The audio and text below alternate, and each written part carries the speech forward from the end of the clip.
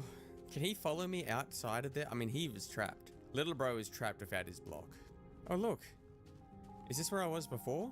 Oh, wait, is this a different house? It is. I thought this is where I was before, but this is actually like a different area. Nothing in here. Oh, a book and quill. Imagine you get. Real. Oh, okay. This place isn't either. Okay. I'm gonna jump off this edge, and if I lose all my stuff, I'm gonna actually be so angry. Goodbye. Oh shit. Oh. What? Where am I now? It's the shadow zone. Dude. Okay. It also kind of reminds me a little bit of LSD Dream Emulator, if you guys remember that. I saw a redstone thing over there. Yeah, let's go, like a light. Let's go over there. Let's see what this is. I'm running over there. I don't like... Oh my god. That is a little guy looking at me. I don't like that. Okay. Oh, another book and quill. I'm in hell. I've had dreams about this place before. I need to find my friends. It's so cold here. I feel like that thing is still watching me with its 3 eyes. Okay. Well, hey, I appreciate the free food. And what's this over here? Is this a way out? Ooh. Oh. Oh my god. Oh. Look at how fucking ugly. Dude. Hell yeah. Fucking cobblestone looked back in the day. What the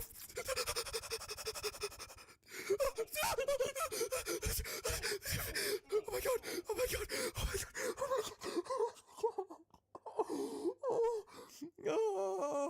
Oh my god! Oh my god!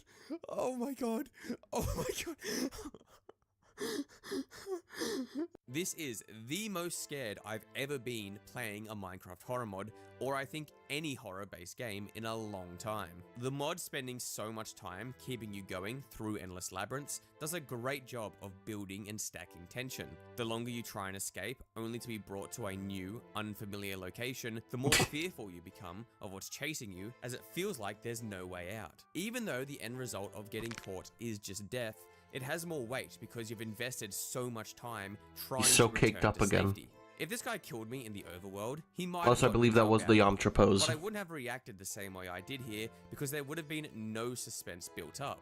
Also, this guy being so aggressive compared to the other entities we've seen in the different zones caught me by surprise, making the event even more impactful. I was used to having some breathing room to get used to my new surroundings, so this guy just popping up and chasing after me immediately added to why I was so scared.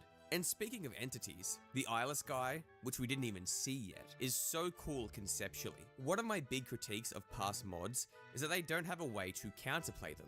Usually, if you can't cheat the encounter in some way, your only option is to die and respawn. This is the first video that I saw of him, where he was like, it was, I believe, the first video where he talked about horror mods in general, and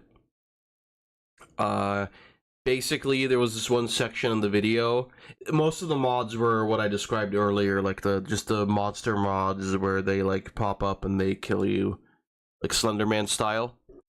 And then most of them apparently could just be like combated with a fucking boat, because things can get into boats, and so if you place down a boat and the thing runs into it, it will just automatically get in the boat. And you'll be safe, because then it can't kill you anymore. The experience. This guy though has a clear function that's explained through the books scattered around. He's blind but can only see his block, meaning if you see him, he won't lock onto you and chase you down, but if you're close enough where he can hear your breath, or if you're walking and making too much noise, he'll be able to track you down. This means the player has a clear way of countering the entity outlined to them. If you run into the guy, he won't just instantly kill you, you instead have the opportunity to play around his weakness. The mod then also does something that forces an encounter anyway, which is making the player collect the block in order to proceed. A bit of a spoiler for a future event, but I do end up back in this area and decide to not take the block. However, I end up realizing that you can't leave without it in your possession, so I'm forced to go back for it. Because of this, the player has to interact with the entity in some way, and that makes the whole experience even scarier. You can spend the entire time in this area moving around the entity and outplaying them fairly easily by just crouch walking, but the second you grab that block and start moving, he can essentially see you, and based on the description, see you from anywhere, meaning you have to hastily make your way out of the exit if you want to survive and have to reconsider your strategy approaching the entity.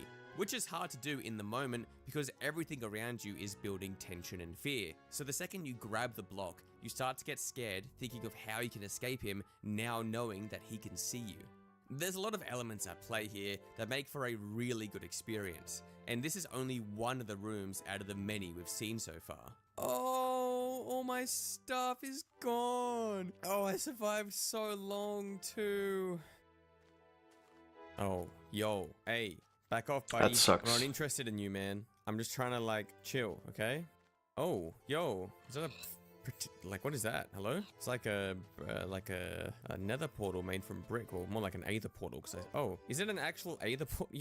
Yeah, why is there aether portals appearing in all these mods that I'm playing? The same thing happened in the Inside the System mod. They just chucked an aether portal spawn in there. This is just straight up a failed aether portal. Yeah. I mean, at least I don't have to, at least I know it doesn't work. All right, bro. I see you. I see you.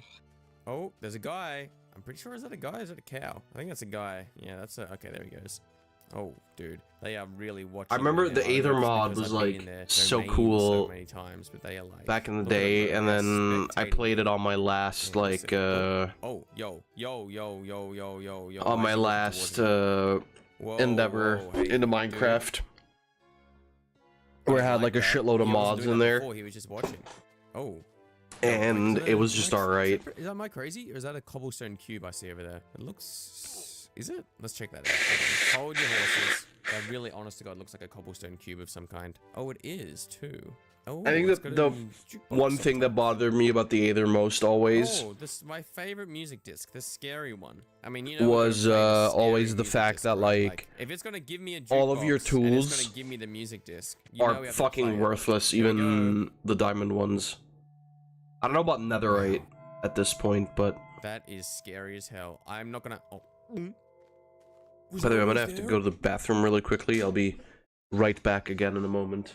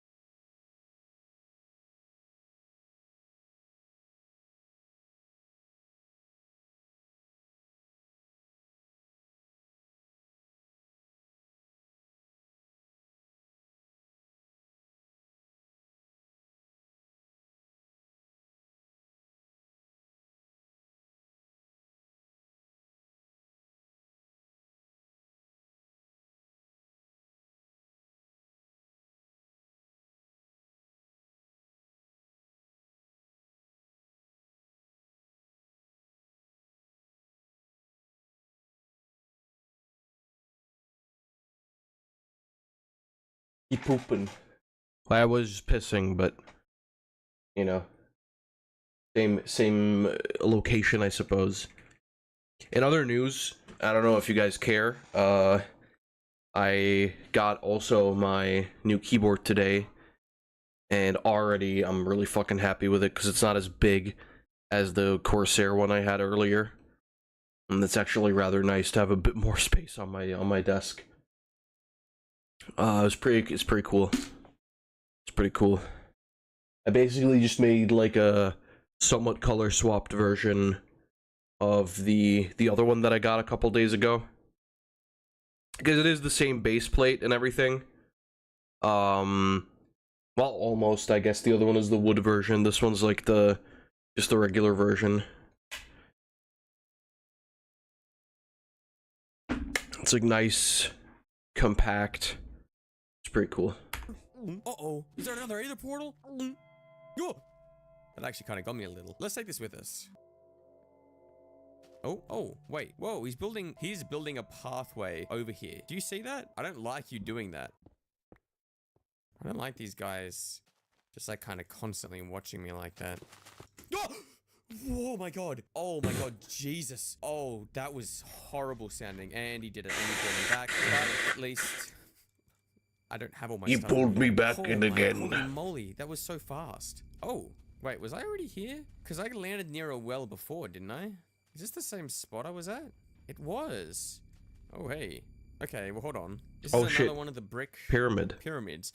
Except that other one was in the sky, which I'm guessing must have been a bug, because this one is up on the surface. Oh, no, this is different. This is actually different. Why are you here? Get out.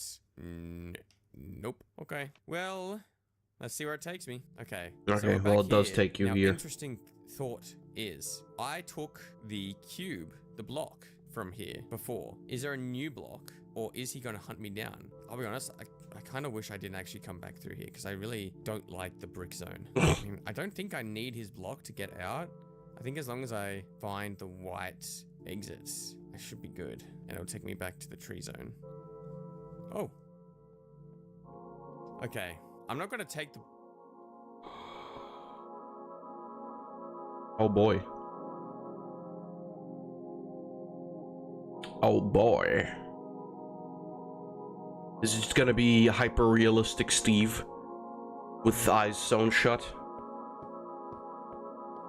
It is. Holy shit. He's right there. Oh my god. He's right there.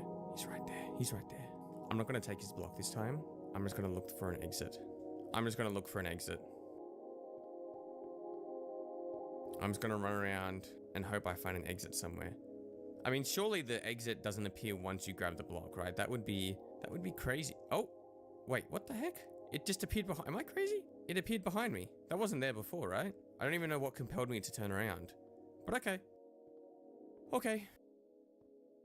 Oh, what? Why can't I leave? Are you kidding me? Wait, I need the block? That sucks. Oh lord. Okay, hold on. Okay, so I need the block. Oh my god, Jesus. Oh, it is what I said it was. Oh my god. Jesus. I thought he couldn't... Oh my god. I was right there. I should have just grabbed the block. I didn't think that's how it worked. Oh my god. I didn't know what to do. I was crouching. I didn't think he'd be able to see me. I'm kind of just gonna wait, I guess, until... Oh. It is Silent Hill music. It's Jack Black. Yeah. Why are you letting me get close? Why? Oh, okay. Okay. All right. Well, hey, this is... So he's the one that does that. I was gonna say, I just was gonna sort of... I was tempted just to wait around until I got teleported here again. This really reminds me of Minecraft Dimensions, which was kind of like... It was like a... April Fool's thing from Minecraft, and like try and it was pretty fucking sick. It was basically like sort of backrooms-ish before the backrooms were really like a thing. The issue I've got now is I don't really have much food. Hey, I was after cobblestone. I'm really curious what the made out of cobblestone, but this is a different. The Minecraft movie will be the second one. I haven't. Oh, that is an upside down Steve. Okay, bro. Oh, this is a different thing altogether. This is all new. This is a new thing. I haven't been into this place before. Okay, well, let's do it. Okay. Oh. The mossy cobblestone. Cobblestone world. Oh, this is like real. It looks these are so real dog tight shit. I don't corridors. like. I know people have nostalgia for like this particular style of Minecraft, but it looks so dog shit. You know, like I know it's block a game, but like the textures look so much better today. Huh. Vine Boom This is Chicken Jockey really 100 cool, times. Really different. All right. Could now, be I it. kind of wonder if there's a Could be the trick movie. to this one. Like if I have to do something. Oh, I actually really dislike how like this is the most compact one yet. Like it's so much tighter than all of them. I really don't like that. Yeah, it fucking sucks. This is like this one feels more like a maze. I guess we'll just, I don't know, we'll just keep going until we find something different. Oh. Okay. A lot of blank signs. It just feels like I'm going through the same thing over and over again. Like I'm not making... Oh. Oh. Don't leave. Okay. Well, nope, I'm leaving. Oh. Hello, lanky man.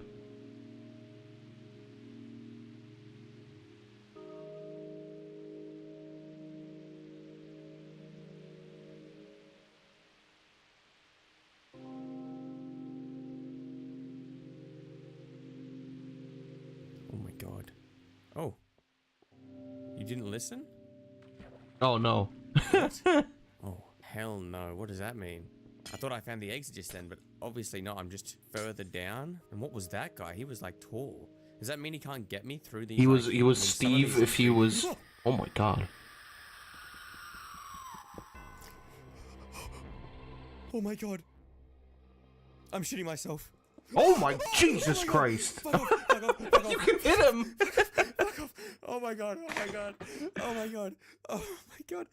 Oh my god. Oh, that would have fucking... That Oh would my have God. Oh my gotten me God. so bad if I was the one playing. Oh my god. Oh my god. Before you ask why I seemingly did nothing to stop this guy from getting to me, I just have to say that as soon as I heard it scream at me, I got so spooked my body was shaking and I couldn't move fast enough to block it off. I really thought that this mod wouldn't be able to get a scare out of me again like this, yet somehow it exceeded itself and got me even more scared a second time. Oh. Oh. No! Oh dear, we're back again. It's okay. I don't want to go in there, man. Like, I don't want to know what sort of stuff is like in there. You know? Like, I don't know what else there is to find. Honestly, this is really fucking good. I'm like... Oh my god. I'm really digging I this. didn't have the materials to get out of that scenario fast enough. Ooh, okay, hold on. We have found a drop into the void. This is what we were after. We wanted this so that we could explore that other place where I died. This is perfect. Okay, the question is, did I just get lucky before with finding the exit, or will it be near these sort of little redstone buildings? These ones had like resources in them, which might actually come in handy. Yes, food. Okay, wait, I can actually make some good stuff here. Okay. We're a little stacked now. We are a little stacked. Ooh, shoot. There he was. Look at him. Who's that guy? Oh my god, okay. Oh, exit. Ooh, he. Exit. I see exit. I see exit. He who we even. are out of here. And then we're going to be back in the spot we were before. Okay.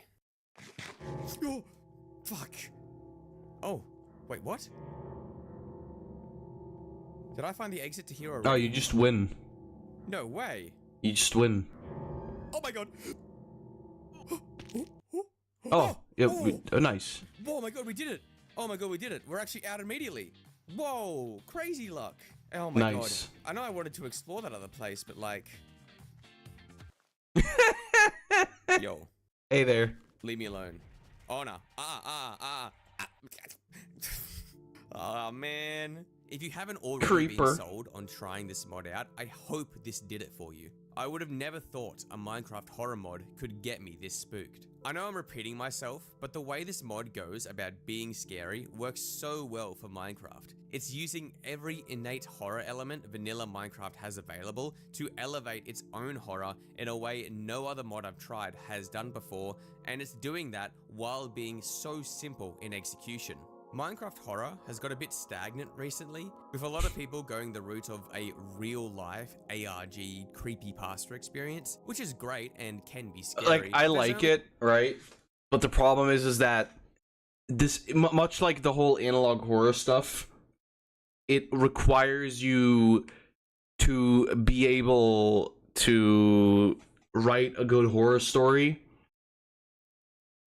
and also be skilled enough to actually, you know, make things fun and interesting and not just be like, oh my god, I bought the secret CD Minecraft black CD, put in computer, get sent to hell in real life.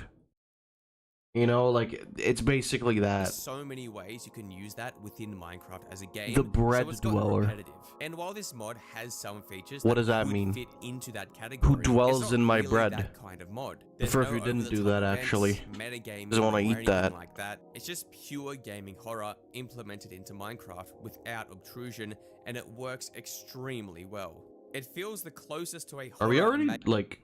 Oh, we're already at the end of the video, Jesus. of a game like Minecraft, where the horror isn't that you're getting haunted by something that's using Minecraft as a vessel to get to you, but instead the game itself is haunted and you're the one who's intruding on it by playing it. Back onto the mod gameplay itself, what's really getting me is how there's seemingly so many different environments you can get lost in that all feel unique and not repetitive when they very easily could be. Even though each area is just endless rooms linked together, the way they're built and the aesthetic they're aiming for are different enough to create a whole different vibe when you play them. Walking through the mossy cobble maze filled me with a claustrophobic feeling because of how tight the corridors were, making the entity spawn and chase incredibly scary because I felt like I had no easy way to get out. And running through the brick maze had me checking every corner constantly because it was so open, making me wonder if something would be waiting for me around every corner. But what I really adore about the individual environments is how each of them is themed after a different type of build in Minecraft.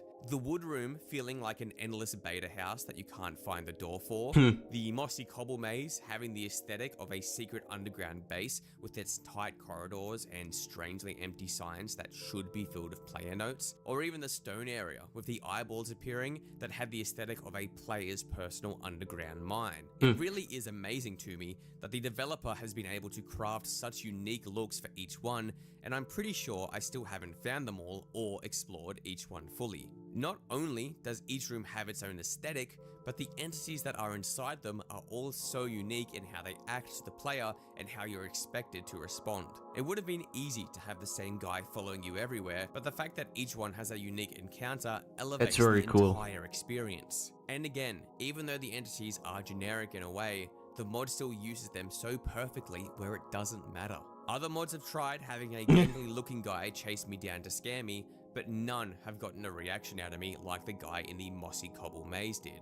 Probably the only part of the mod that I didn't quite like is the structure spawns that started to appear. They do fit the aesthetic of the mod itself, but they didn't really add much to the main experience besides being an indicator that I was being stalked. Not the end of the world or anything, and I don't think they should be removed. It's just that I've seen this kind of event in so many other mods to the point where I'm kind of getting tired of it. Yeah, and it's losing impact. That's I will fair. say that some Jesus. are quite cool. The giant brick cube, I think, fits the best and is the most impactful out of the few I saw. I'm so glad that so many of you recommended this mod to me. It exceeded Really cool fucking mod. expectations I could have had and has only been out for a month at the time of making this video.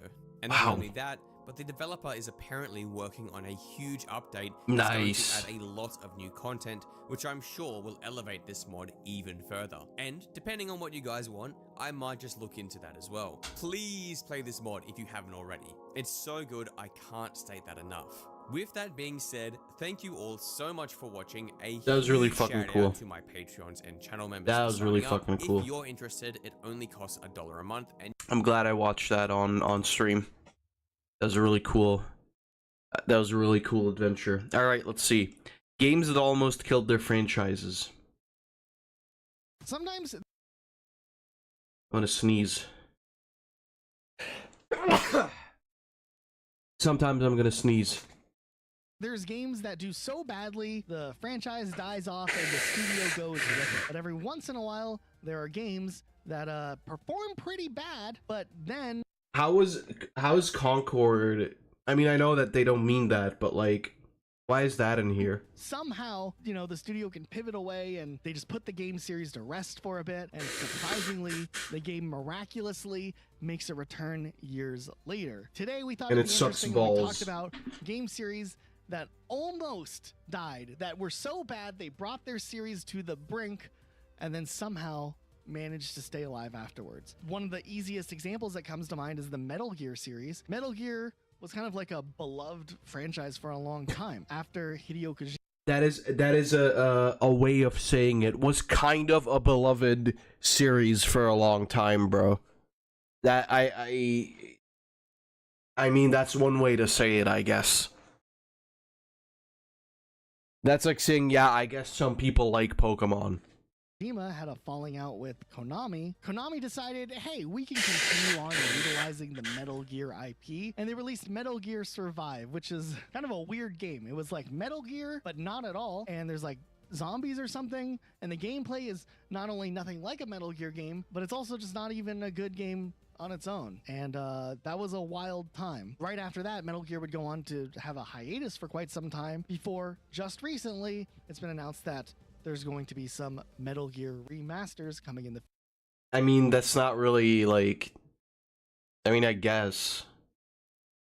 I didn't play this one because I don't give a shit. Metal Gear Solid 3 on its own is like fucking fire. You don't need to have a new one. future, meaning that the series is finally to some degree coming back, and we expect there to be more in the future, but one of the longest I mean, I'm hoping that like we're gonna get, you know, 4 on PC soon. hiatuses for a Metal Gear game we've ever seen. But what about more dramatic examples that exist out there as I well? mean, to be fair, bro, like I'm gonna be real. It kind of was dramatic for Metal Gear. You kind of just brushed over that really quickly, but fair. Okay, but today's video is Oh, sponsored for by fuck's sake. Unity. The first I don't care. 3 Getty, how do I say that? Jim sauce and barbecue.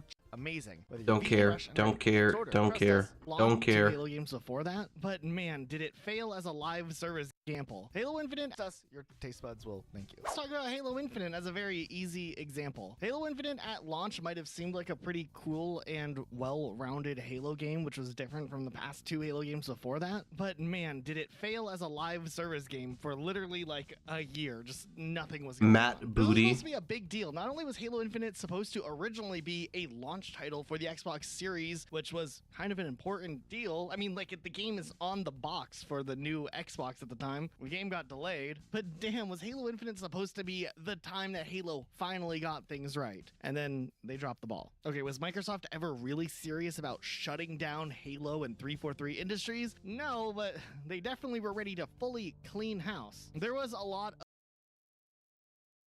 Well, I mean, I feel like that doesn't really like fit into the video then, but okay. staff at 343 Industries that was fired or coincidentally happened to leave around the same time that these massive layoffs were happening. Bonnie Ross, the head of 343 Industries, September 2022, gone. Tom French, the former Halo multiplayer creative director, gone. David Berger, the director of engineering, gone. Jerry Hook, the design head, gone. Frank O'Connor, franchise creative director, gone. Joseph Staten, a legend from the Halo franchise from the Bungie glory days, he's brought in as a PR piece to gain some goodwill with the community and then is used as a mouthpiece to deliver bad news about the state of Halo Infinite to fans. Does he finally get a fair shot at getting to lead a Halo project beginning to end? Nope. Gone. After Halo Infinite From what I remember, though, there were a lot of people playing Halo Infinite. I remember because I had like a good couple of friends at the time who were playing the new Xbox. I think Xbox One it was, right?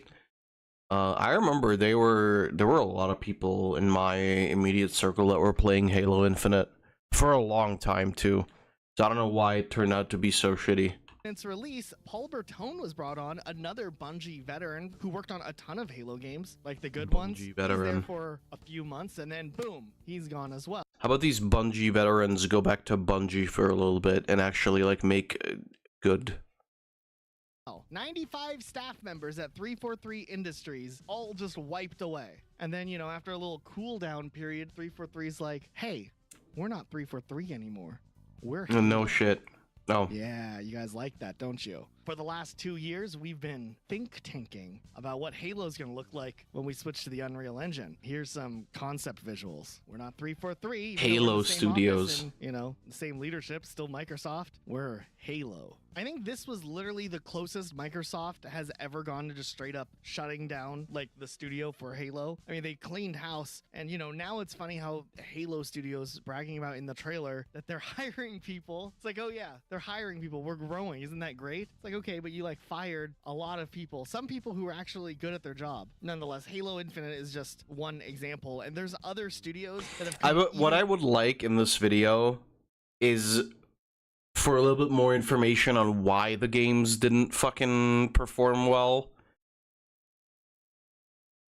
Like, go for something a bit more direct, in direct connection with the game. Closer to the brink of just completely, you know, engulfing in flames and the series to be dead to never be revisited again than what Halo dealt with. And we want to look at those because some of these stories are actually really, really wild, especially if you haven't heard about them. So Flight Simulator is something interesting. I never realized that Flight Simulator had such like a weird and turbulent development course. Do you get it, Luke? Turbulent, dude? I was like watching you on screen waiting for like you to start laughing with the whole turbulent joke, and you were just... Say it again, say it again. They had a turbulent development. There you go, there you go. When it comes to Flight Simulator, there was a studio named Aces Game Studio, and they had been working on a lot of games over the years, but like Flight Simulator was kind of their like biggest project, I guess. Before like the Flight Simulator. This is so annoying to watch because it's like, is it scripted now or is it not, bro? What? How don't make videos like these? Simulators that Aces worked on. There was a couple other teams that had worked on it. Microsoft had done a couple on their own, just as Microsoft software, I guess. But for like the more gaming angled ones, it was Aces. And they did Flight Simulator like 4, they did Flight Simulator X. It was cool. I think Flight Simulator X was like really loved by the flight sim community, I guess. But then Microsoft ended up doing some layoffs shortly after the release of Flight Simulator X, likely due to the recession. And essentially the entire team that worked on the Flight Simulator games was let go. Then after they shut down the studio, fired everybody, Microsoft was like, hey, you know, like Flight Sim was kind of a... This guy sounds like he's talking out of his ass. Why- He might not be talking out of his ass. The problem is that, like, if you're gonna make a video like this, where you want to, like, document how certain... Give me a sec. God damn it. Fucking rug. If you want to make a video like this where you're documenting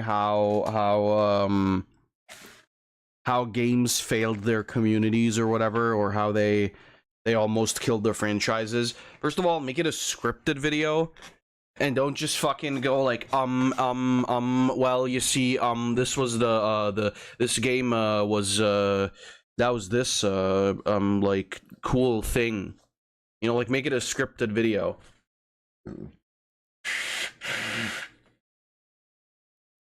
Give it a little bit of a story, you know, give it a little bit of, like,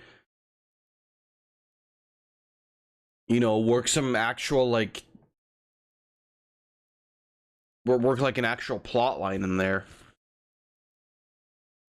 This is like nothing. Why don't we try to do something new with that? And in 2012, they released Microsoft Flight, not, you know, Flight Simulator, just Microsoft Flight. They got the now Coalition, the Gears of War studio, before they were doing that. They were just called Microsoft Game Studios Vancouver, and they worked on this Microsoft Flight game. And it was not supposed to be a part of the Flight Simulator series, but it very much was supposed to be like the successor. It would use the Games for Windows Live feature that everyone loved from the Windows Vista onwards days. Nonetheless, Microsoft Flight released and people didn't really care for it. It was a watered down flight sim experience, and it kind of just scored like middle of the road 5 out of 10s across the board. And they Yeah, just like this fucking video. supported it for a little while, and then Microsoft decided to cancel any more future support on that. And they're like, okay, what else can we do? So they found a different studio, the ones known for doing Train Sim World, which is Dovetail Games, to try to distribute the game on Steam. They supported the game, they did some bug fixes and stuff like that. That was kind of it. But Microsoft was like, hey, you know, Flight Sim, surprisingly still popular all these years later. Maybe we can make some more money off of them. So still partnered up with Dovetail. They let them make a Flight Sim game, and they made Flight Sim World, kind of like how they did their Train Sim World. And I guess that wasn't too popular, because they shut it down just a year later, and Microsoft would then look for different options to try to revitalize Flight Simulator eventually. But as you can see, they were doing like half-hearted attempts of continuing the Flight Simulator series for quite some time, and they even tried to completely kill off Flight Simulator by themselves with Microsoft Flight, only for it to fail, and then they kind of like said, okay, actually, you guys just go publish our old game with all of it. This is so all over the place. I'm sorry. This is like so annoying to me right now. Where's the speed? There it is.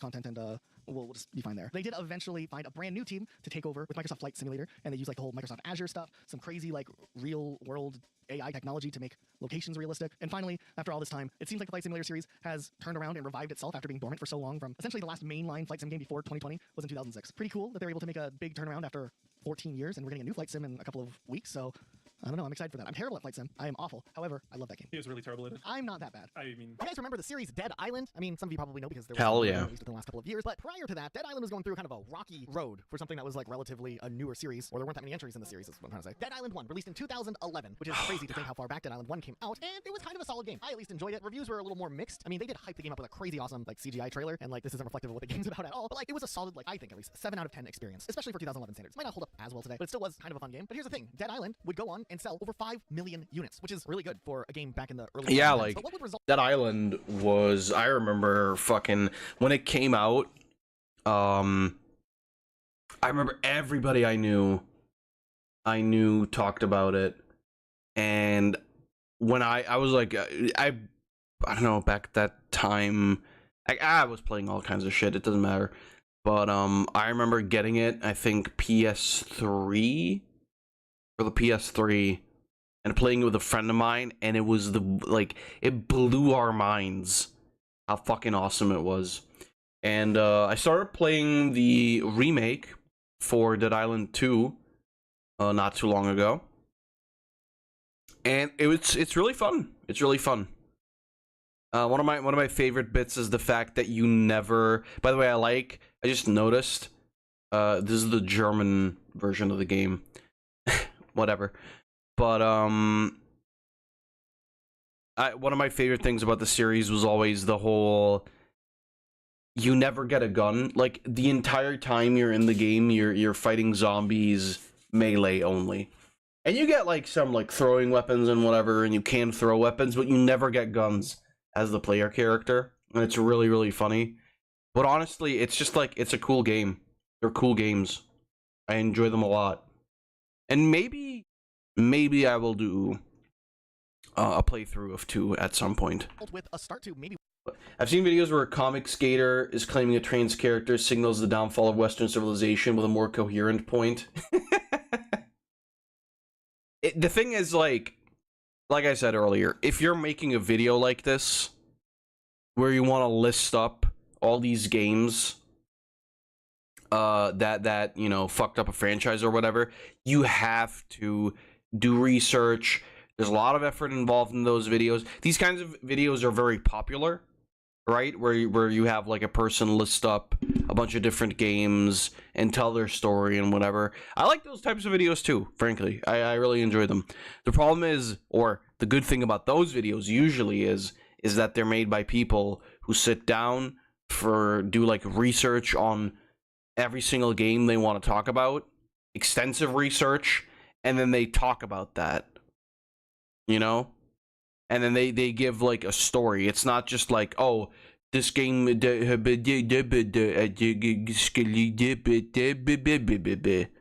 know, like that's literally what this video sounds like to me right now. What could become a potentially successful series fell apart very shortly after the release of Dead Island. A lot of people did want a Dead Island 2, but they wanted like a new game, a sequel, not necessarily a whatever Dead Island Riptide ended up being. It's really interesting to me how that. Well, Riptide was supposed to be like, if I remember correctly, Riptide wasn't supposed to be 2, really.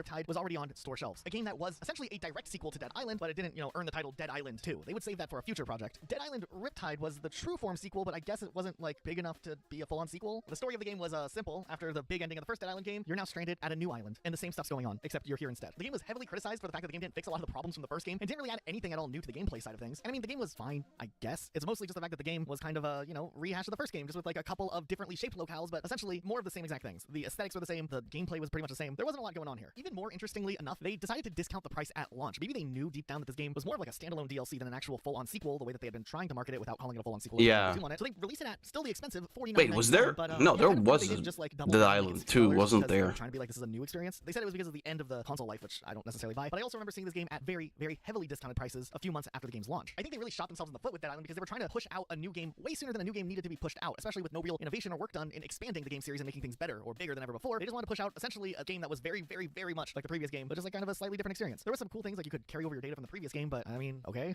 I don't know. This whole thing just seemed really confusing because it almost seemed like at the beginning it was supposed to just be like a standalone expansion, but then they were like, no, this is a sequel game. That's just not $60. I don't know. It was weird. But they were going big with the Dead Island series, or what they wanted to do with Dead Island. They wanted a comic book series that they tried to do. They did a novelization of the game's storyline released alongside the game. There was even a film announced in 2011 where Wow. Lionsgate had Oh, yeah, hired no, to I develop remember the film that. based off Yeah, the yeah. trailer alone, not even the game. Something called Occupant Entertainment and Deep Silver would produce and finance the film together, and it was expected to begin production in 2015. Whereas also around the time that Dead Island Riptide was getting ready to release, a new Dead Island game called Dead Island Epidemic was announced, which was going to be a MOBA game. Yeah, Online Battle Arena. I never knew this actually existed, but hear me out. This game actually went into Steam in early access. They invited players to participate for the final stages of development. The first Zomba game. And it was canceled. Yep. Surprise, surprise. This was also kind of like a half-baked idea. Within a few months of Epidemic getting announced and Dead Island Riptide releasing, there also was the official announcement for Dead Island 2, which was kind of the precursor to the series almost completely dying, I think. And also another game called Escape Dead Island was announced, which did actually release the following year, though it was kind of something completely different. Once they had kind of exhausted all the things that were like in active development, the Dead Island series would kind of be hit with like a giant stop sign. Like they were like, okay, hold on, we gotta pump the brakes for a second because we might have bit off more than we can chew. We're thinking about the future of Dead Island because I don't think people liked Dead Island Riptide. Or I guess we could also say that this MOBA game might have also contributed to Dead Island literally almost becoming a dead game series. What's really interesting to me is that if you dig into the lore a little bit behind the studios and the publishers that were like directly working on the Dead Island series, there was kind of a disconnect as to what the scope of Dead Island needed to be and what the future of Dead Island needed to be. You see, Techland, the developer for Dead Island and the same developer that kind of had to rush together Dead Island Riptide, actually had a really big and ambitious project using the feedback that they had learned from Dead Island to work on that they But I feel like I remember. However, the publisher Well, whatever. at the time didn't seem to agree with the ambitious goals that the Dead Island team had, and Techland technically didn't actually have like full-on creative control. The IP Dead Island belonged to the publisher Deep Silver. So Techland just kind of threw their hands up in the air and they're like, hey, you know what? Let's just develop our own game with these ideas that we've learned and incorporate these new ideas and get a different publisher that'll let us do whatever we want and give us some creative control. And they paired up with Warner Brothers, and boom, Dying Light would end up coming out of the Dead Island. Ah, right. Yeah.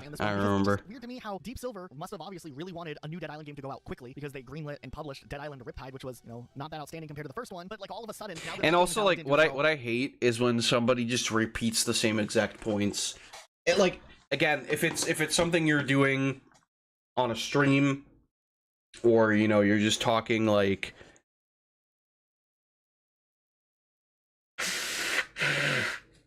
You're talking to a live audience or whatever, it's fine.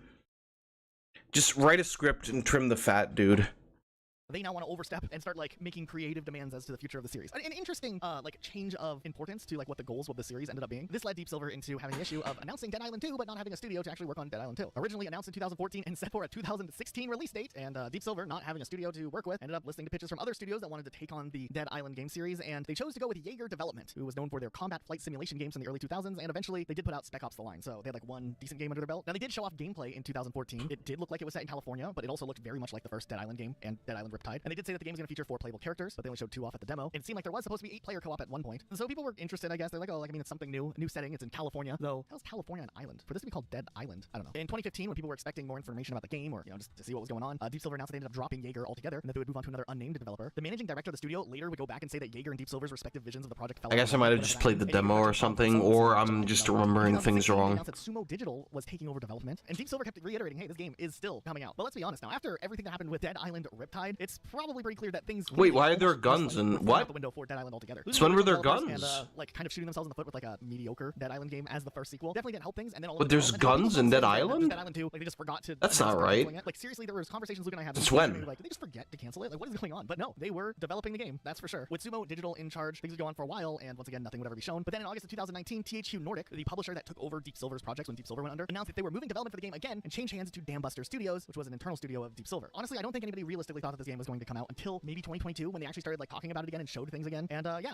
Dead Island 2 lived. They did finally make a comeback, and the game was pretty much as mid as the first Dead Island. I mean, the first Dead Island wasn't bad, and I think Dead Island 2 was just as okay. Like it was a 7 out of 10 game, I think. I think it probably was substantially better than Dead Island Riptide. And, I like that 7 out of 10 means mid to people.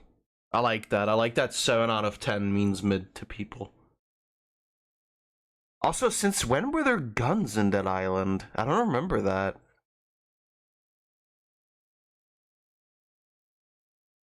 Seven out of 10, by the way, is not mid, but fair. I think, I mean, it's a solid game. I think you'd have fun playing Dead Island 2. I don't think it's like the most groundbreaking zombie experience of all time, but I mean, like, get some friends together and play it, and it's gonna be better than Redfall. But this is what we're talking about here. Like, this game series literally was on the brink of death multiple times. When you're, unassigning studios to work on the games, you're not happy, and the series hasn't been around as long as some of these longer-lasting series. It's not really a good sign. I'm very surprised Dead Island 2 released, or that they actually still went through and it didn't get canceled along the way. Because so many games that were way more ambitious end up getting canceled for dumb things, and Dead Island 2 somehow just, I think they forgot to cancel it. That's still my theory. And then the game just appeared out of nowhere. When Fable The Journey came out with Kinect integration in 2012, it was like a mainline Fable game. It kind of killed the franchise at that point because nobody gave a damn about the Kinect. I mean, the Kinect sold well. It just, the games weren't very, like, fun. There was a one game with like the river rafting mini game that was pretty fun, but outside of that, Or, like jump on the jump and it like takes like a picture of you while you're jumping on the river raft, and that was cool. But anyway, Fable The Journey was supposed to be like a big follow-up for the Fable series, and obviously it wasn't. And then when they announced Fable Legends 4 years later, the 4-player RPG, online RPG that was set before the first game, it completely had the studio fall apart, and then shortly after they would close down. We got the reboot announcement, which is also in development hell, so we'll see what's going on with Fable. But I guess it's not that anymore. There were a few other things I think that contributed to Fable's inevitable downfall, like Peter Molyneux. Just everything that he would ever say. He left after The Journey, though. Yeah, because he worked on like Project Milo. But wasn't there some stuff where before he left, he had like a couple. I don't know. Could you fucking, like, maybe have researched that before the video? What is this? Did you just turn a fucking, like, Discord call into a video? Like, what is this? Well, like public.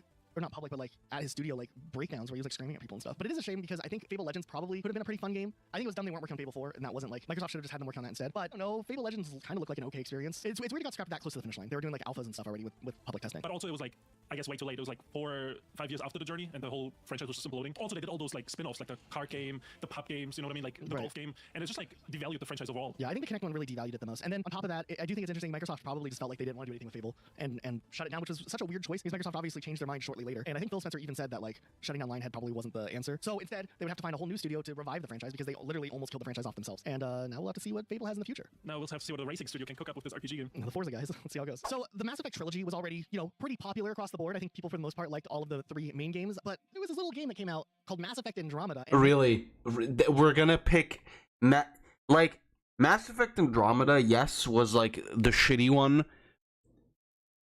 Are we not picking 3 though? The one that actually almost killed the franchise? Because people were so fucking mad that they hated it? Oh, I accidentally... Called Mass Effect Andromeda, and man, did that game mark a shift in quality of games. I think people were not as used to games being so unpolished at launch when Mass Effect Andromeda came out. Like, it was already starting to happen more and more, but Mass Effect Andromeda really was just not in a good state when it launched. There was a lot of work still needing to be done. The story was weird also, but besides the story, like, there was just a lot of technical issues. Like, the main character looked kind of scary in some of those cutscenes. I think, ultimately, Mass Effect Andromeda put Mass Effect in a bad spot. I think we could have seen more Mass Effect entries had Andromeda not just been, like, a complete mess altogether. There were updates later that maybe made Mass Effect Andromeda a little bit better, but it was nothing that compared to the quality that the original Mass Effect trilogy had, and I think fans could see that. So, Mass Effect died, and RIP to that. They would try to cook up some other things at BioWare. They would do Anthem. and that's dead now. And then they did the Mass Effect trilogy, which shows that there are fans and supporters of the original Mass Effect games if they're done well, because I think the trilogy did decently. Right. And they have a sequel in the works. Have they shown anything off about it? Yeah, there's like little teasers and some concept art and stuff. Ooh, concept art, my favorite pre-launch reveal. It's just like a character walking down some ship hallway, and then it says Mass Effect. Oh boy, do we know what the name of the game's gonna be? Untitled Mass Effect sequel. Can you imagine if they just like released it as that? Honestly, better name than Andromeda. You know what every Nintendo Switch owner must have thought in, when was it, 2019, 2020, when Cooking Mama Cookstar came out? Man, I just wish there was a game that mined Bitcoin in the background. That's not actually what happened with the game. Cooking Mama did not secretly turn your Switch into a Bitcoin mining device for some secret company or some secret project, though there were performance issues that were plaguing the game that was making like a lot of people's Nintendo Switches run hot, which contributed to these rumors popping up when the game released, tied to a couple of other interesting issues, like some copyright issues on who actually retained the rights to the Cooking Mama brand, which resulted in the game being taken off of the store shortly after its release, which then, you know, further those rumors that it was secretly mining Bitcoin. I have that game. It was stinky. They did want to do stuff with like cryptocurrency mining in games, but once again, there's no actual evidence pointing to the fact that Cooking Mama Cookstar was mining any types of Bitcoin in the background. But I don't know, when you think Cooking Mama, you don't think like nefarious crypto schemes, do you? Overall, Cooking Mama Cookstar had a couple of interesting things going for it. After it was initially taken down in 2020, it would come back in 2021 briefly. The game would be taken down again, and then finally the game would be revamped as a completely different game called Yum Yum Cookstar, which would release on Xbox, PlayStation, Switch. There might even be like some mobile Cooking Mama stuff going on. But Yum Yum Cookstar was essentially just Cooking Mama Cookstar, but with a different like cast of characters, and there's like some voice acting and stuff in it. Overall, just a slightly better experience. But yeah, it's just crazy to think about the whole Cooking Mama Cookstar arc and how dramatic it was because people didn't know what was going on with the game. But the truth of it was just the game wasn't that good, and it got like 3 out of 10s across the board. So rest in peace, Cooking Mama. We still don't know what's going on with you. They got cooked, dude. He got cooked. You wouldn't really think that the Destroy All Humans game would end up resulting in so much collapse. There were 3 studios that had worked on the 4 games that originally released back in the day. And honestly, the Destroy All Humans game kind of had a cool vibe or cool idea. It was doing something different. And I think a lot of people were interested in that. Maybe that's why the first couple of games did well. But man, THQ wanted these games pumped out on a yearly basis, sometimes even more frequently. And the franchise fatigue set in very fast. So back in the day, there's 3 studios, right? All of them are now closed. It seemed like back then, anything that Destroy All Humans touched would end up closing. The sweet kiss of death. Okay, so the first Destroy All Humans game, along with the sequel that released 1 year later, were both developed by Pandemic Studios and published by THQ. And both the first game and the sequel game that Pandemic Games also would work on would do okay. They scored like 7 out of 10s across the board. Pretty fair, but a lot of people were interested in the games. But I think in general, Scored 7 out of 10s across the board. Shows one where it says 8.3 out of 10. Probably should have acquired the Pandemic team. EA ended up swooping in and acquiring Pandemic instead. So in turn, what ended up happening was THQ retained the rights to the Destroy All Humans franchise, and all of the developers would be swooped in to work on some other EA-related projects. Now, Pandemic ended up surviving a little bit longer, and I don't think their closure was a direct result of Destroy All Humans, like the other studios we'll talk about. And Pandemic Games would go on to create Mercenaries 2: World in Flames. The first 2 games were crazy as fuck, though. Though by the time that game already released, Pandemic's main offices had been closed, with most of the staff being laid off, with an exception of like 30 people who were absorbed into EA. And that would be it for Pandemic. But THQ was like, well, we got to keep the hype going with Destroy All Humans, right? Well, THQ already had another first-party developer studio under their belt because in 1999 they acquired Locomotive Games, whose biggest claim to fame was maybe Road Rash for the N64. And then after they acquired THQ, they made some not bad games like Power Rangers, Dino Thunder. And more recently, the team that was still at Locomotive Games were put in charge of making the Cars and Ratatouille games for the PlayStation Portable. So now they had the next big task: take Destroy All Humans, the 3rd entry in the game series, and release the Cars game kind of sucks, but I played it so much on the PS2.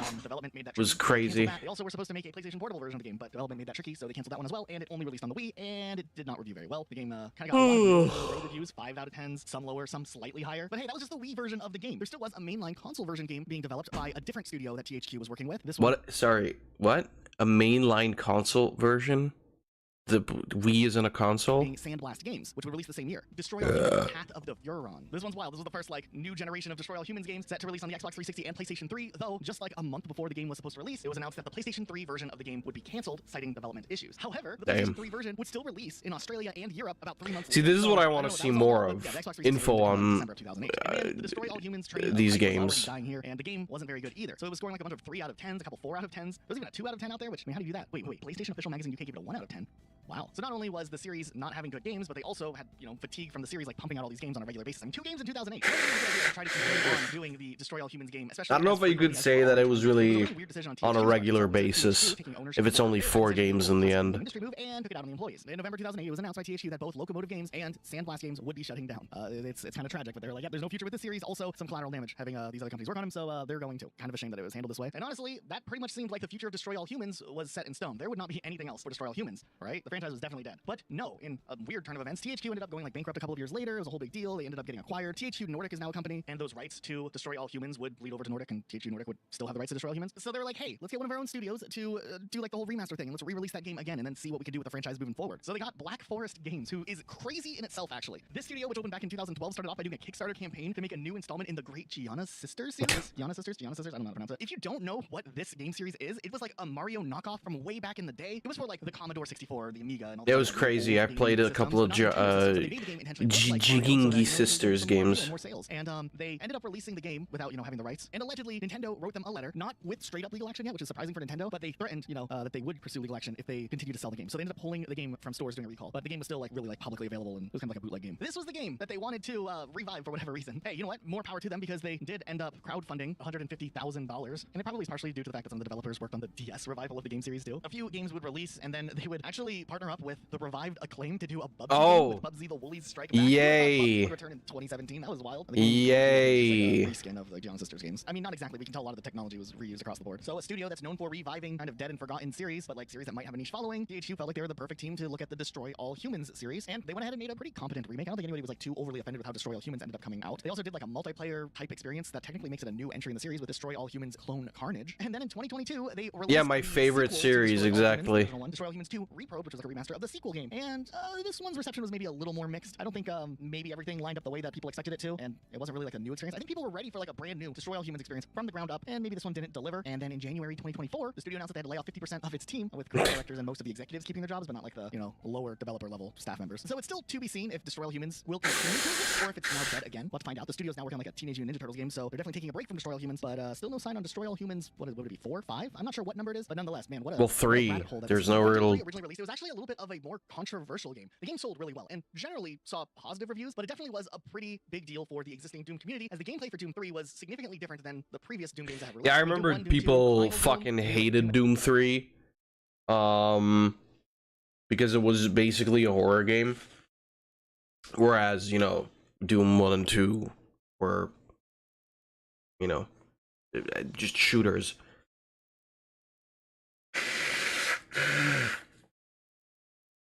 But I don't know. I think if Doom 3 released as Doom 3 today, people would still hate it.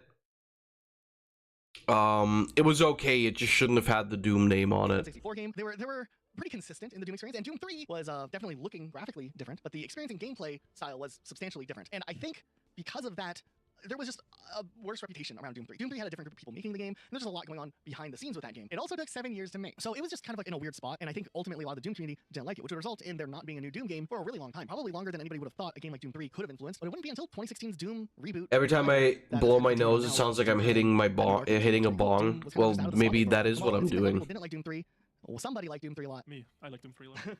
And I don't know, I thought the whole Doom setting was just cool for a more spooky vibe. I don't know if people thought Doom was just dead in the water during that long hiatus. Was there ever talks of a Doom 4 beforehand? I'm sure there was rumors, but Oh yeah, there was rumors of Doom 4 all the time. I don't know if they ever actually were taken serious until obviously we finally got the Doom 2016. I have to double check. I apologize, but it's really bad right now. Direct result of Doom 3. Right. And I think there was people that left after Doom 3, and there was just bad. It was just a bad state for the franchise. We've talked about Tony Hawk on this channel before. We've done a dedicated video on Tony Hawk, and some of you probably already know I'm not really a fan of Tony Hawk Pro Skater 5, which essentially was a game that was made mostly because of a licensing agreement that was going to expire with Tony Hawk's game use or whatever. So they had to pump out a game real quick. They had a studio that wasn't really the best studio to be working on making a brand new Tony Hawk game, and they kind of just threw some stuff together, threw it out there in a very unfinished state. I think the game wasn't even fully there on day one. I mean, there was some conflicting reports on what was actually on the disc day one, and then there was a day one patch that ended up adding in the rest of the content. There was just one level in the base game before the patch. It was just a wild ride, and Tony Hawk, I think the game series at least died that day. Not the skater. Wait, Tony died? And they didn't kill him personally, but they executed him publicly because the game was. Oh my god. Tony Hawk was already, the series was already dying off for a while. I think it was just franchise fatigue. There was a lot of Tony Hawk games coming out every single year, and then there was other games coming out that were kind of cool though, like Skate and stuff. So, they kind of had to try to dance around that, but they thought they had something with Tony Hawk Pro Skater 5. There wasn't any real competition that year. It could have been an easy slam dunk, and they missed. And that was it for Tony Hawk for a while, until they did the Pro Skater 1 and 2, and that was kind of cool. I think a lot of people like that. And then they canceled plans for Pro Skater 3 and 4 because they needed the developer studio to go work on Call of Duty Black Ops Cold War. I guess Yeah, Call of Duty made more money, so Yay. Tony Hawk is dead again for now. It died on a positive note rather than dying on a Tony Hawk Pro Skater 5 type of note. Now, while this video mostly focuses on game series that almost died due to one game being pretty bad, there is one other game I kind of want to mention here, which is Metroid. That's for fuck's sake, I knew it. Can kind of get away with having bad games and not necessarily have to kill the franchise off altogether, but Metroid was a beloved Nintendo staple for a really, really long time, and it would iterate and do something new. Sometimes Yeah, but also what you also have to realize here is that first of all, with Nintendo, Metroid isn't the only thing they're doing, and wasn't the only thing they were doing back then either. Which for a lot of other devs wasn't the case. But also people just didn't play Metroid Other M, or if they played it, they just went back to the other good Metroid games, because up until Metroid Other M, you will find that, like, basically literally every Metroid game was beloved by people. And so, like, I don't know, I understand why they put Metroid Other M in here. Namely because putting it in the thumbnail is gonna get people to click on the video, because it's kind of still like a very memed game. But I don't know. Metroid Other M didn't almost kill the franchise either, so bringing it in here is, like, also bullshit. Metroid game on Nintendo 64. We just had Samus show up on Smash Bros. And that was it. But then the GameCube brought in Metroid Prime, and Metroid Prime, Prime 2, and Prime 3 all would be like pretty big hits for Metroid, like making the jump to first person. Woo! There's some DS games like Metroid Prime Hunters and whatnot, like woo. But after Metroid Prime 3, which was still pretty well received, you know, they wanted to do something different. So Metroid Other M, which would be like a new, I don't know what you would call this, reboot to the Metroid series, would begin here, and the gameplay would be quite a bit different than the previous well-liked first-person Metroid games. This time taking on the third-person perspective, and you have to use the Wiimote to control, and there's like melee combat. Okay, I mean, the game wasn't bad necessarily. It was okay, but the thing about Metroid Other M was they already had like a great formula going with the first-person stuff. People really enjoyed those games. It was atmospheric, it was a little darker, it had an interesting world, and Metroid Other M kind of The problem was mostly the story with this one. Third-person vibe, and then the story is just like a lot. I mean, it is a lot. Like the Metroid games aren't known for having like a story necessarily. It's more like storytelling through world building and exploration. And thank you. I was gonna say that's complete fucking. That is no, actually, that's still complete fucking bullshit. The Metroid games very clearly have story. Yes, it is mostly through, you know, world building, but, like, there's still a lot of story. The fuck are you talking about?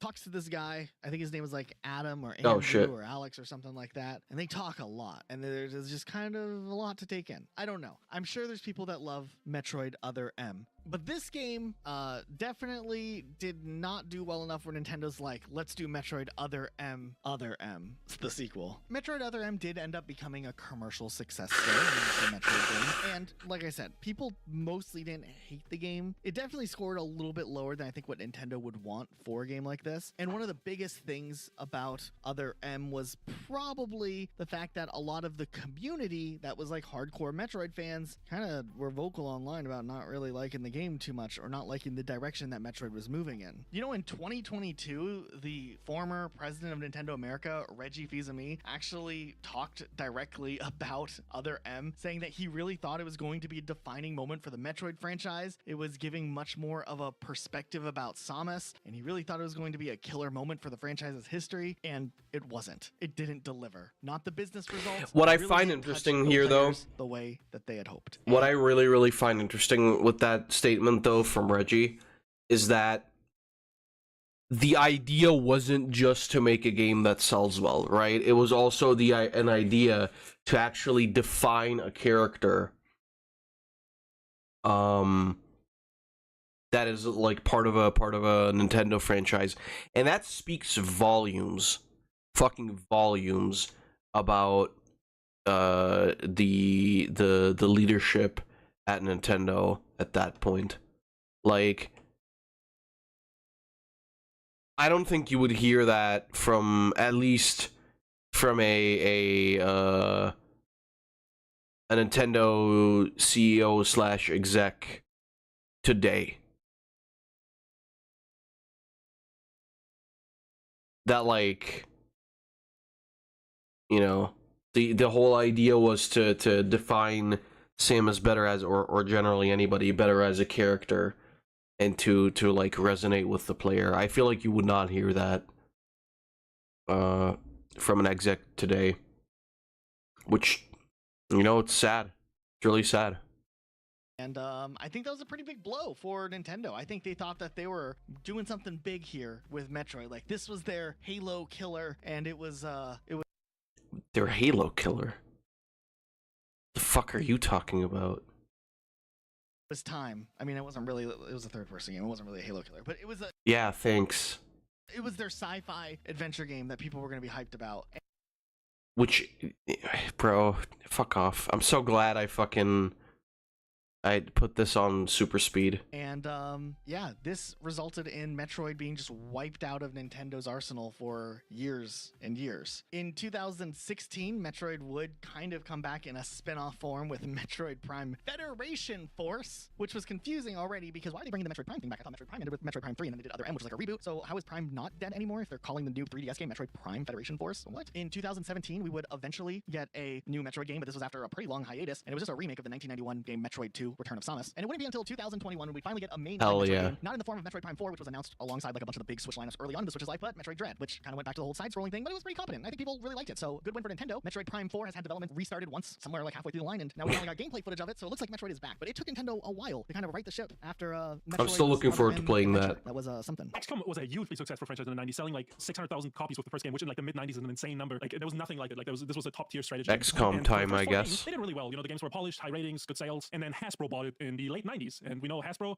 is a toy company, not a video game company. So they made some weird decisions, like release a play-by-mail game where you had to mail in some stuff to play the game. And then also they made a 3D shooter spin-off that everybody hated and was really bad. And the franchise just died right there and wouldn't be revived until 2012 when 2K, who had the rights by then, said, look, you know, let's try again. Let's make it again. And since then, it's been hugely successful again. But it's just a really weird thing. And Forza was so bad that they canceled 2 more sequels that were planned, and the franchise was just dormant until 2012. Who gives a fuck about Forza? In 2003, Tomb Raider was a yearly franchise. Every single year there was a new Tomb Raider game. You could count on it. They've been going on for like 7 or 8 years at that point, I think. And Angel of Darkness was so bad and so unfinished that it broke that cycle of yearly releases. And actually, the reason that game came out earlier than it should be and was so unfinished is because there was a Tomb Raider movie coming out the same year, and they were like, hey, we can get free marketing if we release at the same time as the Tomb Raider movie. So then they pushed the release way earlier than it should have released. The developer that did the original Tomb Raider games completely fell apart and closed down a couple years later, and there wouldn't be a Tomb Raider game for 3 years. And it was just like this time of uncertainty. People thinking like, oh, we'll never see a Tomb Raider game again. And then they did the Legend trilogy, and then there was another break for a while, and eventually there was a reboot under Crystal Dynamics. And I mean, the franchise is back since then and has been getting some pretty solid games since then. But Angel of Darkness definitely was a low point that put Tomb Raider into this limbo of where, you know, you weren't sure if there was another game for a while. Do you think they're gonna keep making movies? They did a Tomb Raider movie not that long ago, and at the end, they tease another movie. You know, I watched part of that movie, and the movie was kind of boring. Kind of boring. I watched it too. A little interesting fact about Angel of Darkness, there is a Tomb Raider collection coming out next year that will include Angel of Darkness. Tomb Raider's still alive to an extent now. I mean, the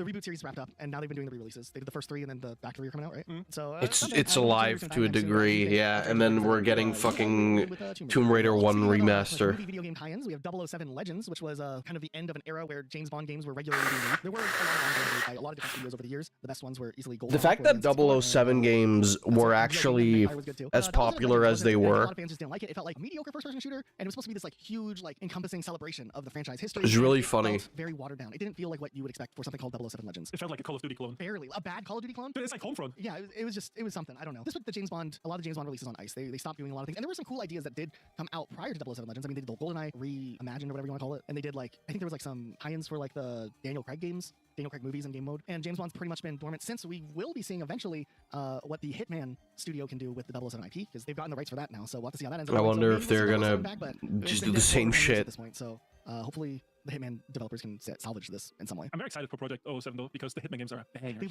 The newer Hitman games are kind of lit, so I think they could come up with something. They can cook. I gotta say, like, not often is like a reboot actually better than the original games. I think Hitman 2016 and onward is better than the original Hitman games in my opinion. Ever heard of the game Yakuza Dead Souls? No. It is a spin-off of Yakuza that was supposed to, you know, hop on the zombie hype train back in the day. I thought Yakuza games were like a fighting game series. Right, they are. And Dead Souls is a non-canon spin-off where you shoot zombies, which already is a pretty weird departure. But they did some weird spin-offs before that, like in, you know, ancient Japanese times and stuff like that, right? So like, So they have a pirate game coming out? they have a pirate game coming out, so they've been doing weird stuff. They're known for that. Yakuza, obviously being a Japanese franchise, hugely popular in Japan, not as popular in the West, was kind of in this weird limbo of it, Yakuza Dead Souls, because Dead Souls sold so badly in the West. They were hesitant to release future games in the West after Dead Souls. And obviously the franchise didn't die in Japan, but for years they didn't release the game in the West anymore. And there was multiple spin-offs and mainline games that didn't come out in the West ever, or even the mainline games took like 3 or 4 years before they would release for a long time. And Yakuza Dead Souls released in 2011, and it wouldn't be until 2017 when the mainline games would release in the West again, kind of simultaneously to Japan, or like at least within the year that they would release in Japan. Yakuza 5, which was the next mainline game after Dead Souls, did not come out into the West until 2015. But that's not really the franchise dying again. That's fucking bullshit. What are you talking about?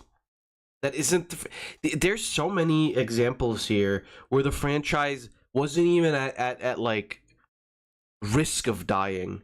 Oh, they didn't release it in the West. That doesn't mean that the franchise is dead, you fucking moron. What is this bullshit? In 2012. And it was only after fans and Sony were like, maybe we should bring it to the West, that it finally started coming back. But for a while, Dead Souls killed off Yakuza in the West. I didn't even know Yakuza existed, honestly, until the Xbox eventually got them years later. Right, that makes sense. So you were an Xbox 360 kid. Yeah, I was a 360 kid. Darn, I should have held on to my Sony systems. Too bad I sold that PlayStation 4 with the Silent Hill PT demo on it. I mean, hey, didn't you pay off your college loan from that or something? Yep, definitely. Speaking of Silent Hill Book of Memories. Do you want to talk about that? I see it on our list here. It is a PS Vita spin-off that was not that good. And Wow, then this- they already this were really working on the is- Silent Hill franchise. Obviously, there was, for fuck's sake, I did it again. game that came out on the 360 was This really is just like a fucking Discord call. They tried a little other things. They released HD collection. It just kind of was weird. And Book of This Memories really is also just was the Discord huge, so call Silent that they Hill at the time, recorded. the PT looked like it would be a great game, and obviously the demo was hugely hyped. And I don't know, Hideo Kojima, Norman Reedus, it just looked like it was gonna be a banger. But then obviously the whole falling out happened that we talked about earlier, and that was cancelled. And then it just lay dormant for 10 years until we got the Silent Hill 2 remake this year. And now we're finally getting new Silent Hill stuff. But for almost 10 years, Silent Hill just died. Wait, did they go straight to remaking Silent Hill 2 when they did the remakes? They didn't do Silent Hill 1? Yeah. What about Silent Hill 1? Are they going to remake that? I don't know. Silent Hill 2, the better one? I've never played Silent Hill. Silent Hill 2 is definitely the iconic one, the story and stuff. Yeah. A game series I have played that's not Silent Hill, Spyro the Dragon. I had that written down. We could talk about Crash 2 a little bit, but Crash has had a little bit of an easier time than Spyro has. I mean, Spyro was, a mascot for PlayStation for a long time, and then after Insomniac Games stopped making the Spyro games, things went downhill quickly. Then they rebooted the series as something completely different. We had Elijah Wood voicing him for a while. Yeah, like, I know, that face you made is how everyone felt when that was announced. Some people like those games. I think they don't hold up. This as isn't well even as that some game, remember. but They have some okay. nostalgia with that. And then they did some stuff. They threw it on the DS. They tried to do a few things. I'm pretty sure. Maybe Honestly, it was. I going forget. downhill for a while, and then they were like, you know what? Skylanders is the future of Spyro. They just made a completely different series and threw the mascot Spyro, redesigned him in a worse way, threw him in there. And then after Skylanders had been out for like a year, they like sidelined him as one of the characters too, even. So he had it rough. And after that, there was nothing Spyro related because he was like fully ingrained in the Skylanders universe. So like, why would they need to do anything with Spyro? Eventually, we did get a Spyro remastered trilogy, which was really, really good, meaning that Spyro would live once again. Still haven't gotten Spyro 4 though. It was And I don't know alright. if we will. It was heavily rumored for a long time that a Spyro the Dragon 4 was being worked on, similar to how Crash Bandicoot got its Crash Bandicoot 4. But I don't think Crash 4 ended up selling well enough, I think, for Activision to want to go ahead and greenlight a Spyro 4 standalone game. Though at least Spyro shows Yeah, the biggest issue with Crash 4 was that it removed the cool thing about Crash Bandicoot, where it felt like fun to 100% the game. which is something. It was just dog ass. Everyone, Crash Bandicoot 4 sold worse than the trilogy that they released like the year prior. which makes sense because of nostalgia. I don't know what they were expecting. It's true. And then, are you getting to Crash Team Rumble? No, Because that I was think, it. okay, Go I ahead. think Crash Team Rumble is gonna put a nail in the coffin again for the Crash franchise. I think Crash is going to be on this list of series if we look back in like 5 years. I don't know how much more we're going to see from Crash now. They're really just trying to do everything they can to milk Crash and Team Rumble. Don't say that. Not going free to play was a little crazy. Is Spyro in Crash Rumble? They put him in everything else. So I'm like, would he show up there too? They do have that microtransaction store, so maybe they added him later on as a skin. So I don't know for sure everything, but apparently in season 3, which was in December of 2023, they did a entire season themed around Spyro the Dragon. So yeah, he is in the game. He's a new hero in the game. So Spyro lives on. Apparently, what is that a MOBA? Is that a Crash MOBA? Similar to other characters that have kind of fallen by the wayside that we didn't fully get to talk about. I mean, we could have talked about like Banjo-Kazooie. Blinks. I think Blinks is actually fully dead. I think Banjo, other than Super Smash Bros. Ultimate, I think, I don't know if Microsoft has any intentions of doing something in the immediate future with Banjo or Conquer. Maybe. I don't know how the rights, I guess they could do a remake. I guess they did the remake with Conquer, so as long as they don't do the whole like... They did the remake with Conquer, like, what, fucking 10 years ago? They did Young Conquer, dude. Crazy times. Microsoft should be banned from everything. Making games, yeah. They should just focus on Office. Just make Office. No more Microsoft Office programs. So, WWE 2K20 didn't kill the franchise necessarily, but something happened that I've never Okay, seen I in sports don't games. fucking care about WWE.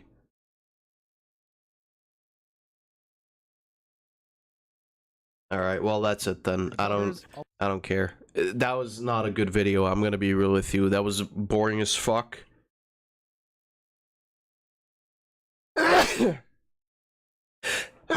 Barely gave any info. Is killing me now. I'm allergic to it apparently. Anyway. Sealbreaker's official announcement trailer. Whatever the hell Sealbreakers is. He's like another fun one to add to the list.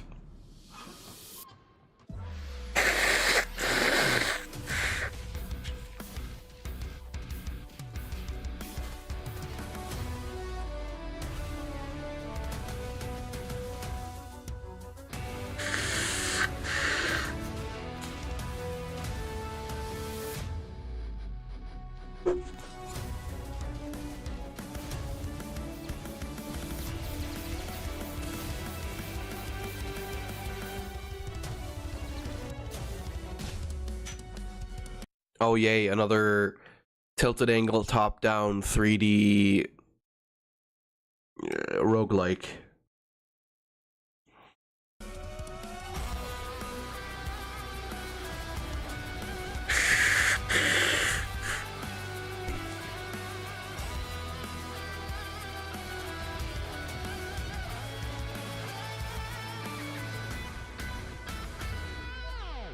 I like the design overall. It's cool. It could be cool. But like, it seems pretty basic. How realistic can you make Minecraft? This is 2026. Well, I don't and this is vanilla. care about that. Asking guys who the most famous painter is. This just gonna be funny Hitler I joke? think it's the most famous painter of all time. Oh, definitely Picasso. I know that name the most. No, I think it's Leonardo da Vinci. Did the Mona Lisa, the Last Supper. I mean, technically. He wasn't even a painter. He's more of a painter than you'll ever be. Well, there you go.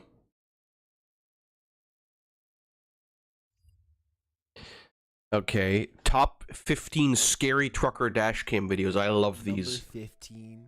Wait, is that? Time in Russia. Is this just actually him? Is this the legend? Number 15. Nighttime in Russia. YouTube channel Illustrated Magazine published yet another crazy Russian video in November of 2013. Get ready for it. A highway in the darkness of night. Some light music, headlights, the road, and then out of nowhere, what the fuck? An enormous bundle of sticks blasted into the middle of the road at that moment. An enormous bundle of sticks, huh? It's buried deep into my watch later. I see. Who knows? All I know is that this driver is a pro.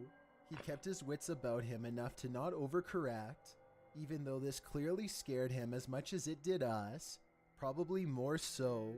While this could have been a falling branch or tree, the right side of the road seems to be clear of trees, and the branches appear to be chucked straight down. It was a onto the wicker highway. demon.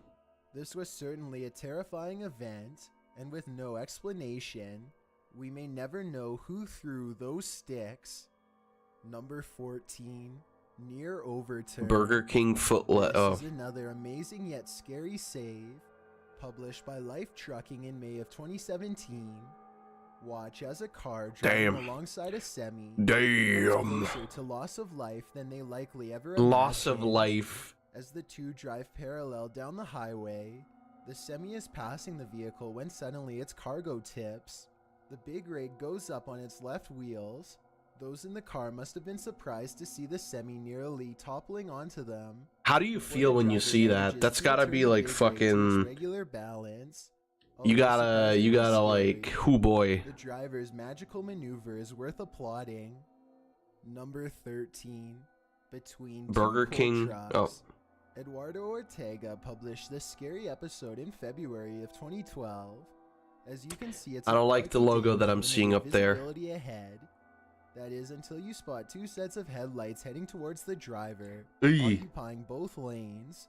One of the truckers had attempted to pass the other, and was now in the dash cam. I'll buy a driver's lottery lane, ticket after that. predicting a terrible incident waiting to happen. One of the opposite coal truck drivers slows down, veering off the roadway and onto the hard shoulder. The other doesn't seem to move out of the way in the slightest. Still, the expert trucker manages to thread the needle and make it through. The drive cam is even more entertaining, as you can see the driver look back in disbelief. He'd just come face to face with losing his life and saw the other side, although he has himself to thank for a quick and clean maneuver. Well, also the guy who. Trucker a pat on the back for his knee-jerk reaction in taking his big rig off the road and out of commission. Number 12. Russian truckers versus highway bandits. What? YouTubers. These are all in Russia too. What the fuck? This roadside nightmare in September of 2012. In the video description, he writes, author of the video stopped his truck on the road to change the wheel. 3 bandits in blue Lada tried to get $100 out of the trucker for crossing their territory. As you can see in the footage, the semi is idling, while the trucker is likely changing the wheel. As the YouTuber stated, you can see him walk up the road to pick up something off the ground, walk back and get in his vehicle as the phone rings. When he answers, Russia has a law that it's required to have a dash cam. For truckers, that makes sense, yeah. Driver's side door. Next, you hear the trucker radio for help, and soon enough, 2 other big rigs heed his call. Not sure what is said in the back and forth, but a little later, the driver exits his rig to confront the bandits alongside his fellow drivers, Holding a metal pipe, he walks towards the group, which has grown Well, from 1 to more it than is half a Russia. For dozen. everyone, I don't know if It that's seems some right. of these men are from the bandit I don't know if group, that's right. while the others are truckers who have managed to block the Lada and its bandits. I'm actually gonna Google that now that you said that.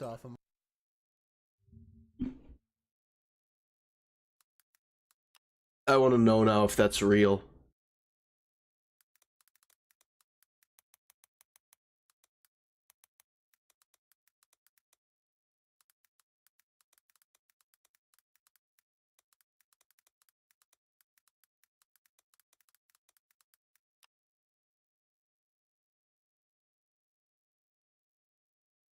Now I'm fucking curious.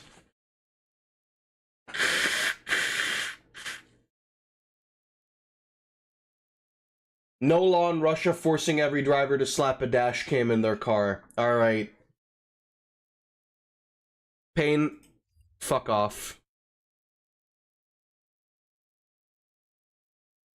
Amongst the group, after the would-be bandits have been thoroughly pummeled, You're fucking about a half a dozen idiot. men are seen heaving the I remember I Lada, read that years which is ago. If parked it on is, the it side of the hasn't road changed. until It rolls didn't onto its change. roof. It was never a It's likely the thing. truckers banded together because it seems they're better together. It does The say bandits here though lost that this time. it used to be a myth. Number 11. So Wrong way. you're not This one is like unfortunately fact, not fiction. you're wrong, On the but northbound you're not like 140 completely Oxford fucking stupid Shire because in apparently UK, other people believe that someone too. was headed I mean, like southbound getting a and dash cam in and of itself isn't a bad thing because like it definitely like Chicksor said, it definitely makes or possum, but either way, it definitely makes insurance claims a lot easier.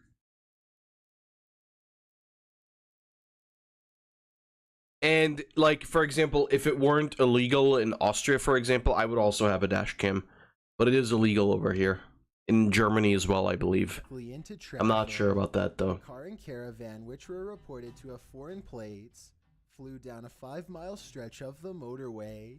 Other drivers swerved out of the way of the car/caravan combo. The Subaru Forester towing the caravan ended up driving into a couple vehicles, which took the life of one of the drivers, Oh. who was 30 years old, along with the driver and passenger of the Subaru, both in their 80s. The trucker's dashcam footage shows the Subaru heading in the opposite direction of all the But other like, northbound. for example, for truckers, it makes sense, right? Because if you're driving with the truck of like a company, I would see that there would be a lot of them that have a dash cam in there.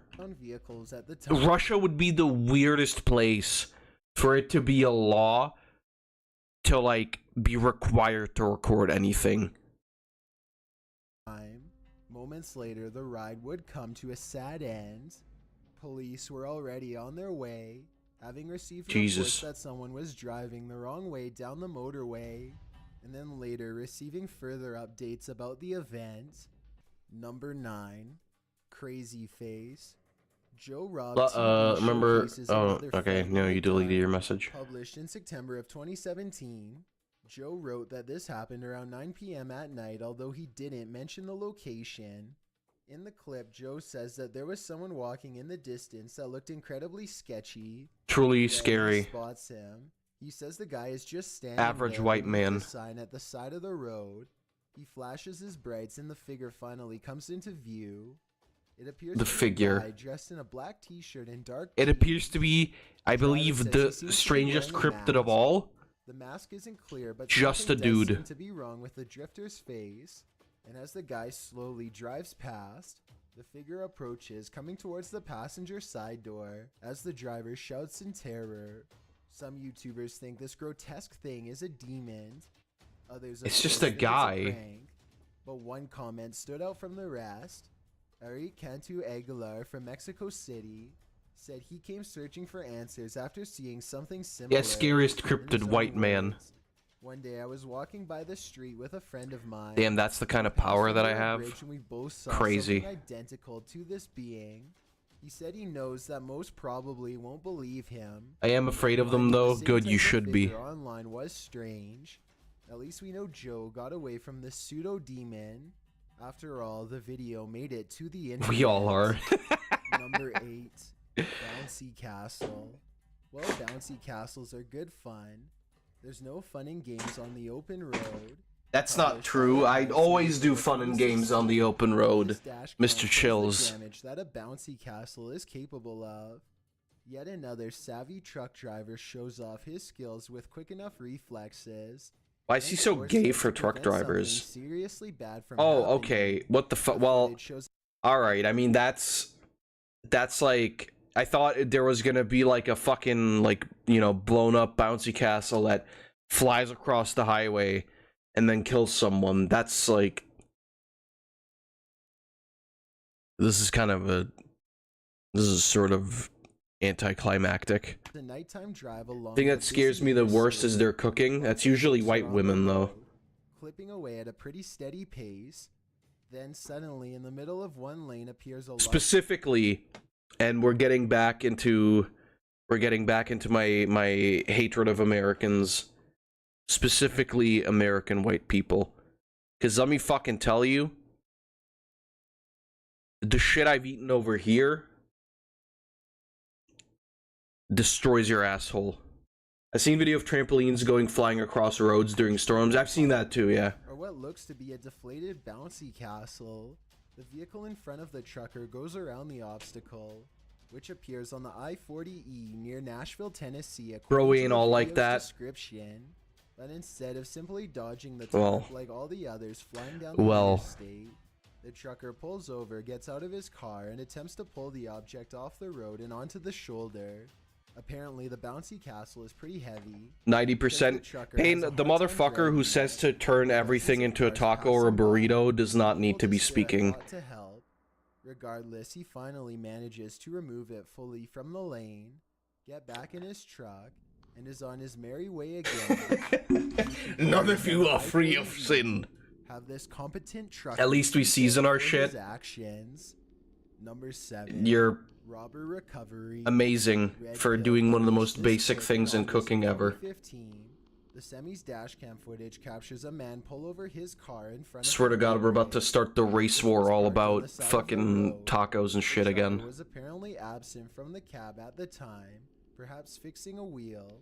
The man approaches the passenger. If it's so basic, why they can't? I don't fucking know. You live in America. You ask them. It's empty. Goes round to the driver's side. Soon the man is seen running back to his vehicle holding a bag. He pops into the passenger's side of the vehicle. We gotta season it. The truck driver spots Possum, it's fine. I believe you. Valuables and races after him. I know how it is. I know how it is. Chases, but he pauses for a moment, and for some unknown reason, the would-be robber throws the bag back out the passenger's side door. Also, to fucking like, here's the real answer to all of this, right? When you talk about seasoning shit,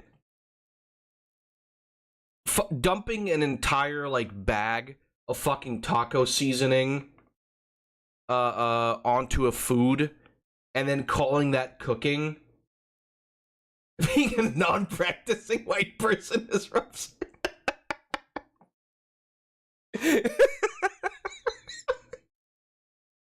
All right, that's pretty fucking good.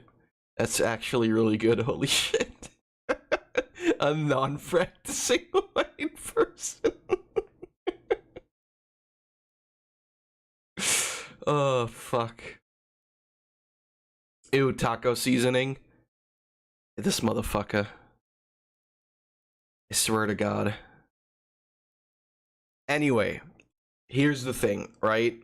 Seasoning is like kind of a balancing act, right?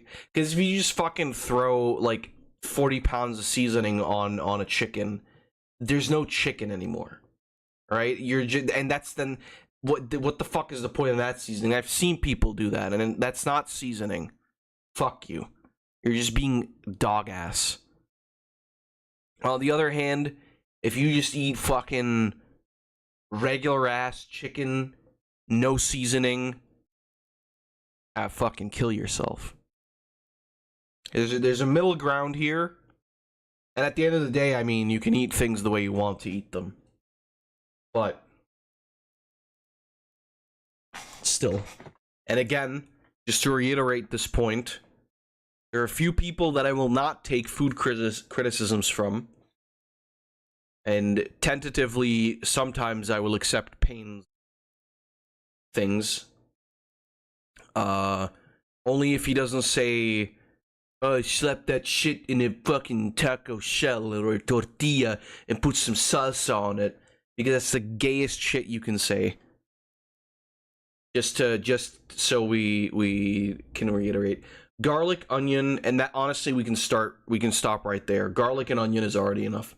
But yeah, white pepper, smoked paprika, salt, MSG. I don't know what MSG. I know what that is, but I don't know what that is right now. Basil and oregano. Literally. I think the biggest issue is that a lot of people just like never really. Here's the thing, right? Where I can see where it comes from, which is like the idea that spices used to be very expensive, and so people didn't use spices because they couldn't afford them. And then, you know, you pass down quote-unquote recipes, and you pass down how you cook something, and then, you know, your kids cook it the same way, and then that's kind of the thing. But the thing is, like, with the internet at our disposal, you can cook anything. And it's like, just try shit out. Right? We don't use taco seasoning because for us, why does that mean? What kind of taco we talking about? Yeah, whatever. What kind of taco we talking about? Motherfucker, the kind of shit where you put shit in a fucking taco shell and then that's a taco. The fuck you mean? This guy over here talking about 3 flavors of tacos. There is differences. I'm just fucking with you. Makes it, yeah, but yeah, basically, like, honestly, yeah, garlic, onion, pepper, salt, and then the other, like, honestly, garlic, onion, pepper, salt is like, if you use those, you're fucking golden. And then yeah, like paprika, for example, I fucking love paprika. Basil, oregano, depending on what you're cooking. Like, it's fine. Don't mention a taco shell in my presence. Taco shell, taco shell, taco shell, taco shell. The trucker retrieves it, although it's unclear why the robbers didn't complete their takeoff with the bag. It doesn't seem like the Either way, driver was I going don't to care. catch up I've got a with full them. fucking drawer Maybe the of sight them was spices. enough to scare the wits out of them. I use them Number all the 6, time. Cut off. Trucker Clinton Rhodes from the Otago region of New Zealand captures lots of I also prefer that would have you soft shell tacos though. he captures is near misses. But this one in particular could really have taken someone's life. Just be careful. I hope you're not gonna get like Drive steady. blocked for spamming. Take an exit, missing his 34,000-liter petrol tanker by an inch. As you can see, the car was on the opposite side of the semi. Sorry, this is a scary footage. This happens to me on a daily basis. This is what people do on a daily basis over here. Into his lane.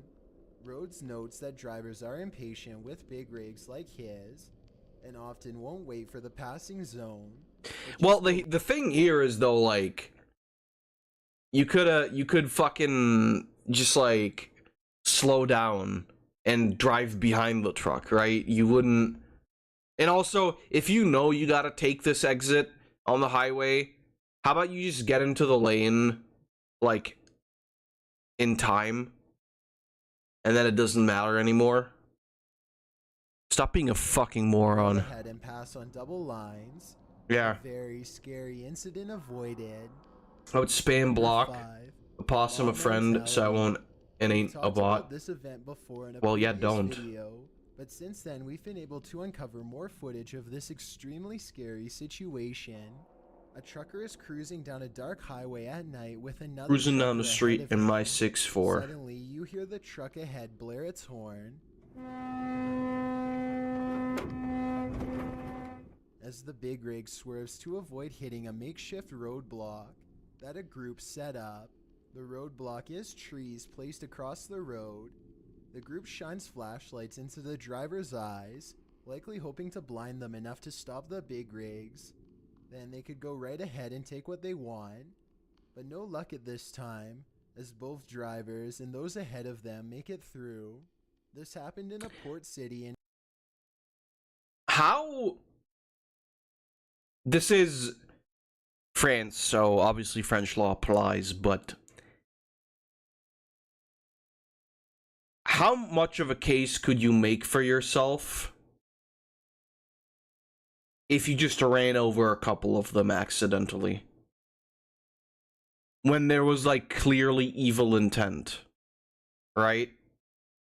How much of a case could you make that this was, like, a self-defense thing? And I'm not saying, like, you're like, swerving to run them over, but, like, you just hit a couple of them. Who's dumb enough to try and cut off a truck, though? northern France, across the English Channel I mean, from Dover. This second video shows the same event to even more terrifying effect, as the dashcam of the first truck in the lineup captures the lead up to the event. More of the mob appear on the road, throwing rocks and branches and attempting to stop the driver. As the driver continues forward and stops the branch, I'm just gonna be real. If it was me, his big rig up, and that's when the mob starts shouting and throwing stones. don't think I would, I would stop. And the sheer amount of people attacking is enough to make one fear for his Like, just life. fucking floor it. But thankfully, the driver doesn't let fear get to him. He blares his horn into the night, drives forward, and the men start jumping over the railings. He plows over the trees and is on his way again. Number 4, 18-wheeler. This first video appeared on Real TV in 2001. Drive a little close to the barrier, and yeah, well, that's what I'm saying. Like, don't swerve on purpose, but like, you know, just floor it. They're not supposed to be there. Via CB radio, and he might actually try to block the driver's path. In a situation like this, the suspect would definitely have his work cut out for him. The clip shows dashcam footage of a taken vehicle in Des Moines, Iowa. When a 14-year-old runaway purchased this vehicle with a forged check, the police soon caught up with him. But after they successfully pulled the young man over, ordering him to exit the car with his hands in the air, he peeled away and the chase was on. Wow. The police car starts off slow, lending the boy a bit of a lead. Soon he's driving at speeds of nearly 100 miles per hour. The cops were just like that. They were chill like that. They were like, yeah, we're gonna let him, you know. You can see the runaway try to pass as the semi swerves into both lanes, blocking its path. But the runaway takes an off ramp, which leads nowhere. Well. He's then driving into fields, his vehicle spitting up dirt and grass as he peels off again. The detour somehow leads back to the highway. What? Where the runaway is again blocked behind the semi. The boy's tire blows up and sparks are seen flying everywhere. He soon veers onto the shoulder, still trying to clear the semi. Finally, the chase comes to an end. The driver was, of course, taken into custody and sentenced for his actions. Crazy. Crazy. 3. Reckless Burger King. driver. Oh, never mind. Why can't people just let truckers do their job? This crazy footage is from Fair February question. of 2017. The footage shows why they were so worried. The big rig catches video of the truck driver just sitting in his white truck on the side of the road. Once the rig starts moving, he follows alongside. Then he pulls right in front of the semi. The trucker and his passenger wonder what in the world this guy is up to. The passenger suggests that possibly the man thinks the trucker cut him off, but the trucker thinks he's just deranged. For a long time, the truck sits there until the big rig backs up.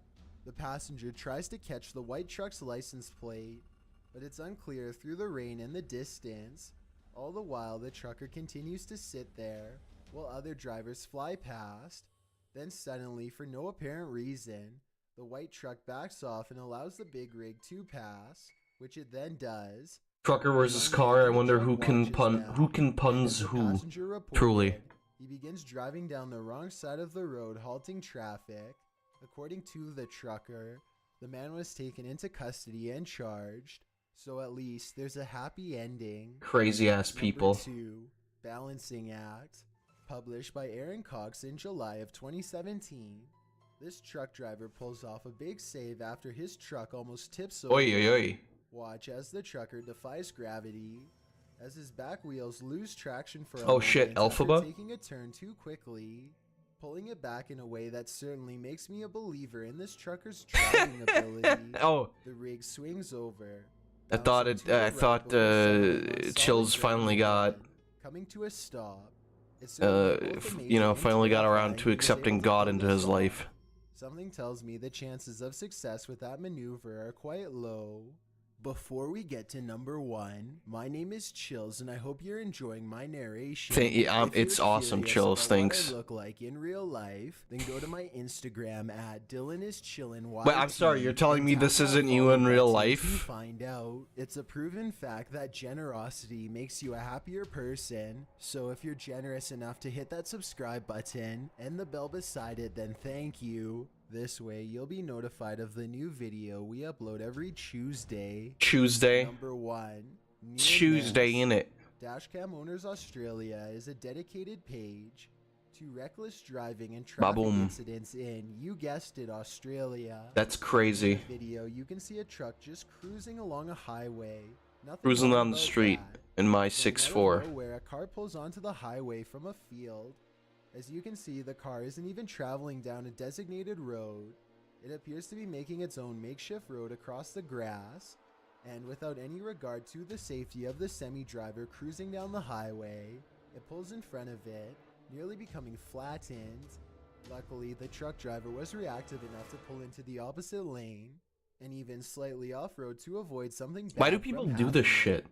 But shortly after, you can see the car speed off in front of the big rig with Like, bro, just fucking wait for the 3 seconds that it takes for the truck to pass. No worries at all, right? Maybe Jesus. that driver should have their license taken away. Thanks for checking Yeah. out this video. Like, oh my god, Be he's sure to so subscribe loud. because License revoked. Alright.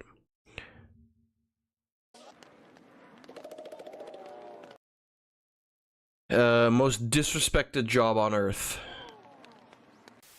So there's a lot of talk about man versus bear. Would you choose the man? Would you choose the bear? How about we talk about that time women chose gorillas? This is Shibani. Shibani is a 27-year-old living in the Hiyashiyama Zoo in Nagoya, Japan, where his face card went viral and caused a direct increase in the number of female visitors. Call him George the way he had these women curious. Last name Clooney, because that's the main guy they compared him to. Oh, and if you couldn't tell, Shibani's also a 400+ pound primate with a perpetual pump. Not only that, he's a loyal husband with 2 wives and children. That's a family man being lusted after. Some of the words used to describe him were punky, heartthrob, metrosexual, spornosexual. I didn't even know what that meant. One article even asked, What the fuck? would you go for a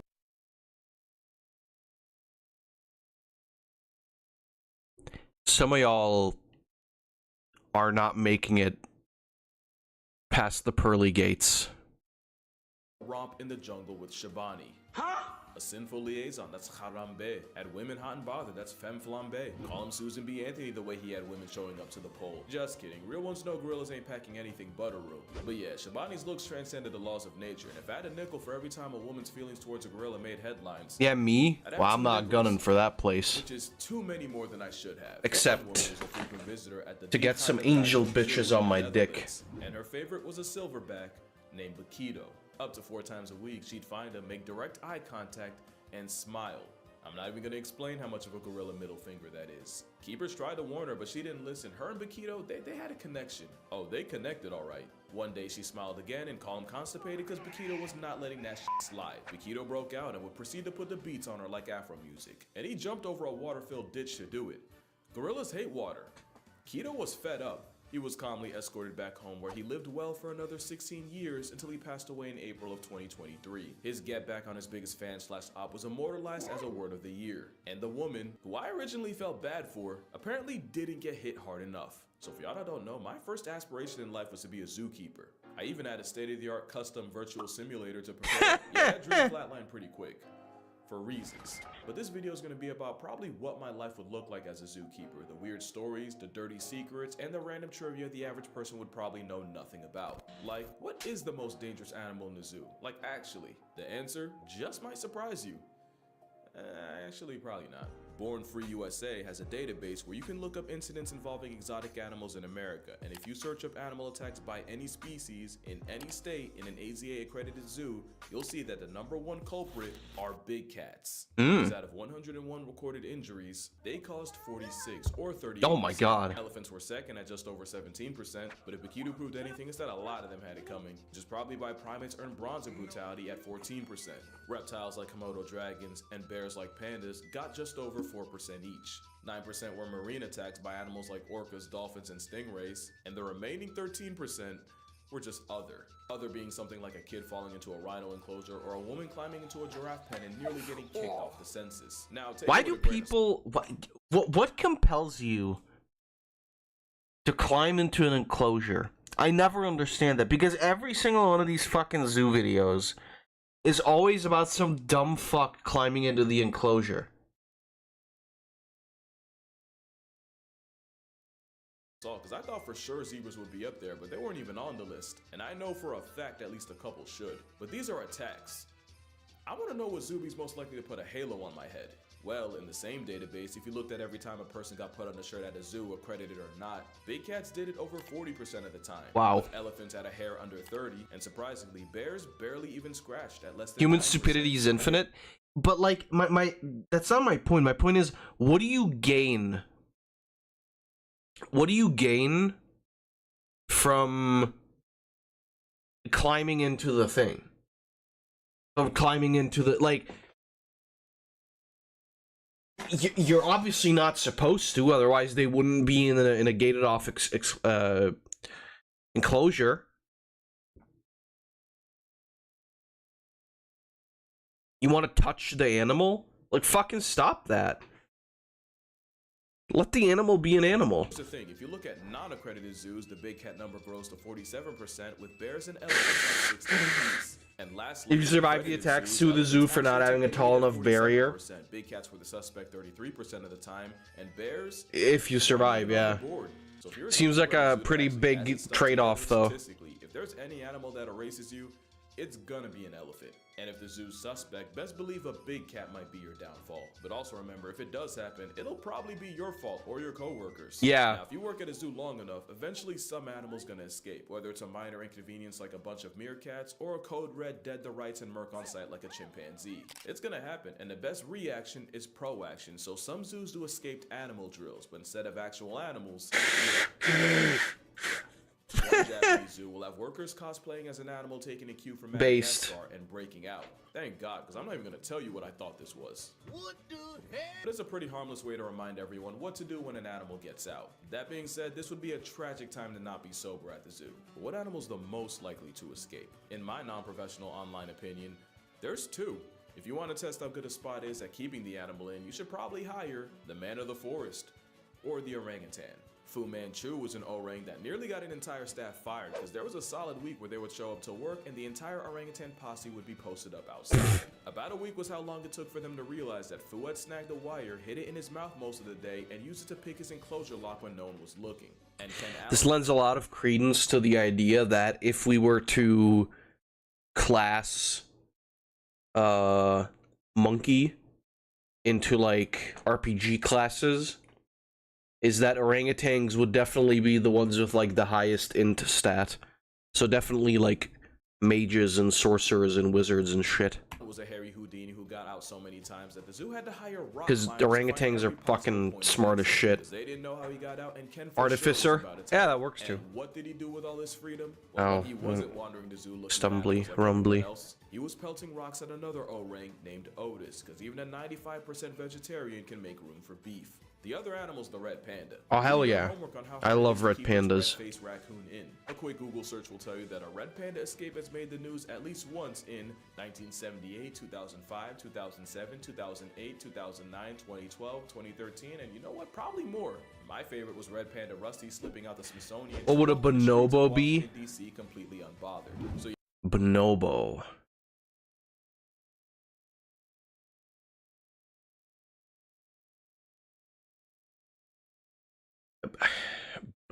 Bonobo.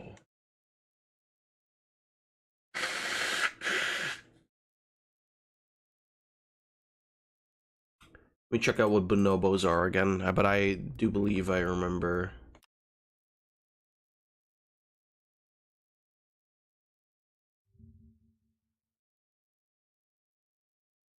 Dwarf chimpanzee. Well, I would argue that, like, chimpanzees would definitely be, like, any kind of, like, fighter thing. Right? So, like, a fighter class. For sure. Assassin? Are they specifically stealthy? The monkey with the air pocket under his chin to make a sound. I don't know. I don't think so. Bonobos are the horny monkeys. Oh, Bard then. Yeah, if your job's keeping a ninja panda or a Cheeto-flavored gorilla in check, you're gonna have a bad time. But some animals are a great time to work with, and it's often not the ones you'd expect. Rhinos are legally blind trauma tanks that'll buck up to a butterfly. In a zoo, it's a 2-ton Labrador with the personality of a lapdog. And they put the zoo in the humans.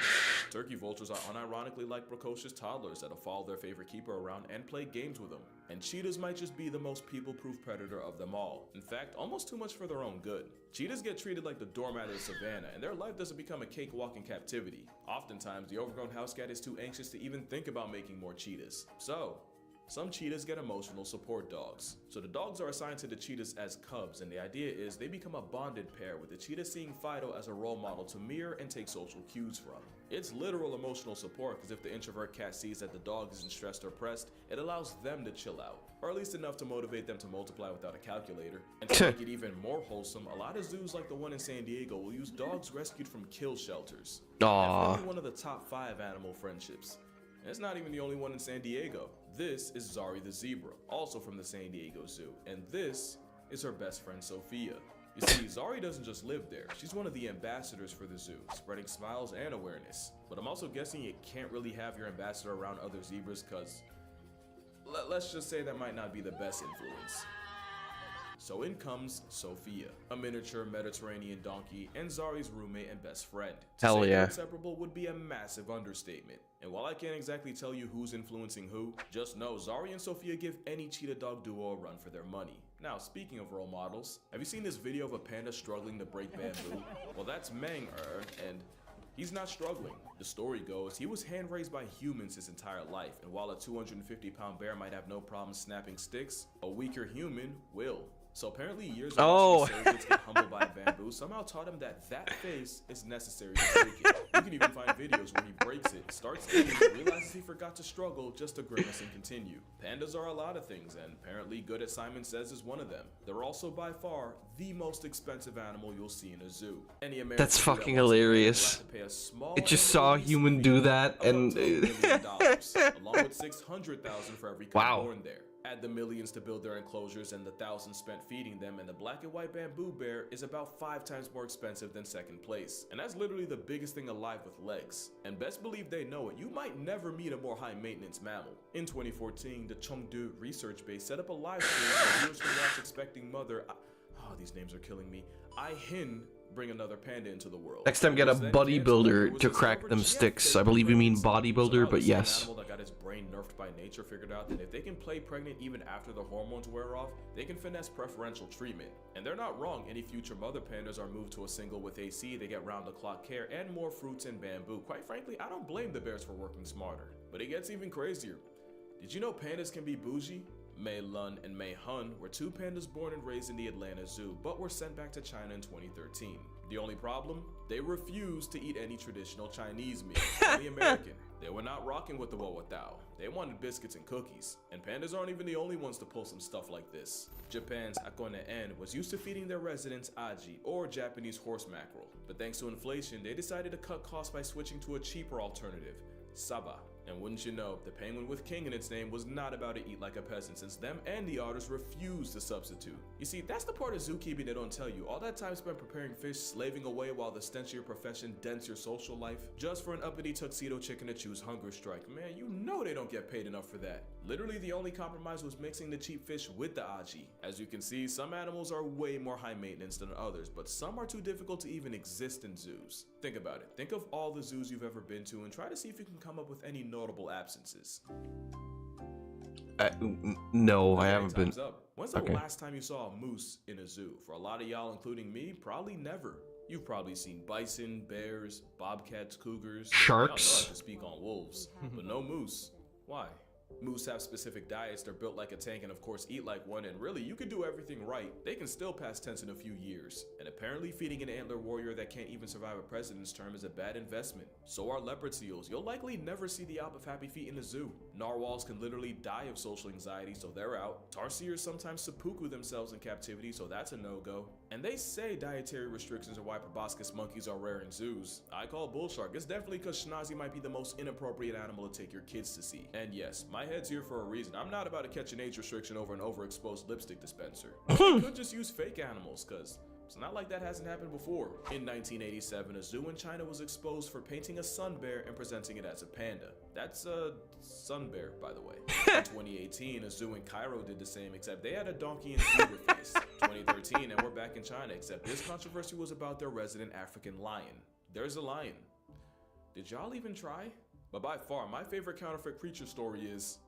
These dogs are advertised as panda dogs. They're just dogs, okay? According to Chinese state media, the zoo confirmed it dyed the dog's fur to look like pandas to fill in the blank of not having actual pandas. You know, if I took time out of my day and spent my hard-earned money to go see a panda and got this, I'd probably go and spend more. Man, they got pandas from Temu. I can't even be mad. So obviously people are usually happy to see animals at zoos, but you ever wonder how the animals feel? Well, someone did, and a study from Nottingham Trent and Harper Adams University studied over 250 animals in zoos to see how their behaviors changed around human company. Using hours of observation and research, they found that the animal most excited to see people at zoos, and I really hope this is true, were elephants. Elephants showed the most positive reactions to large groups of people. Hell Becoming yeah. More active, more playful, and overall seeming to have a better time when humans Elephants were are around. cool. The other people-happy animals included cheetahs, jaguars, penguins, grizzly bears, polar bears, a cow called a batang, Polar bears? servals, and black-tailed prairie dogs. And on the other side, the animals that seemed to like human company the least were hedgehogs, ostriches, marsupials like kangaroos, ungulates like giraffes and antelopes, Oh, and okay. probably most random of all, the tuatara. They have 3 eyes and apparently none of them want to see us. As for the rest, the vast majority of animals had no reaction. The study does raise an interesting question, and that's how the pandemic affected zoo animals. Believe it or not, some animals actually started to miss people. The worldwide panoramic left elephants confused and disappointed. Birds like kias and cockatoos missed the attention. Polar bears would be thinking, man, I want to eat all of them. Yeah, right. Shutdown gave us gems like penguins exploring empty aquariums, or a sea lion getting introduced to a tegu. By far, the best story to come out is what happened in the Japanese aquarium. You see, the eels in Tokyo Sumida Aquarium were used to people, but the pandemonium turned them back people shy, and those same eels would now hide in the sand whenever a worker or someone would walk past. The problem is, that made it almost impossible to check up on them and keep them healthy. The solution was the aquarium asked people to FaceTime their eels to refamiliarize them with people, like some exposure therapy. There was a legitimate time where you could have gone on a date with an antisocial eel, and the worldwide Panera brought a lot of bad, but this was definitely a bright spot. But now, zoos are back open, so here's some hacks to get the most out of your experience. Animals are going to be most active on cooler, cloudier days, and they usually peak as soon as the doors open. Also, you're going to want to aim for a random weekday, since the less crowded the better. Try it. If you can be there the next overcast 10 a.m. on a Tuesday, I swear you'll see a different zoo. And if you're a cat person, you might want to wear some Calvin Klein. No, seriously, the Klein is a favorite for cats of all kinds, from cheetahs to cougars, from lions to leopards. Yeah, In cougars fact, love that researchers have Calvin found Klein. jaguars on camera by dousing the trap an obsession for men. So next time you're at the zoo and end up in big cat country, go ahead and spritz some of the Klein and see what happens. But yeah, that's gonna do it for this video. I imagine I'm gonna get a couple comments disappointing to me for not blasting zoos for 15 minutes, that I can't possibly care about animals if I still go to them. Here's my take. I've always said that zoos are capable of a lot of good and a lot of bad, but a lot of them are an invaluable resource for conservation and awareness. Yeah, I mean, it's true. Like, again, the concept in and of itself, I don't think is a terrible thing. The issue is just that sometimes you have completely fucking worthless people working at them, and yeah, you know. And while I agree, there are some species that are just not built for zoos. A majority of them are there because they literally would be worse off in the wild. Przewalski's horse was basically halfway down the grave, but it was the work of zoos that helped bring them back from the brink. Same thing with the California condor, and about a dozen more. And Sparothopter zookeepers are overworked, underpaid, usually overqualified, and like I said, the smell isn't just something they leave at the office. Not all zoos are created equal, and it's at best lazy, and at worst almost dangerous to put them all in the same boat. But I'ma stop yapping, drink water, hug your mother, support your local zoo, just make sure it's accredited. Matter of fact, give a zookeeper a hug, who knows how much they need it. And I'ma see y'all in the next one. That was pretty cool. Alright, username 666.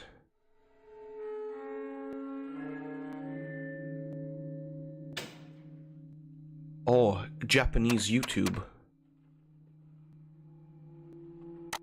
Old Japanese YouTube. This account is suspended? Oh, dang.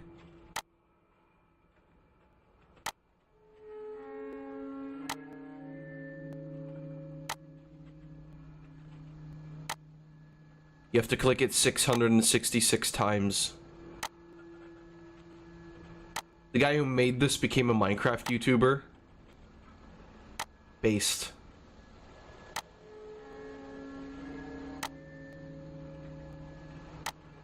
Remember when... Oh! The evil! Remember when videos couldn't be longer than 10 minutes?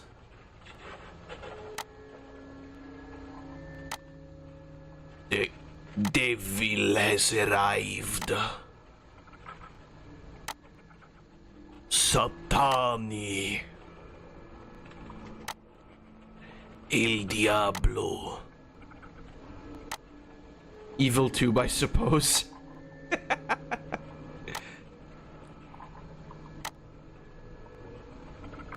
I guess tryptophobia warning and also other phobia warnings. Homophobia warning. Heterochromia warning.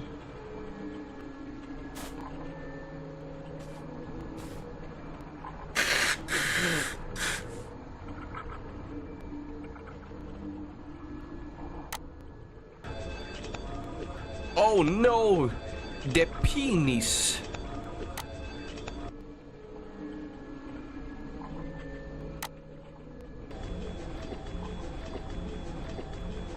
Very nice.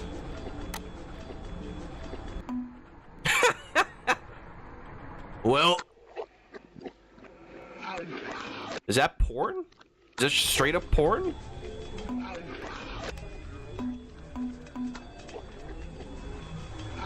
That's porn, guys. I'm sorry. They put in the penis sook video. D.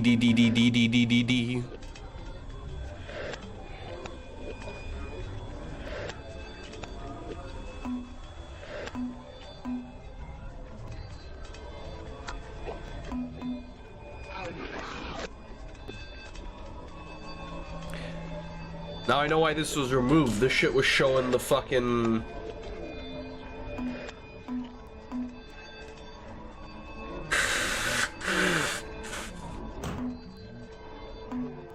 This shit was showing the demon sloppy toppy.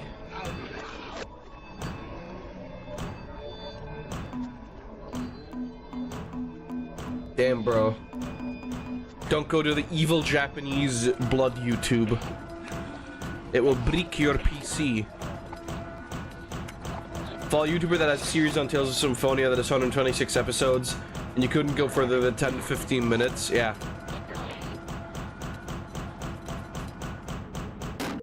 Oh! That was fucking cool. Killed my office computer. How do I explain to my boss? Alright, burritos de desayuno, which means breakfast burrito. Te pusiste a preparar un brisket por 10, 12 horas nada más para hacer un burrito de desayuno. No, a ver, la verdad es que de hecho la idea salió porque justo estaba haciendo este brisket del otro día, que está chiquito, digo, por el puro gusto. Hell yeah. We haven't seen this guy in a while. Old ass windows, yeah. 6 horas con leña de mezquite. When I was a kid, we had like Windows XP still for a long time. Con la propia grasita derretida, el beef tallow, que es de la misma grasa que le recorté al inicio al brisket. Te digo, mejor el brisket pequeño no tardó mucho en estar listo. Fueron como unas 8 horas en total, más una más de reposo. Pero ve qué rico quedó, que sí, a lo mejor no es el mejor brisket de competencia, pero por el puro gusto de prender el Oh god, some of my stomach hurts for some reason. Pero lo que muchas veces me han preguntado es qué hacer con lo que Feels like I'm gonna shit myself soon. Toda esta carne no se termina. Y mira, de hecho, a mí esto fue justo lo que me sobró. Y aquí lo único que voy a hacer es darle una picadita. Pedazos no tan chicos para prepararme un buen desayuno. Y para recalentarlo, ni siquiera tengo que ponerle nada al sartén, tampoco aplicar ninguna técnica especial. El brisket solito se va a recalentar con su... So basically, he's just using brisket to make some breakfast burritos. Ojo, evidentemente no es lo único que lleva el burrito. Yo voy a preparar 3 diferentes burritos y para todos voy a utilizar papa, ese ingrediente clásico. That's cool. I mean, que digo, a pesar de ser burrito, I love breakfast burritos. Más americano que mexicano. La papa va igual picadita, a mí me gusta dejarle la piel y primero la voy a poner a hervir así solita, sin sal, como por unos 10 minutos. Mientras voy picando cebolla, ya sabes que me encanta. Acá tengo un sartén caliente con aceite y en lo que están las papas ponemos a dorar. Ya que se ve así doradita la cebolla y las papas ya están listas, te digo, las dejé unos 10 minutos. Las voy a meter al sartén para empezar a sazonar con sal, ajo granulado, paprika. See, this is all you have to do. Comino, pimienta negra. This is all you have to do to make food taste good. You cooked brisket the night before and that's the leftovers, so fuck it, breakfast burrito? Yeah, I mean, sure, why not? Tiene que llevar huevo. No sé si te dije, pero son burritos contundentes. Van a llevar 3 huevotes, le voy a meter un poquito de mantequilla al sartén. Y a mí me gusta cocinarlos así. Primero bien batiditos. Ya les había puesto un poquito de sal. Y la idea es no sobre... Take notes? O sea, Well, I don't have a to. mí me gustan así. A este punto ya yo apago la flama para que no se me pasen. Y que me queden unos huevitos revueltos algo flojitos, esponjosos. A la tortilla de harina, que está de muy buen tamaño, por cierto, nada más le tengo que dar una calentadita. Pero ojo, antes de eso no te había hablado todavía del aderezo, que este es otro ejemplo del por qué te digo que es más estilo americano. Este burrito de brisket va a llevar crema ácida de la espesa, poquito de mayonesa, vinagre, no puede faltar. Yeah, poquito. Lo que le va muy bien al brisket es el chipotle, al gusto, ya sabes, a mí me gusta un poquito picante. Tantito cilantro también y sazono con sal. Es todo. Los 3 que voy a preparar están bien sencillos. Ya nada más se me estaba olvidando un dientito de ajo y que quede esto bien licuado. Ve qué chulada, qué rico colorcito tiene y sobre todo que está bueno, hombre. Ya una vez que tenemos todos los ingredientes listos y calientitos, incluida la tortilla de harina. Did he just heat it up? I thought he was gonna, like, you know, give it a little bit of a... cantidad, como te decía, recalentado y todo, pero todavía... A browning. Las papitas country, papitas doraditas con cebolla. I'm missing some bacon in this, quite frankly. Not enough garlic, I will agree. Es el queso cheddar, este lo acabo de rallar y con esto vamos a cerrar. Que la parte de cerrar, de hecho, es la más, entre comillas, complicada. Yo claramente no podría trabajar en el chipotle, pero con que cierre y no se rompa, estamos listos. It's kind of a... not the greatest wrap I've ever seen. Luego ya por cada una de las caras para But that looks very, very delicious. Desayuno sencillo, rápido, digo, salvo preparar el brisket rápido, pero insisto, la idea es usar el recalentado para al día siguiente ser la envidia de los desayunos. Ya sé que hay mucha gente que dice que no le gusta desayunar pesado, pero este tipo de burrito de brisket, quesito gratinado. Did he lose weight again, or is this an old video? Creo que tú lo puedas ver y no te den ganas de desayunártelo, papá. Oh no, he just lost weight again.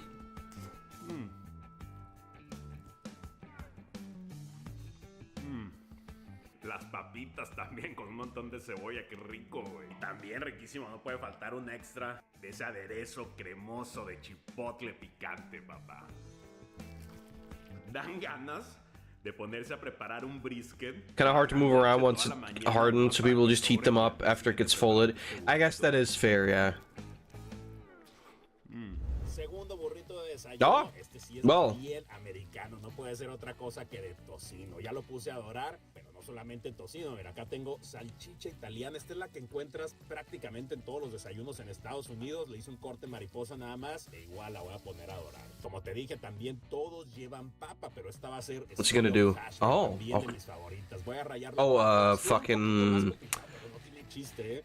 La vamos a enjuagar como si Hash fuera browns? arroz para quitarle Is that what el he's brillo. making? A mí me gusta dejarla ahí unos minutitos y luego se trata de escurrirla muy bien, pero no solamente con colador. Hay que agarrar un trapito, servilleta de cocina y apretar fuerte para sacarle todo el líquido. Ya que He's still la capital, not el continente. molida, un poquito de aceite, An American burrito? Yeah, but like, okay, he's Lo voy a just... reservar acá en aluminio y con la propia grasita que soltó, no toda, evidentemente voy a sacarle un poquito, pero aquí mismo es donde voy a poner a dorar la papa. Es cuestión nada más de darle un poquito de forma y sobre todo aplanar para que se vaya dorando parejito.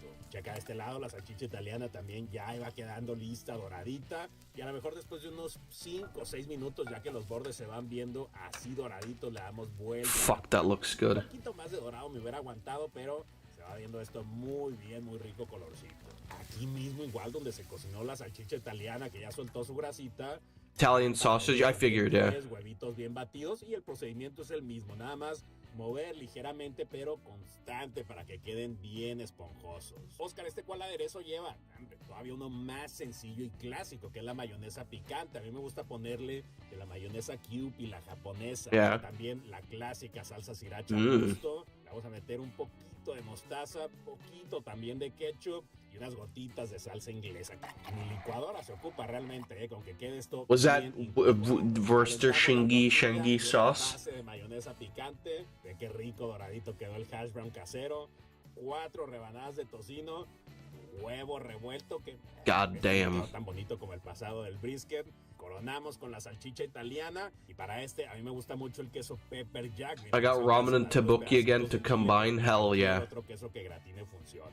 Mismo procedimiento, envolvemos, enrollamos. English sauce. Llevamos al comal para dorar. Well, I mean, yeah. Cualquier americano que esté viendo este See, I would. This one is the one that I would rather put cheese in. el desayuno americano dentro de un burrito. Igual lo servimos con cebolla encurtida. Well, this looks really, really good too.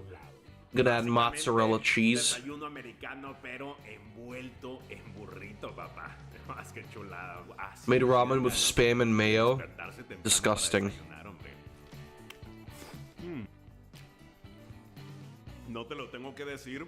Seguramente lo estabas pensando desde antes, desde que lo estaba preparando y desde el anterior, desde el brisket. Es una bomba, es una bomba, pero también una bomba de sabor. Sé que no se aprecia mucho, pero el saborcito que le da el tocino, el saborcito también y la grasita que le aporta la salchicha italiana.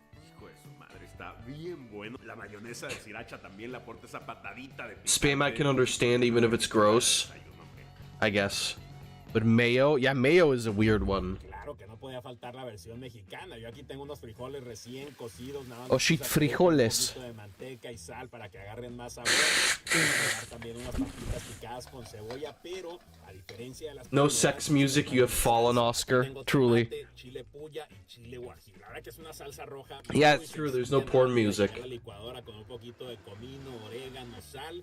Las papas aquí se van a cocer en esta salsa hasta que reduzca todo el líquido y me queden unas papitas. Follow an online recipe, fair. De sal, la proteína, como no podía ser de otra forma, ya sabes. The Japanese love spam for some reason. Cerdo. Igual no tiene nada de ciencia, nada más que se vaya cocinando en su propia grasita. Pareciera un poquito más de preparación, pero digo, casi todos los de México tenemos frijoles refritos en el refri, papas están bien fáciles y ya nomás lo mismo, un poquito de mantequilla al sartén. Cocinamos los huevos. Always with the scrambled eggs. El aderezo va a ser una salsa picante. No, no es salsa. Esta que estoy usando es crema, pero de la líquida. El oro verde no podía faltar, que no está perfecto, pero tampoco importa, hombre. Se va a licuar. Es un aguacate completo y voy a usar chiles, pero de los encurtidos en vinagre. Yo le puse 2, un poquito del mismo vinagre de los chiles, poquito de cilantro, un dientito de ajo. I would put in 2, but fair. Estaba licuando como que se ve muy blanco. Ojo, y también lo probé y siento que le hace falta picante, así que le voy a meter otros 2 jalapeños para que amarre. Digo, se ve como muy blanco en la cámara, pero no está así. Tiene muy bonito color por el aguacate, el cilantro Y sobre todo, deja tú el color, está bien rico. Teniendo todo esto listo, pues, empezamos con una embarrada de frijoles refritos, las papitas rojas en salsa de chile puya. Quise ponerle primero aquí el huevo para que al final se vea todo el contraste del chorizo. ¡Qué chulada, papá! Al final ya nada más una embarradita de Nice. aderezo cremoso de aguacate. I mean, these are breakfast burritos are always based, so like. Este fue el que quedó más pesado, está bien choncho. Una doradita igual en el comal y así queda por dentro tu burrote. Tremendo desayuno de chorizo con huevo. Este ya en lugar de la cebolla encurtida lo serví con más jalapeño y la crema por un ladito. Y luego checa la grasita del chorizo, de las papas, cómo va bañando la tortilla de harina, cómo la va pintando, tipo, como si fuera esto quesabirria. Desayuno que te da prácticamente para todo el día, una bomba de sabor. Este fue el único que no le puse queso como para variar. La verdad es que se me olvidó, pero así tal cual como está, estoy seguro que va a estar bien bueno. Sí se me olvidó ponerle queso, pero te prometo que no le hace falta, está bien bueno. Y de todos los aderezos, que ya viste que está bien fácil este con aguacate, y que digo, los otros también están muy sencillos, pero de los tres, este para mí es el que quedó más bueno. Le queda muy bien este burrito de chorizo con huevo y papas. Como siempre, amigos, muchas gracias por ver este video. Espero que te haya Nice. gustado. Ya sabes que cualquier cosa Nice. que quieras agregar, abajo los comentarios están abiertos. Alright, we'll watch the other one later. What is this? This recipe, okay. Although the mayo ramen looked delicious, the idea of mixing mayo into ramen kind of grossed me out. So I've been pushing to try this hack for the longest time, but I finally got to try it today, and please tell me why it's so good. Although the mayo ramen looked delicious, the idea of mixing mayo into ramen kind of grossed me out. So I've been pushing to try this hack for the longest time, but I finally got to try it today, and please tell me why it's so good. Fair. What was the other thing you posted about? There, this one. This is a shinramen recipe that's blowing up in Korea right now. Add the seasoning packet, green onions, mayo, minced garlic, cheese, and 1 egg yolk. Now, mix them together. Add the cooked noodles and mix until everything becomes creamy. It's spicy, creamy, garlicky, and insanely good. This is a shinramen recipe. I guess that's it could be blowing up fine. in Korea right now. You saying you didn't put cheese to make it different from the others and you forgot? Ah, okay. Unforgivable food opinions. Disclaimer, Featuring... please don't take this video too seriously. All friendly banter and bullying in this video is just for fun, and I promise you we won't judge you for your controversial food opinions, which Yes, I in will. the comments if you feel so inclined. Yes, I will. Okay, Fuck thank off. you. I am pleased to start this off by saying this video is sponsored by Honkai Star Rail. Based, I don't care, though. Join the verse new every for the and see what all the fuss is about. Hello? What are we doing today, Emily? Today, we are going to discuss some hot food takes, specifically Japan edition. Oh, you got plenty of those. Oh. I don't have that many. You do. Well, you're asking us about this? Say is a garbage yeah, take. you're asking us about this, where you two have, I would argue, the hottest food takes. The worst in Japan, possibly. Yeah. Why are you acting surprised? Like, this is not a revelation to me. How dare you? Okay, at the end of the day, I want you guys to realize how picky this particular person is. I'm not picky. You are picky. You're the pickiest person I've ever met in my That's life. not true. You met Atsu. All right. All right, hold You're right. on. Dennis, give an example of why Emily's picky. Well, she doesn't like ice cream. Okay. Wait, what? In general? What? No. Here's the thing. There's a few exceptions. Yeah, Explain yourself. Exactly. That's what's annoying about it. She'll be like, the planets have aligned. It's always a caveat, right? Yeah. It's always. Wait, I got the caveat. Strawberries. No. Actually, I not don't like strawberry ice cream. ice cream because it usually tastes very artificial.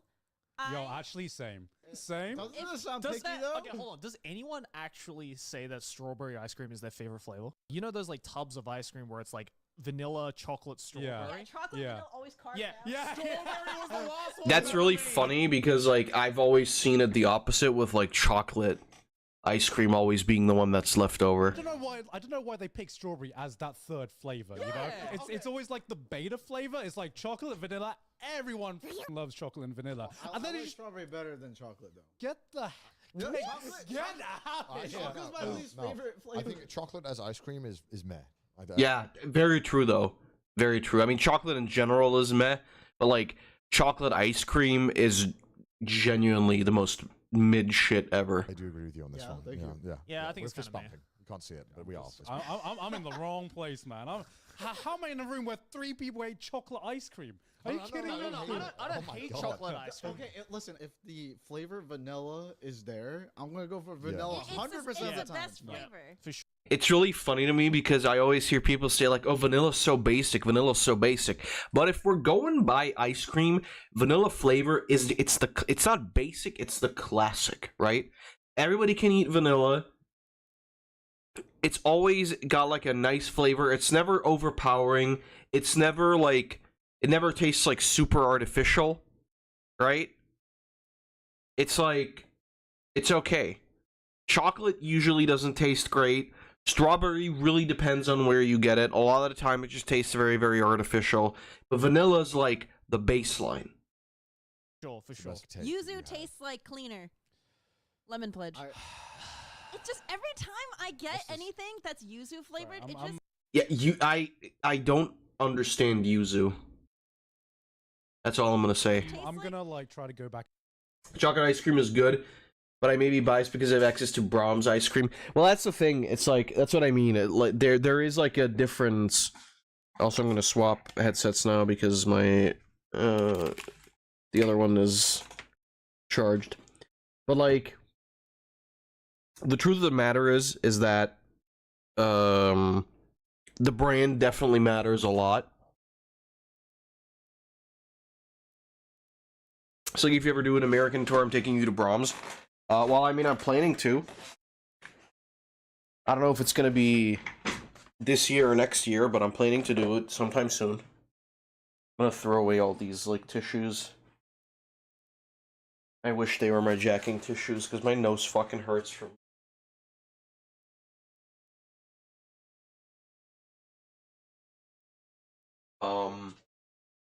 But yeah, like, in general, it really depends on the brand. Like heavily. Also, I think I'm gonna go to the bathroom real quick, so I'll be right back. Shouldn't take too long.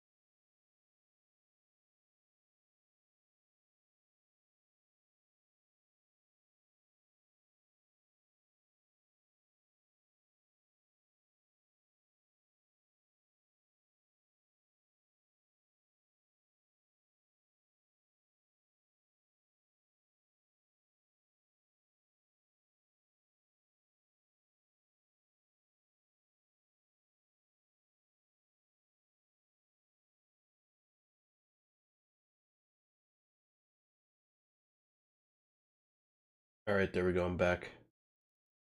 Let's see. Brahms brownies sundaes are god tier. I've never even heard of this. I mean, I'm assuming it's like a place. Usually, I get ice cream from like just actual ice cream places. I rarely buy like the tubs and whatever.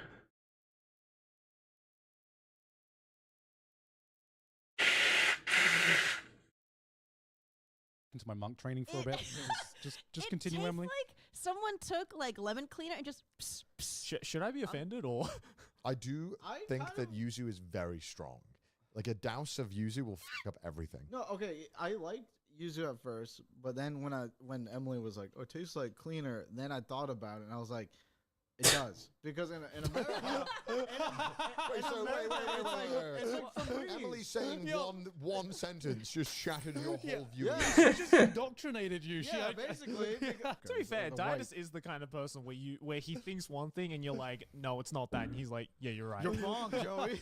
Because in Thailand, Restaurant ice cream store, right. You got like a thing of what was it, coconut ice cream. Let's not think about coconut. And you were like, and I asked him, I was like, oh, what flavor ice cream is that? Because it looks like vanilla ice cream, right? Yeah. Same color. And he was like, it kind of tastes like vanilla. And then I looked at him like, that's coconut They put milk ice in cream. there. They put milk in No, there. no, I clearly said it's ice cream. It's ice. So they put more milk than coconut in there. They put more milk and coconut. And so I had a spoonful, and I'm like, this is coconut ice cream. And then Dinas just looked at me, and he's like, yeah, it wasn't very good. I'm like, Okay, listen. I'm the least pickiest person out there. Except for coconut? Yes, exactly. Yeah. There's only three that I just declared war against Thailand, by the way. Yeah, we all went to Thailand and just coconut there, coconut everywhere. Literally Cambodian. I know, and I'm a quarter Cambodian, and like, yeah, it's an awful time out here. But like, yeah, I don't like coconut, and I could taste it because one time Emily made me curry, and then she secretly put coconut milk in it. The thing is, like, coconut is alright, but I've had it so many times over the last couple of years that I'm just like... yeah, exactly that. I'm just, like, burned out on coconut. I don't want to, like, really eat it. Like, why does this curry taste not good? is I it? was like, is so it mad. even that noticeable in a curry? It though? is. It is noticeable. Yeah. So what are the other two things you hate? Yes, ginger. Ginger? Ginger's great. What do you? Wait, do you like ginger Are you ale? just giving war on Asia right now? Yeah. I like Canada Dry, but that's 1% ginger. So. Oh my god. That's very true. What's the first thing? Rice? Like what? You don't like ginger too? Defend me. I don't like ginger. I'm getting attacked out here.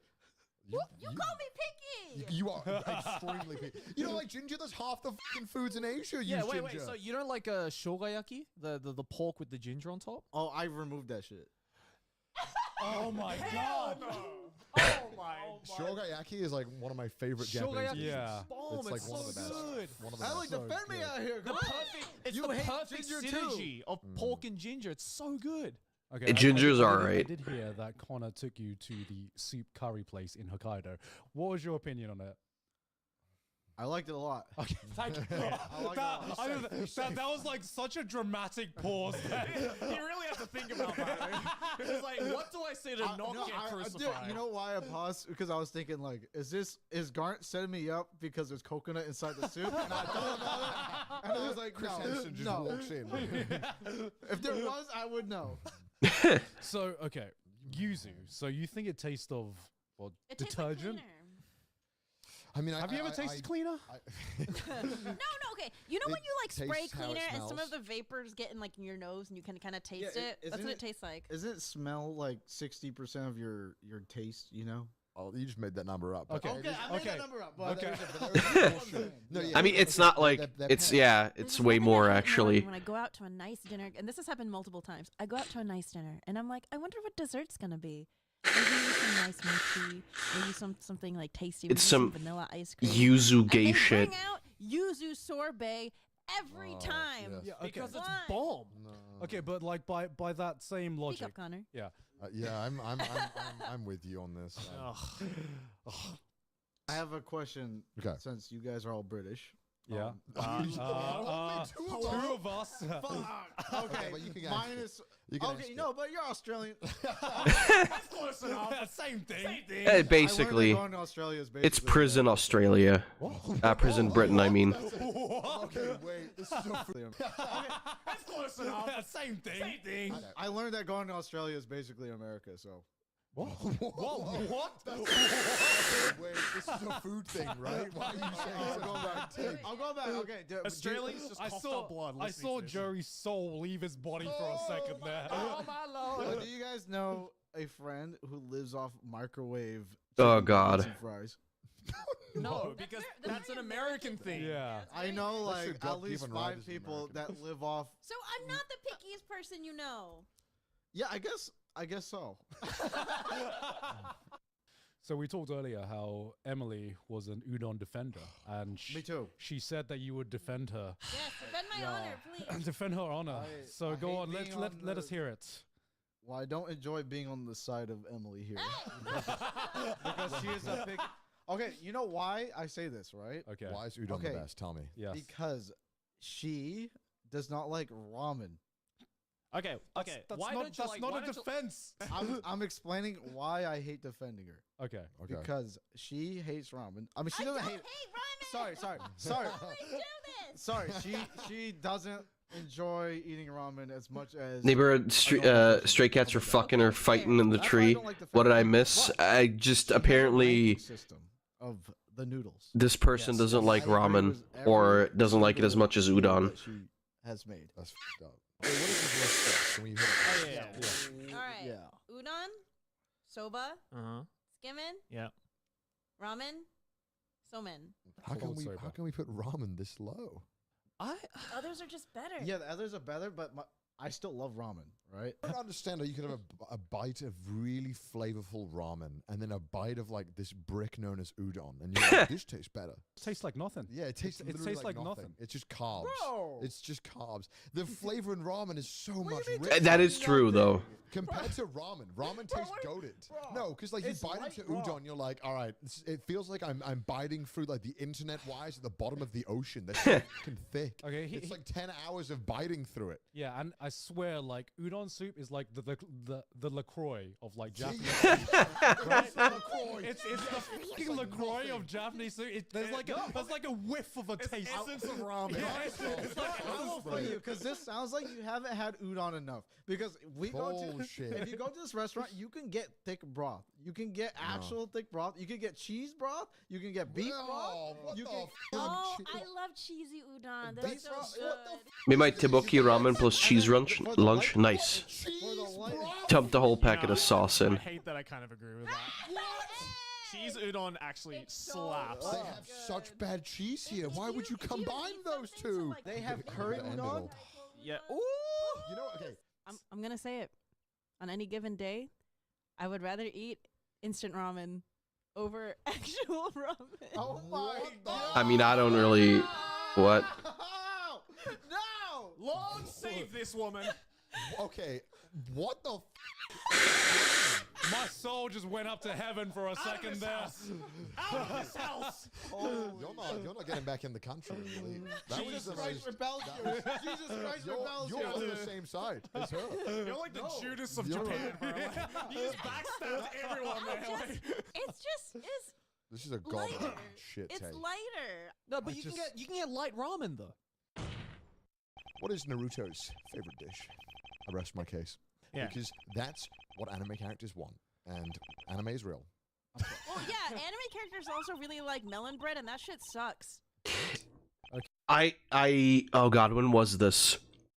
It was a couple weeks ago. And it was after I went out to eat with a couple of colleagues. And we went to an Asian food store, and I saw they had melon bread there. And I was like, I'm gonna buy one and try it. And it sucks fucking balls. That shit tastes like ass. Okay, I kind of have to agree with yes, that. that is true.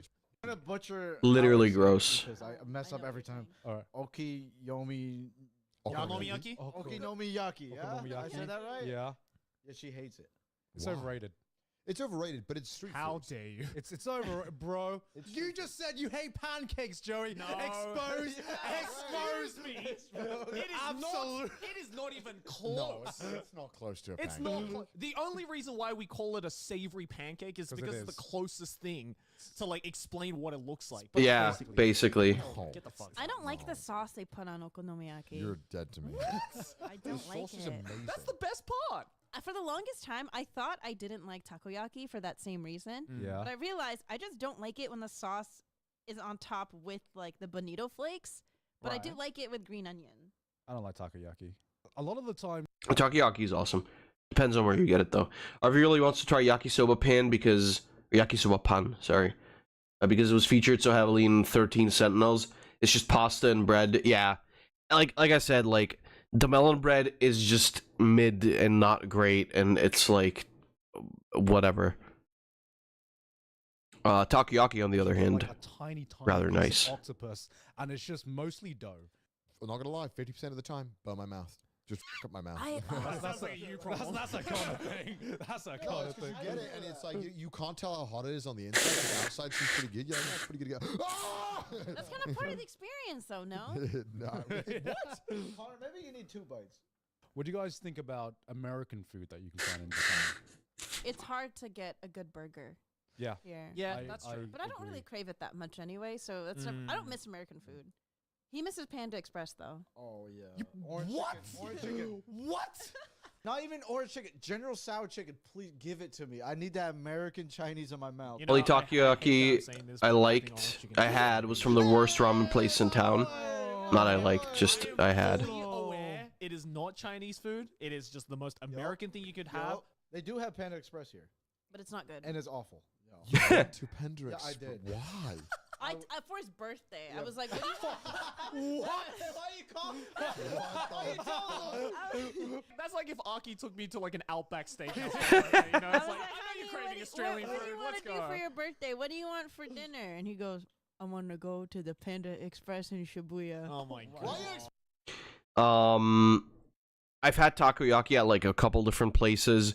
Usually it tastes the same because they all do the same stuff. But I like it. You know, I like the sauce that's on top. I like the bonito flakes. What I don't like is when there's like too big of a piece of octopus in there because I hate how chewy octopus is. But if it's like a tiny piece where you don't notice it, it's fine. Exposing me. Was it good or? No, it wasn't. No. Well, because it's Panda f***ing Express. Anyway. And the thing is, I can't comment on any of these, like... I can't comment on any of these, fast food places, because we don't have Panda Express over here. Yeah, I like Chinese food though. But... I don't like Chinese food. I'm not sure about that one. Copium. I don't think Chinese people, anyone Chinese watching this would agree with that. Is it true that Emily removes the meat from ramen? Yeah, sometimes. That's disgusting. Sometimes. It's just too much meat. There's literally one piece.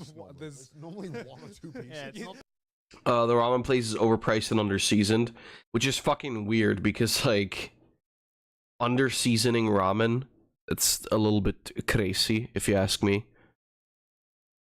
Removing the meat from the ramen is also an interesting choice. I don't know. I couldn't think of anything that I removed from ramen. It's really not that much. The place I've gone to a couple of times is actually really, really good. Their ramen is fucking crazy.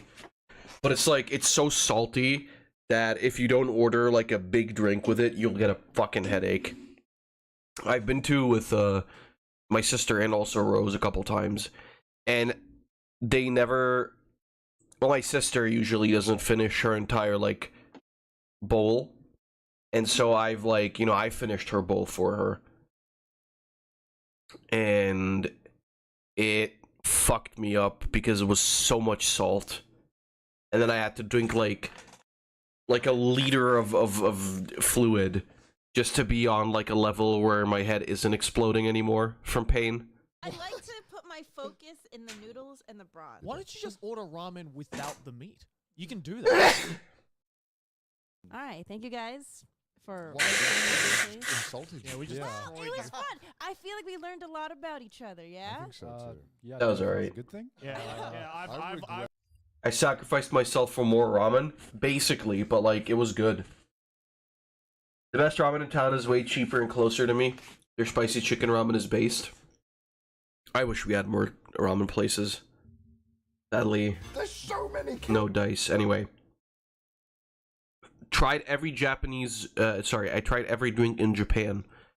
From Sea Dog, also known as Connor. Miracles on the back of this. I can taste all of them. Evodia rutai carp. Nicotine? Nicotine again. Ah! Welcome back to another video where I will torture myself and Chris. You see, Japan is obsessed with making pretty much anything into a drink, and we have all of them right here. Shit, These are all the apple juice. drinks you can get at a convenience store that are not coffee, tea, or alcohol. There's so many here. There must be one you're excited for. Yeah, I'm excited for like 3, but you've brought like 50. Some of these drinks are pretty dodgy. Why? What, They what's like in so the bad? UK, it would be like this is banned. It's like, All right, what is this drink? What is it? I have What's in it? asbestos. There's no asbestos in it. But are you excited to try? No. All right, let's start with our first drink. No, I'm not. In this video currently, me and Chris are suffering. But you could be having a delightful time with today's video sponsor, Sakurako. Inside this amazing box is a bunch of Japanese artisanal snacks all across Japan. Okay. And this deeper in them, this side every step from a friendly box or Sakurako for That's like Dumbledore's broom cupboard. If Dumbledore drank like awful things. Some of these things I don't even know what they are. Like I've never even gone to dare and try these. No, well, you know what this genre of drinks is called. I feel like a lot of these. Like drinks you have before you eat and go out drinking. Oh, really? So the most famous one is Uko no Chikara, This is down the the one. far end. We all know and love Uko no Chikara. Just a ton of turmeric with a bit of water and a ton of sugar. And apparently it does help the hangovers, which it doesn't really work, but That's I all like up it's a fun dream to believe in. And none of it is medicinal. None of it is like clinically proven. It's all like Chinese magic potion. The branding looks very serious. Yeah, it looks very serious. And I Intimidating. feel like we wouldn't be allowed to do this in the UK. You wouldn't be allowed to Yeah, yeah. make something that looks like this. But considering that some of these have some things in them that we might not want to ingest too much of, we'll just do little sips of a couple of these and we won't go crazy.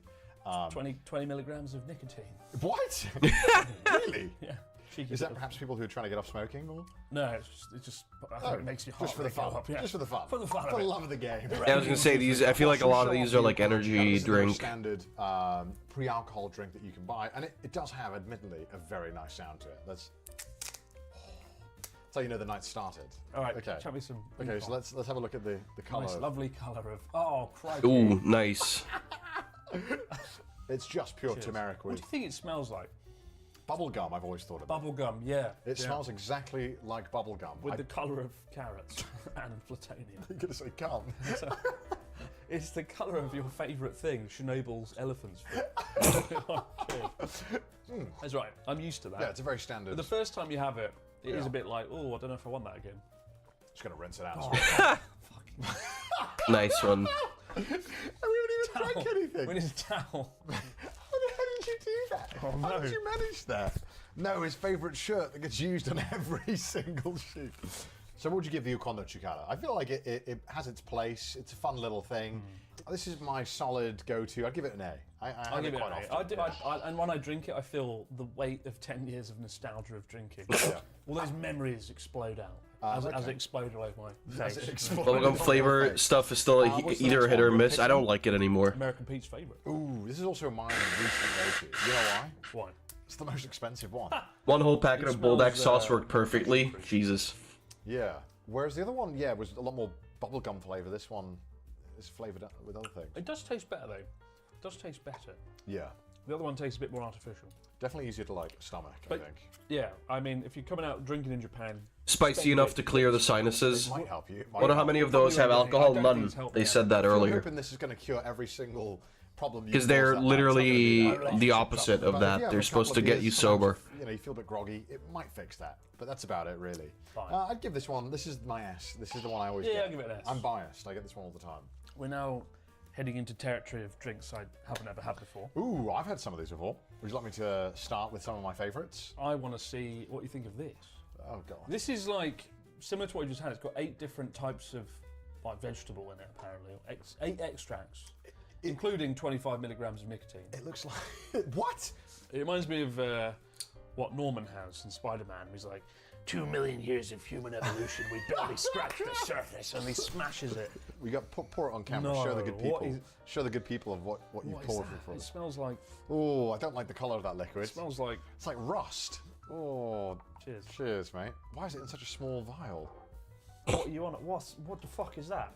That is like what turns you into the Green Goblin. Oh my god, that's disgusting. Yeah, you're not so different. We're not so different, you and I. So many chemicals. Are you in or are you out? Taste all of them. Evodia. It sounds like a Harry Potter spell. Evodia ruticarpa. What is this? Atraclodes lantia extract.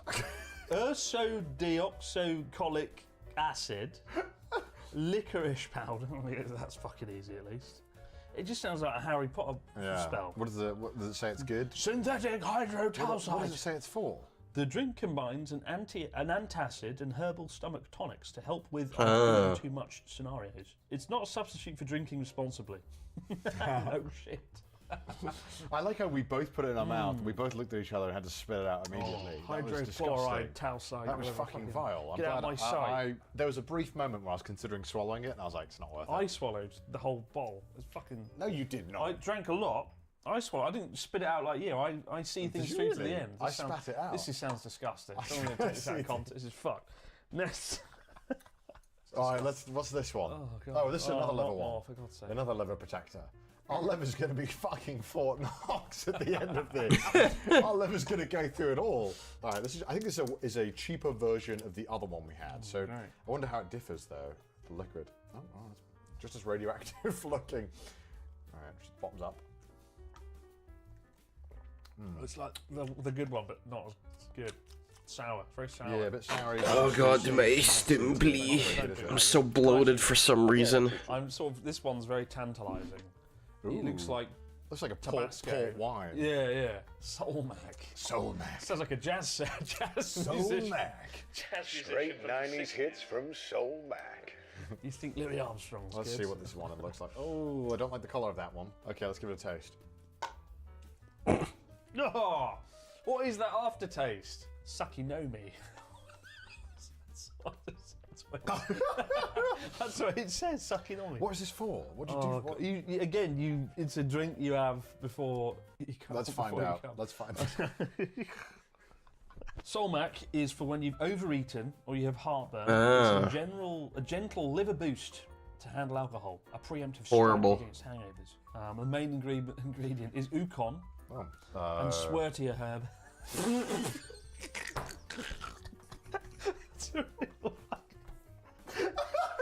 What is Swertia herb? I've never heard of that in my life. What is this stuff? Only like 3 drinks in. All right. To this shit show. Shall I pick the next one? Sure. This one. Oh no. Oh, what is this? What is that? What is this? It's S-cup, come on. Tauri 1000 milligrams, vitamin B, vitamin B2, vitamin B6, nicotine. Nicotine? Nicotine again. Ah! If you drank all of that, you'd be smoking a cig. So let's just have a tiny bit, because I've never had nicotine before. No, I have. I told a lie. You have cigars all the time. I was realising, I was like, I've smoked cigars. I've smoked cigarettes, though. Tiny I bit, snort bit. off diamonds. Fucking hell, what is that? His piss is... Jar Binks' piss.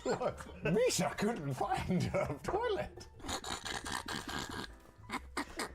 He's like drunk. Couldn't find me toilet. Yeah, these things did the opposite of what they're supposed to do.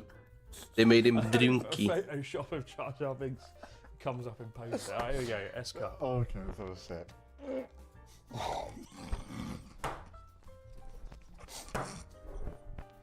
It's like the bubblegum flavour of the... Oh, it's really sour. Oh, That's like God. blinded me. What the dickens? It's got 1,000 milligrams of taurine. Isn't that quite a lot? That's like all the taurine. 1,000 milligrams. Yeah. Wait, is that 100 grams of taurine? We're gonna be fucking. That's I'm not gonna be fucking sleeping- I insane. didn't sleep very well last night because I drank too much coffee. But what's gonna happen tonight after drinking? Are we seeing to the fucking Okay, future? F tier. F, more than F. G. The Fuck- G tier. It's called S cup. Put it S tier. Oh no, S is good. S is good. This is the best one. Fucking T. Okay, Right. you pick one. What's this? That one looks good. That looks healthy. This looks like what they use to put like plutonium in the reactor. Core. Like, look at the branding. It looks kind of sinister. Yeah, It's 3.6. like 80 It's like Yeah. the evil clan in any That's uranium. like Common Writer That's what old they use series. To, like, illuminate the roadside. If you It's like turn it the could be lights the off Shocker tonight, you'll see logo. it. Look at that. You can still see it. Shining It's through. ridiculous. We found the alien serum. ET's come. E.T. must bust. E.T. You haven't phoned home. We've got a bill for £100 for Babe Station. What is this? Oh god. Okay. Oh God. It All right, smells let's give it a weird. fucking taste. Smells weird. What is that? That's rancid. I feel like a lot of these are just like dog shit on purpose because it's supposed to like, you know, like fucking just hit you in the face with how terrible it tastes, and then you sober up immediately from the shock. Oh. What is in there? It's extremely. That's the most bitter thing I've Oh, ever drank. fucking! I'm getting a new cup. That's disgusting. You're a pussy man. Yeah, try more. God. Fuck off. It's really bitter. Oh, my it's god. fucking disgusting. Where's the kernel? Where's the gun? Where did this come from? Right ahead. Hey, give me one. Let's go. Private staff. Oh my god, it's so bitter, man. It's a vitamin-boosting energy tonic. This time, this isn't for pre-drinks. This is to help you recover from fatigue. Ah. Anyway. Yeah, it gave me that's the fatigue. worst thing I've ever Jesus. put in my mouth. That one tastes vile. Oh, it's disgusting. When I'm inevitably physically sick later, it's going to be luminescent and toxic and burn like a hole through my toilet. All right, what's next? Let's go with a nicer one. Cool. BB Sparkling. What is it? I don't know. It's like a vitamin drink, I believe. So it's just meant to be like girls' favourite vitamins. Count me in. So there are a lot of drinks like this. Barbie's favorite vitamins. Yeah, I'm down. So give you. A little bit. Okay, cool. Yeah, no, this one's like very pleasant. You'll see. Have you had this before? No, but I've had similar ones to it. It is just basically lemonade with a bunch of vitamins added. It's normally very palatable, and if you need to get your vitamins or you're sick, it's often quite good. And no caffeine, apparently. Vitamin C, vitamin B, and some iron. I'd like it. I mean, this is something that I would have probably. As a man, would you feel comfortable picking this up? Yeah, of course, man. Of course. This is great. I would give this probably A, I think. I'll give it a B because it's nothing. All right, we'll put it in B then. It's not like I want to go out my way to drink it. It tastes like that's fair. grapefruit. I'm surprised you like it. What? I thought it was lemonade. Grapefruit and peach. See, disgusting. The difference between you and I is I want to get the bad stuff out of the way. Yeah, me too. So I'm going to pick the next one, which I think must be bad. What's this one? What is that? So this is It's- Pobitam. It's baffling to me how many of these like weird like health drinks they have over there. But it's not like these like pseudo medicinal ones, not like the ones like where it's like, oh, with a hint of lemon zest in your water so you don't fucking drink 30 pounds of sugar all the time. It's like Red Bull times 10. And because that's not enough, they've got like extreme, and then they've got like even more extreme. So this is the super premium 3,000 milligram version of this. Caffeine. 3,000 milligrams of taurine. It's like what? It's like basically drugs because you'll see into the future when you drink it. All right, okay, let's get a tiny amount of each. Let's not go crazy. You gotta drink the. Why would you drink the whole thing though? Because like I'm pretty sure these are meant to be like you drink the entire thing, and I could see like if you drink the whole thing that it like fucking just puts you in the zone again. But like I don't know if I would want to. I feel like I would die. I'll admit I have drunk this one more than any other. Really? Because I remember when I was like writing a book a while back, this is what got you falling asleep, I had to like power myself on something special. Fucking But I've taurine. never had the mega silly ×3 version. Okay, well, let's try the normal one. Divine. Yeah, I mean that's. I balanced out the sourness and the bitterness, so it's actually alright. It's quite sour. It's a bit like Red Bull, but not carbonated. best. I think if you like Red Bull, you'll like this one. But it does look like medicine. It looks like medicine. Personally, I would always recommend drinking coffee instead of chemicals. But if you really need a kick that's like above and beyond coffee, the Porbitan beats. That seemed like a reasonable drink. Don't show this to Floof. 2,000 milligrams of taurine. So that's the Porbitan D. This is the Porbitan D Super.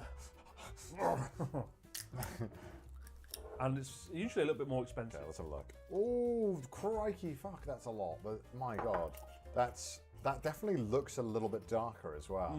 Yeah. It glistens though. Jesus. It does look radioactive. Let's try it. Doesn't taste as good as the last one. It's a lot more bitter, which makes me worry for the third variant. I'm sure the third one will taste better, right? The Porbitan D Premium, 3,000 milligrams, 14 varieties of excitement. I don't like that. Normal diet typically contains 40 to 400 milligrams per day. Recommended not consume more than 3,000 milligrams of taurine per day. Jesus. Oh yeah, it is, isn't it? Alright, let's try it. It's weirdly, it tastes better than the second one, but not as good as the first one. Aftertaste after I swallowed it was kind of nasty. It's so much more chemical flavour than the first one. I guess the first one is mostly sugar with a bit of taurine, whereas this one is just like, gosh, really, really bitter, really sour. It basically says here, if you're under 15, probably don't drink it. Only have like one a day. And we've drunk like 10 of these. To be fair, we're having like... Oh yeah, just a quarter of 25 bottles. Wales doesn't... Wait, we got another one. Oh, what's this one? What's this one? What is that? Porbitan D. Oh wait, there's another one too. Oh God. There's another one. There's one for girls. There's one for the ladies. Fine. Okay, taurine, 1,000 milligrams. No, not more taurine. There must be such a thing as a taurine overdose. Pour one. Okay, let's have a tiny bit. Moderation, my boy. To go. Oh, look at that. I'm gonna have a tiny bit because I don't want to have too much taurine. They're all so radioactive looking. It's crazy. They have caps on them, so you can shrink them another time. Let's try the fine drink. That's the worst of all. Oh, it's so bitter. Why is it that bitter? What have they put in it? Ew. Oh, crikey, man. I thought it would be like nice, like the lemon raspberry fucking thing we had earlier. Oh, fucking bollocks. That's not good, that. What's the last... Where's the final boss of Porbitan? Okay. This one is good to help you with concentration. Fuck it out. It's literally all the same drink. Just branded differently. This is how you can reach the next plane of existence. Just fucking drink all these. That's got such a strange... It tastes different than the other ones. It's a lot more sour. Yeah. Ew. Yeah. That one's D. The fine one is F. The 3,000 milligrams is F. Yeah. 2,000 milligrams C. And then the 1,000 milligrams A. Fine. It tastes alright, and it does what it's supposed to, right? Oh my God. Can you imagine just drinking like 5 of these? People do though. Like you'll see salarymen, they'll be crushing these. You'll see them in the convenience during lunch. I remember the closest I felt like I was going to have a heart attack. I drank like 5 Red Bulls mixed with vodka. Back in the day, it was like vodka Red Bull. Yeah. I remember I had like 4 or 5, and then my heart was like, and Yeah. I was like, Was that Iron Mouse? bad things are going to happen. I think and we're now I'm about to get that feeling once again. I think we've gotten over the hump of the really disgusting ones. Well, now. no, it's going to get bad because now we've got night recovery. Well, we have 3 of those. Drinks. We have 3 of those. Oh my God! Oh, nice. 3 night recoveries. Naitorikawa. And inside of it is, I don't know, maybe we should Google what's in it. NyQuil. This one is NyQuil. Recover, a non-caffeinated nighttime recovery drink from the Arinamine series. What it actually does, it helps your body repair while you sleep. It's not an energy drink, it's not a hangover blocker, it's a vitamin recovery tonic. Oh, so it's just a bunch of vitamins, kind of So, labeled yeah. medicinal, really. Okay, I mean that's good. I was just worried we were going to consume something that perhaps we should have had medical guidance to do so. But no, we're safe. Let's try it. Well, I don't think any of these are like really medicine. They're just like... This is the one for your eyes, and this is the one for your body to recover. I don't know what the difference is, but that's... I've never had any of them. Oh, and of course, it Nice. has to be the colour of piss. I mean, if your piss looks like that, see a doctor or drink more. It's like ginger. But not of this stuff. It tastes like ginger. It's just ginger, isn't it? Yeah, it tastes like ginger. I quite like it, actually. I don't know if it helps or if it works, but I like the taste of ginger, so I'd give it C. I feel like you're better off just drinking water though. After a long night. Just like, eat a ginger. Should I drink pissy ginger? Or should I drink water? What do you mean you don't want your pissy ginger honey? All right, eye recovery. And my guess is that they're all going to taste the same. It's just Help like me out, I've Mole. noticed half these drinks. Oh, it looks exactly the same. Half these drinks look and taste the same. Oh, it smells very different. Don't like that. That's horrible. We're nearly done with Oh, the bad God. ones. We're nearly done, Chris. Mais Fight through the pain. dumpli. All right, this one's Doing supposed to dumpli. make you want to not be on a Sea Dog VA video again. All right, you can't fuck face. They all look the fucking same. Heaven's sake. It looks exactly the same. Oh, God.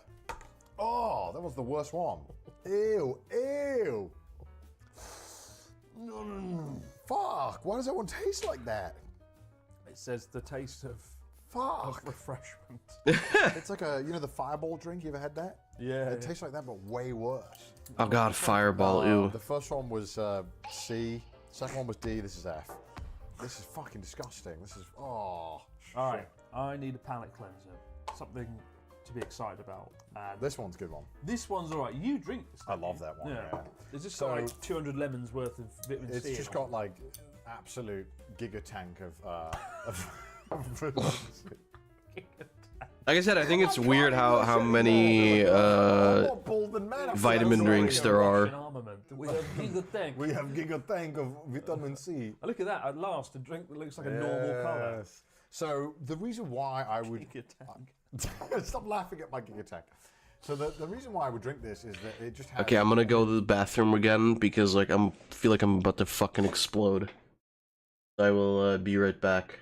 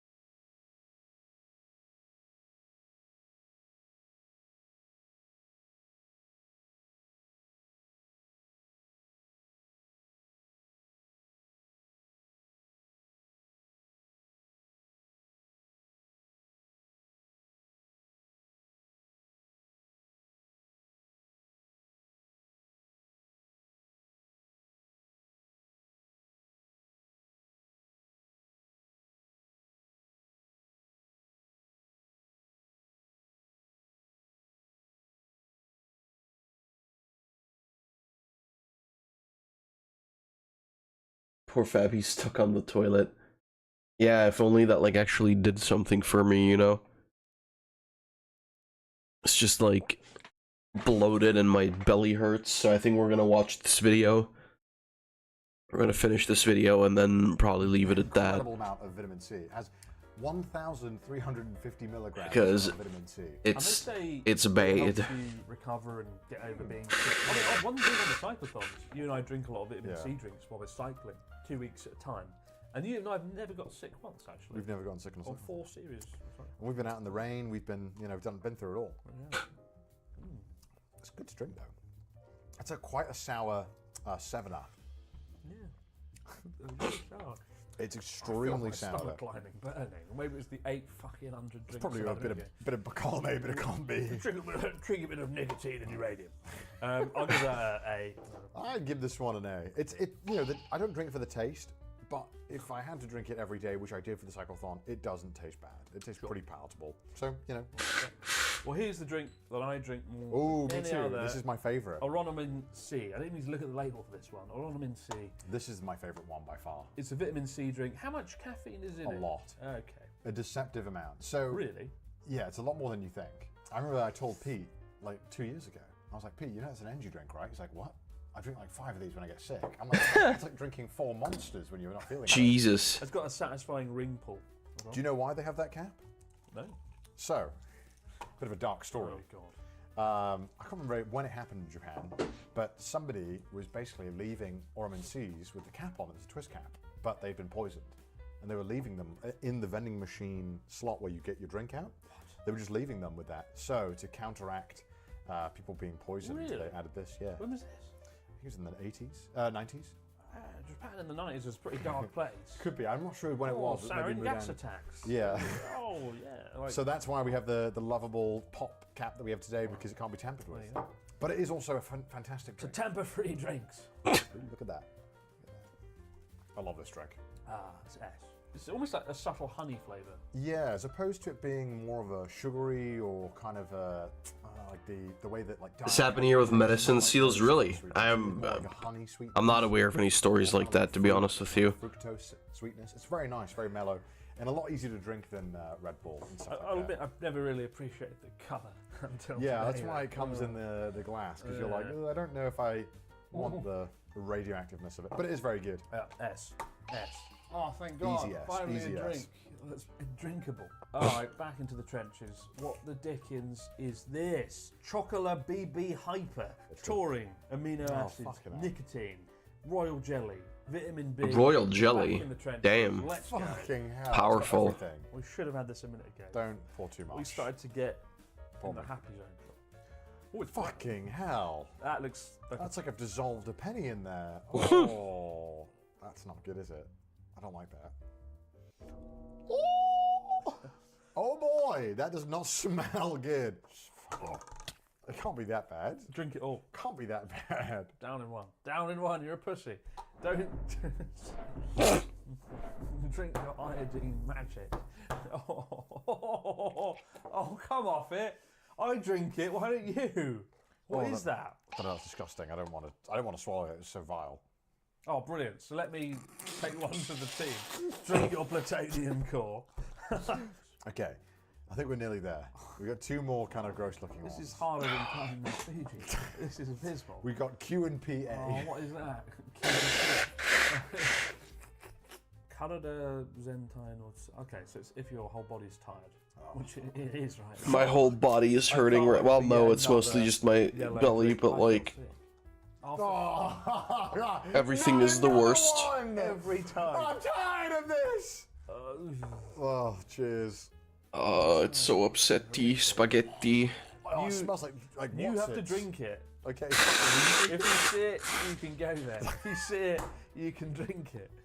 Are you gonna drink it? Yeah. Okay. That pineapple. Oh. Pineapple got fucked by a bear. Just chemicals. It's something you would like. It's like the doctor would tell me to drink it because I'm sick, and The I'm like, question fine. is like, we've had so much variety, right? At what point do you think I'm going to They go all for taste the same. Q and P today? Yeah, You know, it's like, a Q&P day. What makes people gravitate, especially this one? What makes Oh, not again. No, I thought we had that one a minute ago. No, we got another VP Chocolate. Help me! It's like, it reminds me of that Dracula character from Sesame Street, Count Chocula. That was not. VP no chocolate. One energy drink. 2 taurine overdose. Oh, just This put it is in the my cup. low-calorie version. That was not the right one. Oh, why does it look like that again? So you gotta drink it all. If you can see it, you can go.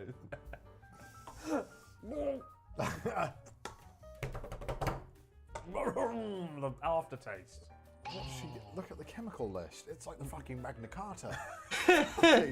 Fucking hell. What is this? This is absurd. Look how long this list is. This is shocking. What should we put in the drink? Everything. I didn't even know typeface font could get this small. Look how thin it is. What font is this on Microsoft Word? It's crazy. 0.3. But finally, we've gotten over the hump. We're at kind of the weird drinks now. Drinks that I might actually drink. I kind of drink these from time to time. What's 5 Mini? We had it. Yeah, I've drank this quite often. So sometimes in Japan, Oh, fucking fiber not a mini. lot of vegetables.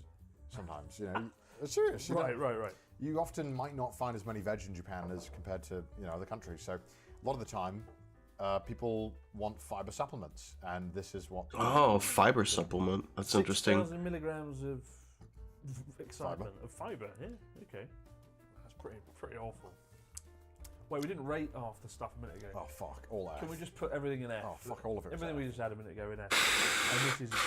This is disgusting. What? I was C, like, C. Oh, pink, it'll be delicious, and it just tastes like a oh shit. That's usually how I do it too. D. Fine, it's a D. D. Okay, Some these are I two found very interesting. popular, Apparently, Japan kids don't like green bell peppers. Yeah, apparently. I guess. Apparently, bell peppers is basically like broccoli over here. Even though bell peppers are fucking awesome. Like 1,000 times the bacteria. It was a big trend as well. Yeah, and they say it helps relieve stress and it makes you happier and sleep better. I normally will get this if I go to like yakiniku or something that's really like Greasy. meat heavy, greasy. Okay, it's like I don't mind because It's fine. I probably need it. To You be just honest. eat a roasted bell pepper. Honestly, for me, it's And like it's like give me a there bell is pepper and some lower salt and sugar I'm version. done. I find this one to be a little too sweet because it's just quite a lot of sugar. It's kind of unnecessary, really, but it's quite a nice drink normally. I kind of enjoy it. A. I'd say A as well. A. It's not an S because it's got too much sugar in, which I think negates some of the actual health benefits of the drink. But I think gut bacteria is the next frontier of human fitness. Fitness. Health, well, human health, you know. I've actually never had this one. So it's like Yakult but a bit more yogurty. Oh, a lot more yogurty. Oh, this is like pure. Yeah, it's like liquid yogurt. Yeah, I see. Oh, okay. I've had Yakult a couple of times. They're okay. They're very, very sweet. I like it. See which one's the best. Oh yeah, wow, it's like very Cum drink, yeah. Yeah, basically. Don't look at Calpis soda or whatever the fuck it's called. I'd give that one an A as well, actually. I'll give it an A. Yakult is based, especially frozen. I don't think I've ever had it frozen. So this is the healthy. Oops, sorry, I hit the mic. Healthy. But they are undeniably healthier than the horrible. Is that tomato juice? They just kind of do blended vegetables and with a bit of sugar, call it a day. A lot of these are just tomato, really, as well. Can't wait. And of course, Japan has some funny laws with, well, not funny, but quite interesting. The laws with how you can present fruit and vegetables in the package, like if they're cut versus the full fruit being shown. Yeah. Should we start with this one? Then? Yeah, it's nice. So what the fruits in here are mysterious egg, purple carrot, and grapes. I think. Hey, tomato juice. I like tomato a lot, so It all looks like fruit I that like doesn't tomato exist. juice. But because there's not really easier way to do this. So what I'm going to do is I'm just going to stab all of them. My studio is about to turn to a waterworks. Let's have a look at your favorite juice. Oh God! I told you it was going to be bad. I should have done it quicker. Oh mate. Oh mate. My table. My beloved table. It's everywhere. What have I done? Oh yeah. But I can eat tomatoes, but drink just feels different. Fair.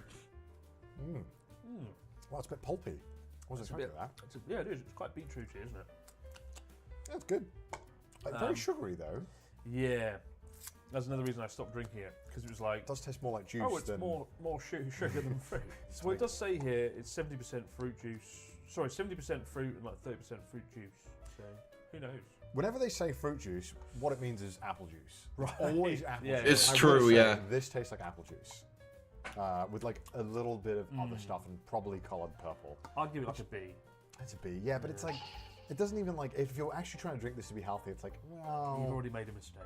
Yeah, it's like, just eat a vegetable. Just eat a carrot. You'll be fine. Like, you know what I mean? Just... And speaking of carrots, we got the next one. We do have the next one. Oh, fuck, I gotta clean out my blood. Carrot juice is also really based. All of it. It looks like blood. Look at that. Does, Look yeah. at that. Fuck, So, sorry, I I'm know. in a fucking mess. Connor's massacred my table. I have haemophilia, mate. Don't... Oh. Okay, so next up is Carrot. carrot. Okay, let's see how it goes. Okay.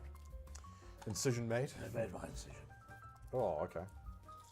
I mean, that's just basic carrot juice color. Oh, what's going on with Wales? Why is it all over the table? For fuck. We do the next one at your house. He's not your Carrot juice specially mixed with orange juice. Yeah, for sure, for sure. Comes to my studio and he just covers it in filth. It's so sticky and horrible now. All right, banana. Oh, the banana. Banana. What are you saying? Carrot. All right, cheers, yeah. cheers. Same thing again. It's not as good though. It's just apple juice with like a light carrot extract. It really doesn't taste. It's just apple juice. That's a C. C, yeah, C tier. Easy C tier. Let's go to another fruit juice. This is a very popular brand. Same one actually, the other one. Tomato. Something. What, tomato. He knows all the Japanese. Oh, actually, that's like what is that? Like I know it's blood inside your blood. Chin chin. Knowing you. Okay, let's see if this is any good. I the only one I've actually ever drank. I think it might So be again, this it says like kore ippon. Yeah. Asai chinichi. It's basically like Have this this one is today. your one. You need all your vegetables for the day. Yeah, veggie. Okay. I think this is the one that I was drinking a lot when I was going to the gym when I Really? first moved here. I never had it before. I'm sort of put off by the tomato.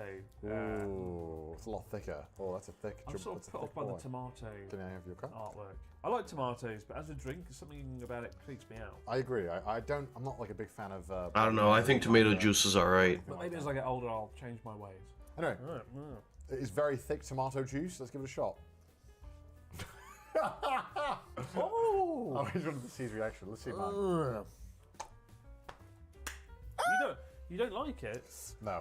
You said you drank it. Yeah, I didn't like it. I said I liked it. I just drank it because I thought it was healthy. I put myself through the gauntlet. So this is another version. Actually, it's the exact same drink. No, it's not. It's Itoen. Actually, it's different. Oh, it's their version of it. It's got vitamin A, C, E, K. It's got everything. It's got fucking everything. Anything you'd ever want in one convenient drink. But also caffeine and taurine again? Sure. I don't think so. I love tomatoes, but I never think. I want to drink I it. don't wanna- I Yeah. want to drink it. You know. Like put it in a pizza. You know, put it on something good. Put it with some cheese. Believe it. Oh god. It tastes better than the other one. Yeah, I'd say this one's C. Yeah. C. Yeah, it's fine. I mean, I drank it every day because I was going to the gym and I wanted to be healthy. But it's really weird though, because I love tomato. I used to eat like a whole box of tomatoes every day. What? Like, Are you a fucking bear? What? Really fucking box of tomatoes? I would get like a What are you box talking of about? cherry tomatoes Oh, and eat okay. them as a snack. What do you? You're like a fucking dog. I mean, to be fair though, that A is box of tomatoes. pretty good. Chimpanzee would. Oh, not more tomatoes. More tomato. I don't want tomatoes ever again. This is the same company, but it seems to be just tomato. They're in it for the love of the game for this one. Fantastic. Just for tomato lovers Who is it? worldwide. Kagome.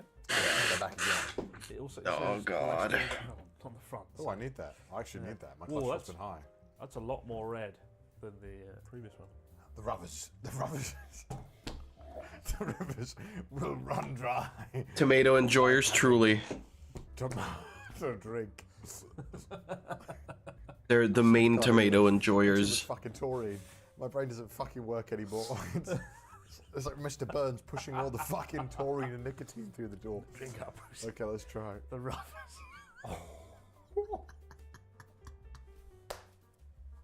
The rivers will run red with blood.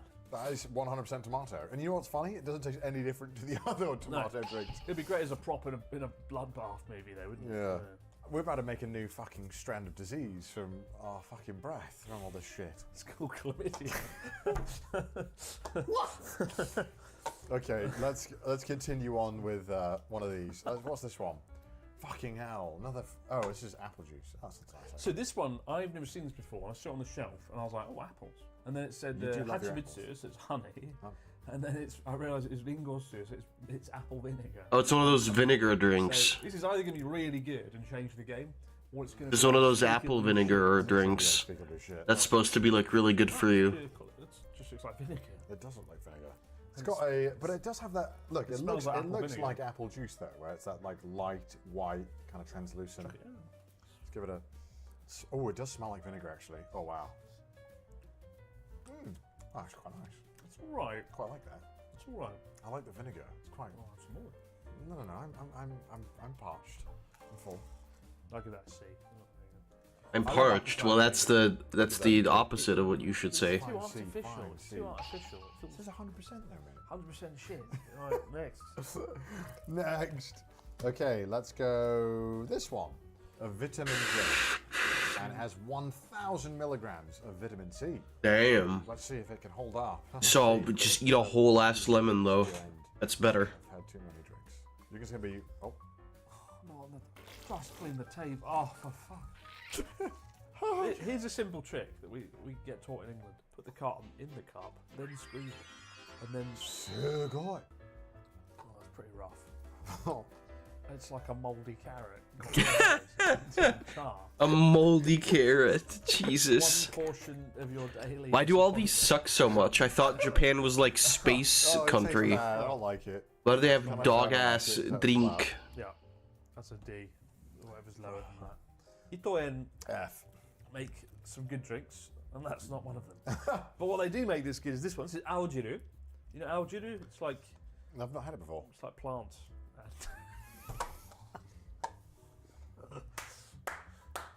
I'm the best there is. I'm sold. It's like plant. What is it? It's got like kale and. Oh, leaf. wait, no, I have had this before. Some hotels have this too sometimes.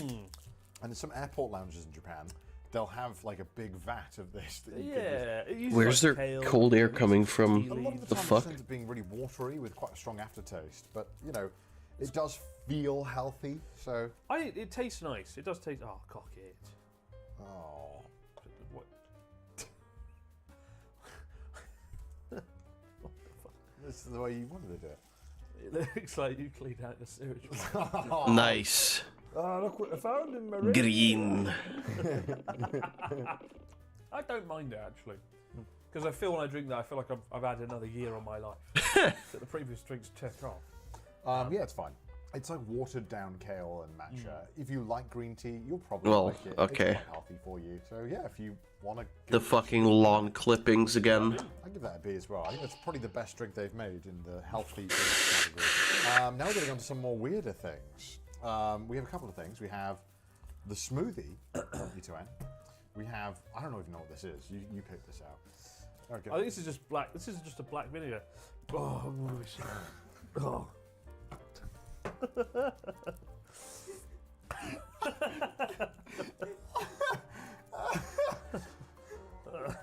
Oh my god.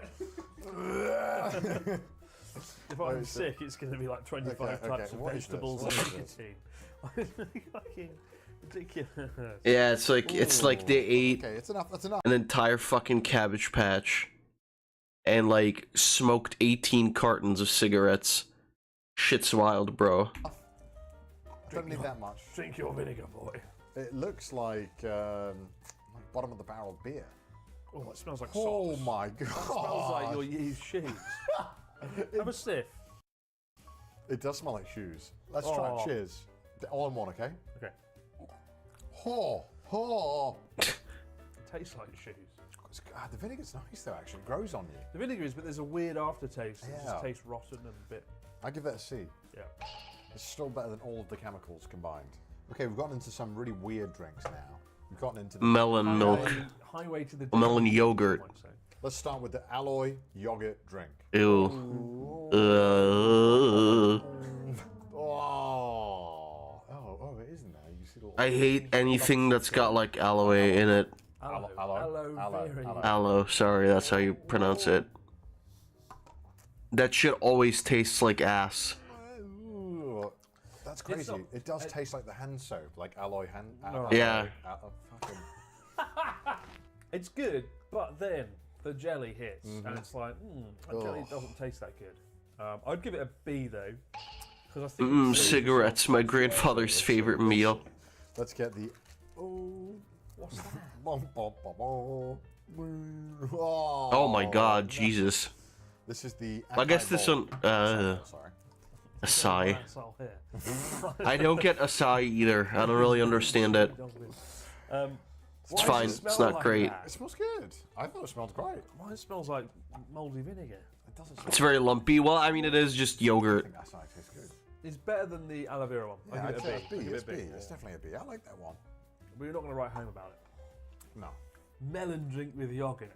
Nothing says excitement like melon drink with yogurt. 85% yogurt. What's Damn. the other 15? What's the other 15? Melon. I just want to know. Melon. Well, you can do it. A baby lock on it. I can't. A child lock. Fuck it. It's like not allowing me to get into it. Oh fuck, you can't. Like Get it's. into it, yeah. Oh, fuck off. I think it's gonna have to be a sucky sucky.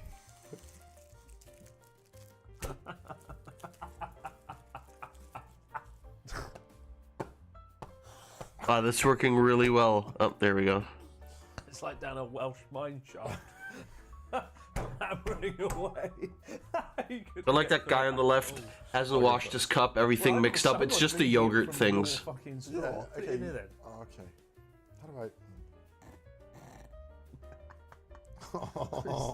It's just the yogurt things that are mixed together. Nothing about this is good. Oh, you mixed it. You didn't clean it. Let's try it. This doesn't taste good. It's just yogurt. It's just yogurt. I don't fucking want it. I'm fucking done with it. Yeah. I'm fucking tired. F? Yeah, F. This should be good, right? Famous last words. Oh. What? That's right. What? No, you'll like it. What? No, you'll like it. Show me the front. What's in it? It's like a child.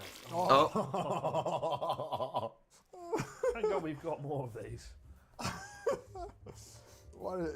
It's like when. No, I can't say that. I can't. Oh, God. Guys will get it. Guys will get it. My fellas will understand. It's just acai. You just don't like acai. I think it tastes great. Because it tastes like refined sugar mixed with piss. It's not good. I don't get acai either. It's. I don't know. Not a great taste. I haven't done that since high school. I don't believe that. Now it's time for the big dogs. I'm in the toilet. From you, I don't believe that. I'm just gonna hear. What is this? Gondor calls for aid. Send the colonel. The final round of drinks, which is probably the nicest part, I would say. Like, these are all drinks that we might drink or have had before. Some of these I've had, some I hadn't. Like, half of them I've never had before. So this is going to be quite interesting. Like, I've never had whatever the heck this is. What the fuck is that? Lifeguard. Let's try it. Let's try it. Lifeguard. 7 vitamins, 7 amino acids, and royal jelly. There's 7 amino acids. 1986. There's more than 7 amino acids, possibly. Wow, that's terrifying. Melon Fanta sounds good, actually. I'm not a big fan of the melon flavor, so. Like if, what's his name? Crazy Frog got into, like, pegging. Look at it. It's like he got into pegging. Look at it. I love my Gifs suit. Ding, ding, ding, ding, ding, ding. Alright, let's fucking try. Golden Apple Fanta sounds pretty fucking good, though. For 13 years and wondered, do I need to have this? 3 of them are only found in Japan. Oh my god, that's just red. It's like the Dragon Balls, but with amino acids. No, I don't want the rest of that. It's a weird. Oh, come off it. So I drink it and you just wash it away into the slop bucket. I drank it. The Sea Dog slop I bucket. drank it. You didn't. I drank. I'll give that a C. I'd give it a C as well. I mean, is it caffeine? It tasted like caffeine. Yep. Man, yes. We don't have that again. We don't need to have that again. That'll be enough of that. Okay, well, you picked one, so I'll pick one. Sure, let's go for this one. I see this one quite often. Match. My old favourite. I think I've had this. So what is this? Your daily supply of vitamins. Oh. Another one of those classic, all your vitamins in one easy convenient drink. There is caffeine in it. As it seems to be, they put fucking caffeine in everything. It's one of Japan's old school energy drinks. And when I was a teacher, we had a vending machine in the staff room, and this is like the only thing in it. So I had to drink a lot of Matt. It's always had a really cool logo, I felt like, and Very also a very welcoming hue. Have you had it before? I think I've had it before, like once or twice, but I don't think I liked the flavour that much, so I don't think I ended up drinking it. You know, it actually smells a bit like Lilt, the drink that's now gone. That's an old cup. Yeah. We had a drink in the UK called Lilt. And you wonder why it's gone. What a crap name. I'll have a Lilt. It's all right. It's nothing special though. It tastes like a more medicinal Pocari, or if you fused Pocari with Oronomin C. I'd say Where would you put it? A B. B? Yeah, I think B's fair. I think it's nothing special. You won't go out your way to drink it. But if you have to drink it, you'll be like, hey, that's right. All right, you pick one. I like that we haven't had like, I don't think we've ever had like a D Sultan-free. or an E. It was always just A, B, C, or F. Oh god, I don't like it when you pour. You pour too much. So this is 10% fruit juice and 90% salt. Salt-free. That's not. Why do you always pour so much? It's salt-free. I don't want more salt and fruit. So it's got a very clear liquid, and it just looks like you've added a bunch of sea salt to water. Sea water, the drink. But it smells of lychee, because there's lychee in it. And it's really not that good, is it? I was looking forward to a drink that wasn't sugary, but it's Bring back the quite, sugar. Bring back the sugar. Disappointing. Oh, the lychee is not doing it any favours. I don't think it tastes good at all. No, I don't really I've never met anyone who's like, I've never seen anyone drink this. I'm just going to get the salt drink today. I've never met anyone who does it. Well, let's go for funny water. Funny water. So, this is normally a water brand, but as of late, they actually released water that is just very, very sweet. And the most annoying part is when you're in a vending machine in Japan, you always want to get water, and you sometimes always accidentally get these, and you're like, oh, I didn't want sugar water, I wanted just water. I'm not a massive fan of this flavour, but we'll give it a shot. Because it tastes quite artificial, right? Yeah, it doesn't. It doesn't actually taste of fruit. I think this is it the grape flavor? So, let's give it a taste. It tastes like children's grape candy or something. It's like the grape is like grinded. Just sugar and water, basically. Walks off. It's like it doesn't taste like anything. Oh, I'm gonna make the sugar come down now. But it's like there's a little bit of like flavor to it. I like grapes, so I usually like anything with grape. I'll give you a D. We need something to pep ourselves up, so let's deploy the monster energy. Oh fuck. So in Japan, there is a lot of variations of Monster. There's so many more than this, but these are the two that we could find easily. I've had both. Well, I mean, the other one is just the regular one. Pipeline Punch is okay, but it's just very, very sugar and pink. It's like the whole fucking sugarcane farm. Oh. Okay, so yeah, it looks like Punch, right? Delicious. Bottoms up. But yeah, Monster, I liked it a lot. But as I've gotten older, I'm like, oh, it's just chemicals. So. That's not bad, actually. I just don't think I can drink a whole can. Like having a couple of sips of it, okay, I'm around, but... Give me the regular Monster. You're not ready for this beast. Beast. Quite smells pretty horrible, actually. I really don't like the default Monster taste. Yeah, like regular Monster tastes like I shit. used to drink that by a gallon full. The bad apple flavor is goated. 2 Monsters a day, and then I would eat a full tub of Ben and Jerry's. It is a miracle I'm alive. What a sentence. Because I distinctly remember... I used to roll around in the mud and there was like a dolphin. No. In Tesco, they would have 2-pound tubs of Ben and Jerry's. Do you remember? Oh my god. I don't remember that. What? I'm not a complete monster. I'm sorry. I'm sorry. I thought someone else shared in my gluttony. I didn't realize I was alone in being a fat ass. We used to fuck the sheep. Do you remember this? We still fuck the sheep. Do you remember this? Oh, what's the monster, by the way? I give it C. C. Okay, No. Decavitamin C. 3,240 milligrams of what? Quentin? There's a bit of Quentin in everybody. Oh, fuck, it doesn't tell you. Fuck it, just fucking drink it. Just fuck it. Oh, fuck, it's like a pipe bomb. Decavita's actually okay. It's extremely popular in Japan. Yeah. It's just a bit. Oh my god, what are you doing that for? It's like a vitamin C drink. So yeah, it's and it,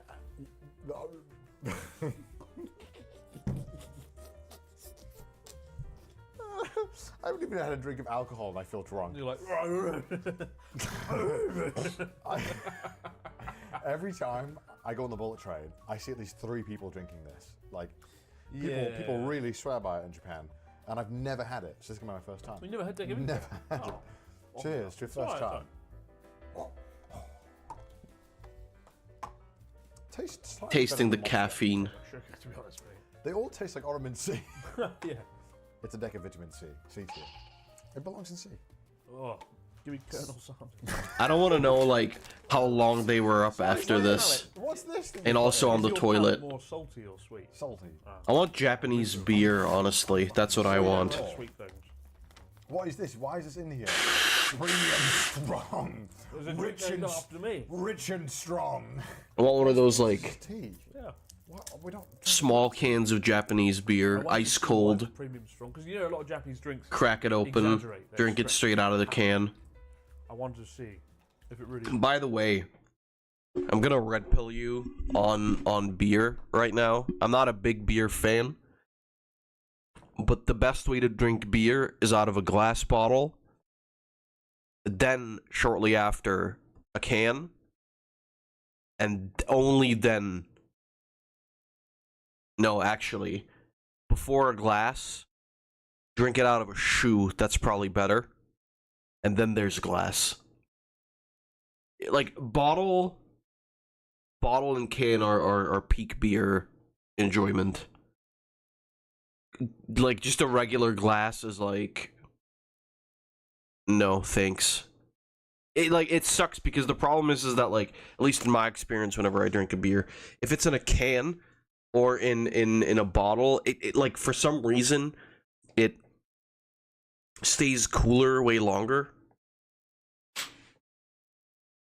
At least that's the way I feel. Also, I have to go to the bathroom again. I think this time around we might be I might be finally relieving myself of some pressure. So I will be right back and then we'll continue.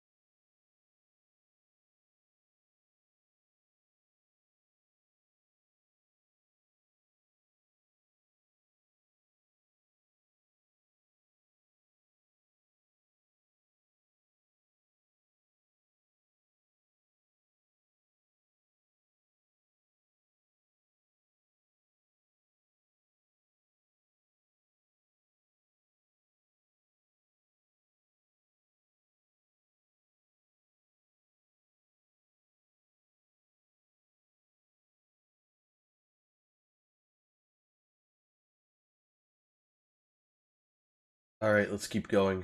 I don't feel much better, but start. We're not a big fan of beer, but when I take one, I pour it in a glass. Yeah, dog shit. Just drink it out of the bottle or the can. It's better. Oh fuck, that's strong. Oh, that's Oh my fucking god. premium. Oh, that's not good. Fuck. That's disgusting. Fuck. Tea wasn't meant to be made that Fuck, concentrated. that's so strong. It's like if you left the tea bag overnight. Fucking hell. Or just ate the fucking tea bag. It's disgusting. Let's go. Put down the F tier. Let's go for big. What's that? Dodecamin. It's like a big different fucking bollocks. This is Dodecamin. Big. Big. It just keeps saying big. And there's a... What is that? There's a drawing. Let me see it.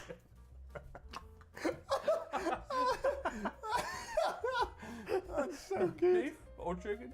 Dodecamin. Dodecamin. Next time I'm on a plane, This is like... somebody asks me for beef or chicken. I'm like, Dodecamin. And they'll be like, get off the plane, sir. Fuck off. Sir, do you need help? Fuck off, I've had a long day. I don't need this. I need dodecamin. Dodecamin. I need dodecahedrons. I don't think I've ever had dodecamin. Yeah, it's not good, is it? I mean, it's kind of worse, actually. It's kind of got a worse flavour. It's like Decavita, but bitter and horrible. I can't. Just give me beef or chicken. Just fucking... Don't give me the dodecamin. Just fucking throw me out the emergency exit. I fucking can't have another drink of this. Let's go. I thought the shit drinks were out the way. Let's go to this one. This one looks good. Ume Sorodi. Salty plum flavoured water. Oh my god, my stomach. Jesus Christ. I can't read. It's not getting better. Okay, Helping me. Even you can drink this one. Let me have a taste from all 9,000 This has got honey in it as well, and 1% fruit juice. I love plum. I love plum wine. But I don't love this. Some things can't be loved, my boy. Yeah, this is... It just tastes quite artificial. Oh, you're so sick of sugar, man. Fuck, I'm so fucking F. Can we just have water? Yeah, F. That's F. crap. Here's water, my boy. 0 cider triple. 0 calories. 0 something. 0 something else. Why can't Japan just have water? 0 calories, 0 cider, 0 fucking will to live. Which I actually really like. Right. It's a fiber drink, but it tastes amazing. So let's try this one. Cider is such a weird term in Japan. It means quite a couple of things. It basically means lemonade. Yeah. Right? Not when I came here, I was like, oh wow, cider. I'm excited because I love cider. Then I discovered it's just lemonade. Yeah, it just tastes like lemonade. But the big If thing you want is that actual it's, cider, it's called shidoru. Right? It's a French pronunciation. Oh god, this is disgusting. It just looks like lemonade. Is it good? No. No, it tastes awful. Oh god. It just tastes bad, man. And I'm recognizing that they all starting to taste so much worse because I'm so fucking sick of them. Oh, I don't like that one. Can I put it in there? I don't like the aftertaste. Oh, there's a lot of F in this. Yeah. Awful. I mean, these kinds of like things are usually asked to do because like you're just eating or drinking everything in one go, and it's like at some point you're just like, I don't want to do this anymore. I want to die. It's probably my most drank really drink. I drink this one quite often. It's got a lot of fibre in it, and I just really like the taste. But it's very artificial. Very much so. Can't we just eat real fibre? Like a fucking... I'm fucking... Eat a fucking carrot. I'm you the daft fucking sausage. fibre god. They fucking... They see my... Wait, you're so full of shit, you get half I'm a so full of shit. I'm so full of shit, my fibre is beautiful. Oh, I feel sick. Oh, give me one. Give me the Colonel. Colonel, help me. Take the wheel, Colonel. Right. I like this drink. Man, I could go for some like That's for later. popcorn chicken right now. Yeah, I like that one. It's okay. That's S tier for me. That's for fucking stupid. Like, no, it's just artificial nonsense. What are you It's putting? like a drink that's like, oh, it's fibre. Where are you putting it? B. Okay, so it's A then. It's not A, is it? Well, because I'm S, you're B, it's A. Do you like it? He loves it. We all love it. It's got that artificial sweetener in Yeah, it. though. Paul's got his own. It's got that dodgy artificial sweetener in Okay, it. well, Causes cancer. I'll have cancer, but I'll have a nice drink while I get it. All right, Hey, you can't be like, you can't say, we'll meet in the middle, my end. All right, let's go for Sunday times best. That gives me extra weight. You got plenty of extra weight. You don't need mine. This is premium yogurt squash. What does that mean? What does that mean? I don't trust you anymore. Yogurt squashing. I'll do it. Fucking hell. Premium yogurt squash. Wow, look at the steam coming off. No. Why did you pour so much? Oh, my stomach. It's like so many different liquids circling. Oh! It can't be that bad. Oh, it was like a really sweet, fizzy drink with an aftertaste of yogurt.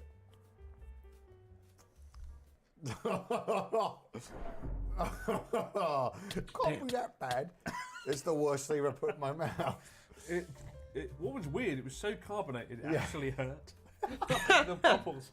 It's not a fucking carbonate, it's like a fission reaction in that drink. What the fuck? Right. Lemon squash? Yeah, fuck it. Just Premium lemon can't be worse than that fucking bollocks. Where are we putting that one? F tier?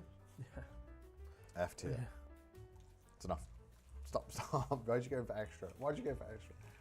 Just looks like lemonade. What is the difference between squash and lemonade? I guess they squash the lemon and add lemonade with it. I don't fucking know. Who knows? Yeah, one of the better ones. Lemon squash actually tastes like fresh lemonade. Kind of. Would recommend this one. Hey, all right. Now we've gotten back to the big dogs. These are the mainstays of Japan. What did I miss? So I just came back from shitting. Sweat, Aquarius. Everything still hurts. Palpis, Fanta Melon, Golden Apple. That's something that must be alright. Must I used be. to love Fanta, but it's sort of gone downhill recently. Yeah, I don't. Whoa, my God. Do you know anyone who gets excited for Fanta? I used to. Of course you would. I'd be like, oh, Fanta. I don't like regular Fanta. It's dog shit. Because it'd be hot and sunny, and you'd crack out the taste of orange Fanta. And then they went a bit wild and like, there's an apple and melon. Yeah, I didn't even know they had an Stick apple. to fucking oranges. Apple one. Let's try it though.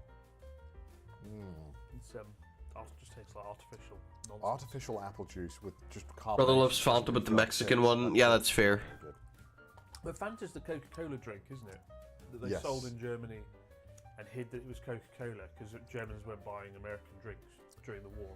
Yeah, well, Fanta was originally made by the Nazis. Yeah, it's true. And it was bought. Yeah. I'm pretty sure it was. What is this Nazi beverage?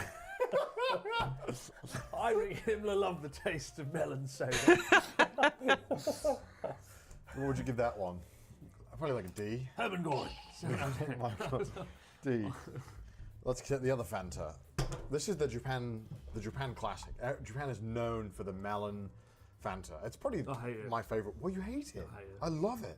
I hate it. What? I think if you don't like the melon flavor, it just sucks balls. It's my favorite thing. In Wales, yes, but not in England. You couldn't serve something this great. The thing is, there's not a single atom of real melon, and you know it, right? Yeah, I know. You know they've got like. I like melon. I only like watermelon. They're like, Every other melon is like not my thing. Because it's not real. Oh, it's good. I do like it. Oh, I'd give it an A. D. Okay, that means me it's halfway. a C or a Yeah, B. C, Okay, C. fine. I'll give it a C. We have 4 left. These are staples of Japan. All right. At least this is stuff that's mostly good. Let's get this one because I've never had this. Not so sure about this. Yeah, one. never This is tried this pretty one, so let's try gnarly. it. This must be new, I think. Actually, I haven't seen this. Aquarius. Vitamin water. When the moon is in the 7th house and Jupiter To the good aligns stuff, with Aquarius. Mars. Stop making nonsense. They always want to encroach on someone else's turf. You know, I mean, I could see if we were doing a cyclothon how it could be useful. It tastes like Aquarius mixed with dishwasher fluid. Yeah, it's not Genuinely, good. no. Yeah, not good. D. Yeah, D. D's fair. Sorry, Aquarius. I can already tell you now, there is an S amongst this here. It's and Aquarius. It's called Picari. What? Picari Sweat. No, Aquarius is way better. It's like Coca-Cola filth. This is like the best in the business by. Is it Otsuka make this? Oh, is this Coca-Cola? Yeah. Oh, fuck, I do like this one more. I hate to be a company shill, but I do. I do like that one more. These are the big two though. If you're dehydrated in summer, get yourself a Pocari Sweat. This will keep you. It keeps everyone alive in the summer. I mean, without this, Japan crumbles. Medicinal, delicious. Yeah, there's just something weird about the Pocari Sweat Well, taste. it's saltier. It's a lot saltier than the Pocari Sweat. S. Fine, I'll give it S. Yeah. I'll let you have it. I'll let you have it. It's a rare thing that you ever drink that can actually save your life when you're out in the field. And I've drunk this cyclothons more than any other drink. So. Well, then let's try the Aquarius to boot to see how it I don't compares. mind Aquarius. It just tastes more sugary than. Really, I find the opposite. Well, this is salty. Oh wait, to be honest, I never get this wrong. I always get the sugar-free. It's quite nice. Yeah, that one does taste better. Ah, he's changed his ways. B tier. B. Yeah, B tier. And last but not least, Water. Cow piss. Oh, never mind. It's called something else in America. Well, they had to change it. Colpus, right? It's pronounced Calpus. Are you a big fan? You like Calpus, right? I like Calpus. I think it's okay. Calpus water's like watered down Calpus. Oh, is it really? Essentially. It's just water flavoured like Calpus. To the final drink. I just don't really like Calpus that much, I think. It's okay. The water one's not very good. I think the fact most of the drinks we've had today are an atrocity has elevated the flavour of Calpus so much. I'd give actual real normal Calpus an A. I'll give this like a B or a C. Yeah, this is a C, I think. This is a C. C it is. I feel sick. I feel violent. I believe that. Jesus Christ. Yes. It was horrible. Well, actually, no. The sandwich one was a game made me really not feel good. And I had the most uncomfortable. Man, the sandwich one I would love to watch, but I don't think I can stand it. Like, my stomach is still fucking around. Ever wondered why these security seals in med bottles are so common now? Well, this. Who does he talk like? Ever wondered why these security seals in med bottles are so common now? He sounds like fucking... like a ding-dong from Moni Plays. Well, this story falls back in 1982 when 7 people in Chicago died after taking Tylenol capsules. First, the officials couldn't come up with a reason, but later they discovered that a deranged person tampered with the capsules by lacing it up with cyanide, due to which FDA introduced these tamper-evident packaging seals so that no individuals could breach in the capsules, adding toxic chemicals, and since then, it's a common trademark. Ever wondered why I mean, should have been the standard anyway. Nah, bro, they done got a new flavor. They done got the... Nah, bro, they done got a new flavor. Nice.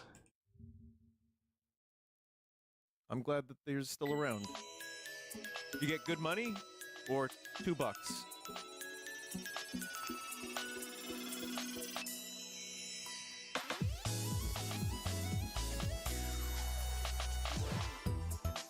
Pal World?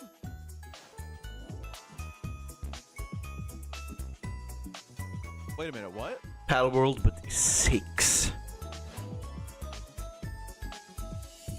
Wait, what is this? What is this? God! God, what is this? Vinny, this is real? This was an April Fool's joke by the devs. But wait, is it real or April Fool's?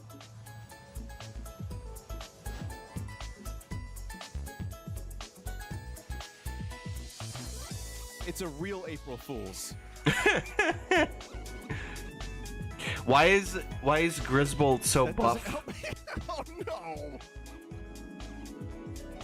Oh no! No! Oh.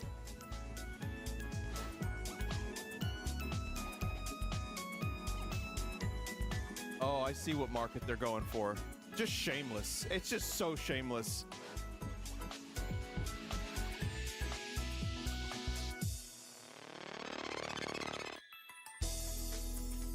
Horrible. Horrible. I would imagine, yeah, this is the most up-to-date commercial of the entire pack, probably. Was Horrible. this released today? Don't ever post again. Don't ever post again. I will kill you if you do. In my hand, I have Japanese candy that I am, quite frankly, afraid to try. But, for the sake of your entertainment, I'm eating all of it. We got wasabi flavored Kit Kat, this thing called whistle candy, crabs. Literally, whole crabs. And that's just to name a few, so let's begin. Who even thinks of these flavors? Wasabi? Oh, That sounds disgusting, but I already don't like wasabi, so... Smells a little weird, but...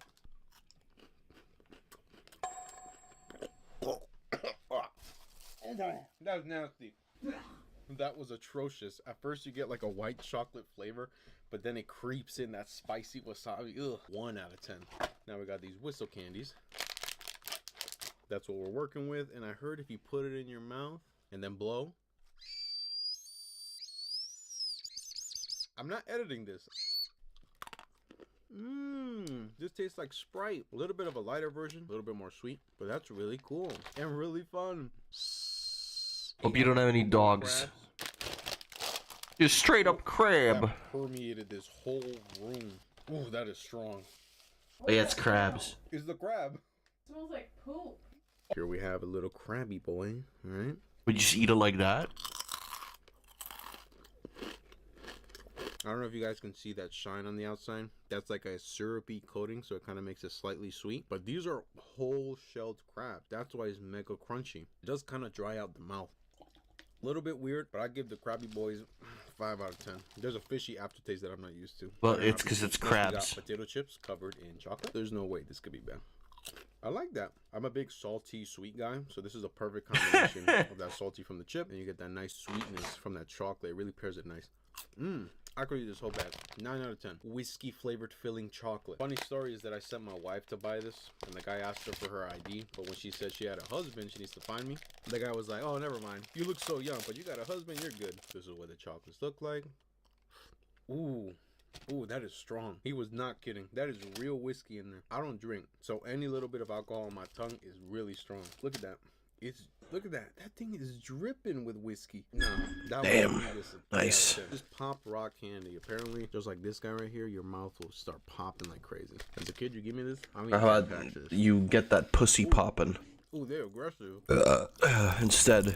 They're not playing around. Dang. It's like carbonated soda that's carbonated, and then you add carbonation to it, and then you carbonate it, and then you keep repeating the process over and over. One more time. I love this shit. That's a 9 out of 10. I love candy though. I think this one's the best one so far. Not sponsored. Where? And not beating the alcoholic allegations. Honey, would you like some crab snack? Nope. I'm coming to you. Nope. I'm coming. Nope. Here you go. Nope. In my hand, I have Japanese candy. All right. You know what? Let's see anyway. Do they? I want to see the sandwich video. At least a little bit. Was that that was the? Or was it Sea-Dog channel? It might have been Sea-Dog channel. There's so many chemicals on the There it is. Every sandwich in Japan. I want to know about the sandwiches, because the drinks, like, I don't give a fuck about, but the sandwiches. It's really weird, and the bread is so sweet and chewy. Where's the rest, mate? Well, they put it on the edge, so it looks like a sandwich. What the fuck is that? That's not a sandwich, mate. That's a starvation. I love these sandwiches. Sandwich time. It is inevitable when you come to Japan that you will be dining on the amazing convenience store sandwich. Such quality, such flavor. God, I love fucking the look of this one. I already want to eat it. I already want to have it. I'm a big fan of these, especially if there's like ham, cheese, and egg is my absolute fucking favorite. Sometimes there's like the salami ones that are pretty good, but like these are fucking goated. I love these, and I could eat like a trillion of these all at once. Affordable all across Japan, but which one tastes the best? I thought we should find out as British connoisseurs of the sandwich. And of course, I'm not doing it alone. I'm doing it with Chris, who's excited to eat all of the convenience store sandwiches with me. I lost 5 kilograms on the cyclothon, and I'm about to put it all back on in 1 hour. In Japan, oftentimes people think all of the food is so healthy, but the convenience store sandwiches are pretty much just processed. Oh. Yeah. They're just slop, yeah. Plastic is same thing. It's like blended into the sandwich. Oh no! Oh, that looks good though. From 7-Eleven, Family Mart, and Lawson's. And I think we have our preference of Lawson's normally. So let's see if they are the best ones today. Mini stop 2, just in case. Out of all these sandwiches, I've probably tried 20% of them. So it's going to be quite interesting, actually. This one here looks like Shokihin Sampuru plastic food. Like the omelette, the egg, it looks like inedible matter. And that's good. Connor's going to try that one. No, I'm sure it'll be good. And some of them are interesting, like my new favourite, lettuce. Is that it? Just lettuce. Look at how much space there is inside it. It's like air. Yeah, sometimes you see on Twitter people post their sandwiches and how the front is really loaded heavily in the back. So I'm interested to see as well. You know, I'm 35 years old. 5 years ago, I thought I'll be the Spielberg of my time. By the time I'm in my mid-30s, I'll be Martin Scorsese. No, I'm in a room eating sandwiches. Lots and lots of sandwiches. Little did you know you'd be the Nick Ricardo of I guess what we'll do is we'll clear it and then we'll just go one sandwich at a time and see which one works. Let the fun begin. Yeah, let's hopefully get a new favourite sandwich today. But before we carry on, let's talk about Opera. That's right, Opera is making trials and I'm already using Opera GX. Shut up, Connor. Get out of here. Nice JoJo poster, though. Convenience store sandwich is the egg sandwich. You often hear about it. I feel like egg sandwich on its own or egg salad sandwich is just way too boring. Like, I love egg, and I'll eat an egg in any way, shape, or form you give it to me. Hard boiled, sunny side up, scrambled, omelet, whatever, right? But I feel like just an egg sandwich is kind of boring. It was either the tuna one or the egg one, but Anthony Bourdain came to Japan. He was like, the crust of the sandwich is amazing. He sort of hyped it up. And I will say, this one right here, the 7-Eleven egg sandwich, this is where the action is. Well, do you want to start with it then, if it's your favourite? Well, I can already tell you this is S tier. Because I've had it. I eat this like every day. And obviously one of the good things about the convenience store sandwiches is how easy they are to open and how you can just kind of have a little picnic. The whole room smells like egg, even though they were sealed. It might just be cold. Sandwich, not bad, but not amazing. Yeah. The egg sandwich and the presentation, it is stunning. It's that fluffy. It's like, it's easy to like make this look good though, because it's just the egg. Once you have like more stuff in there, it gets a little bit more difficult. But like, I will eat an egg sandwich, I suppose. That creaminess of the egg, the mayonnaise. I'll have a bite and we'll talk more about it. That is S tier. It's making me want some sandwiches. About Japanese egg sandwiches in particular is the mayonnaise they use here is a lot more egg heavy. So it's double egg. Why are you laughing at that? The scientist, Connor. It is no. That's why it ends up being a lot more yellow as opposed to the mayonnaise itself. This one looks the complete opposite. Like it's like blocks of omelette, and it's not the most appetizing looking omelette either. From heaven to hell in one foul swoop. It looks, very rubbery. Yeah, it's just an omelette that's been. It's like a fucking big ass block of omelette. It's like a pleasant surprise though. Yeah. Well, no, it's not. It's flavourless. Yeah, it's kind of rubbery. I think that's a C tier. Not disgusting. What's below C? D. I thought it was cheese. No. These are all egg. These are all egg. I'm never buying it. I'm not going to recommend it. You could use it as like a prop for the door. You keep the door open, the blocks of the egg can be quite handy. Okay, so we go to the Lawson's proper egg sandwich now and see if this one... Lawson's redemption arc. That's a play out in full. Of course, there is also a store called the Natural Lawson, where they have a bit more of, supposedly, natural. They use a lot of more whole grains in their sandwiches. It's really nice, actually. But they're quite rare, and they're in a bit more bougie areas, but this is the workhorse. I would say, right off the bat, it's a lot less egg. If you look at the side profile compared to the 7. And also, like, the back isn't as, like, filled. Sorry, not to... The back of the sandwich. Very front heavy in this one, right? Strap. I like, at least in this one, the egg chunks are bigger, whereas the 7-Eleven was a lot more. Yeah, but the 7-Eleven one had flavour. Had the mayonnaise. Because there's many eggs in it, and it has nothing. It has no defining... If it was all cheese block, would send any Japanese person to the ER since they're 90% lactose intolerant. Yeah, true. You've been drinking in paint again. What? That is not A tier. What do you think? What are you on about? What do you think it is? B or C? Okay, so we'll call it B then. We'll compromise B. We'll call it B. Like eat it and you'll be like, okay, but there's no like defining flavour. When you've gone to heaven with 7-Eleven, you go to hell with Lawson's sandwiches. I love Lawson as well, right? Yeah, Lawson's very good. Other sandwiches also really good as well. I think I got my favourite one, so we'll see if that holds up. I have to say, they've not messed around with this. I like the one that's like, or I like the look of the one Look at that. That's like in that hot dog bun. We did our cycle fun. You said not even Stalin would have 2 egg sandwiches.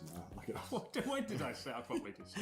Right. The size No, because you Thank you. like order 2. Yeah, I got 2 of them. That's just greedy. Not even Stalin. It's greedy. All right, here we go. All right, well, Family Mart egg sandwiches. Let's see how they hold up. It looks pretty good. It's not as flavorful as 7-Eleven. It's not, is it? I think the 7-Eleven one is like probably because it has the mayo in there. I don't think the other ones have mayo, I would assume. It's quite salty. I don't know if this is a weird thing to say. You know when you eat egg and then you just get that blast of like sulfur? When you after like 5 bites of egg, I just got it with this first bite. I just got the sulfur intensity. Oh god, no! It just started tasting like egg. No! I prefer it to Lawson, but it's not as good as 7-Eleven. I think it could be maybe C even. No. No, boy, no. You fool. I'll give it an A. Fine, I'll do it. Yeah. I'll do it. Fine, I'll do it. You know, teach a man a fish, and he'll catch a fish. Give a man a Teach a Family man a Mart fish. sandwich. Teach him. Give a man a Family Mart sandwich. You won't be hungry for a long time. That's a big sandwich. All right, the one I'm least excited about, Mini Stop. Now, Mini Stop is a chain you might not see if you come to Japan because it's quite rare. But it's famous mainly for their ice Excuse cream. me. And the sandwiches are not that great. You can't even see the egg on the back of this one. They've really skimped out. Yeah, it's like, guess what flavour this is? You just couldn't guess. On the previous ones, the bread was all good. It was the filling that let me down. This is the bread. Sort of, I don't know, I feel like you could sandpaper this table down quite well with this bread. But if you're using your sandwich as a utility to clean your table, and sandpaper, then it's not good. Yeah, the bread isn't great. I'll give this a D.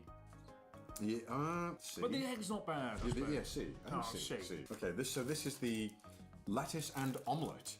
I don't know why you'd want omelette and lettuce. Can we just instantly give it an F?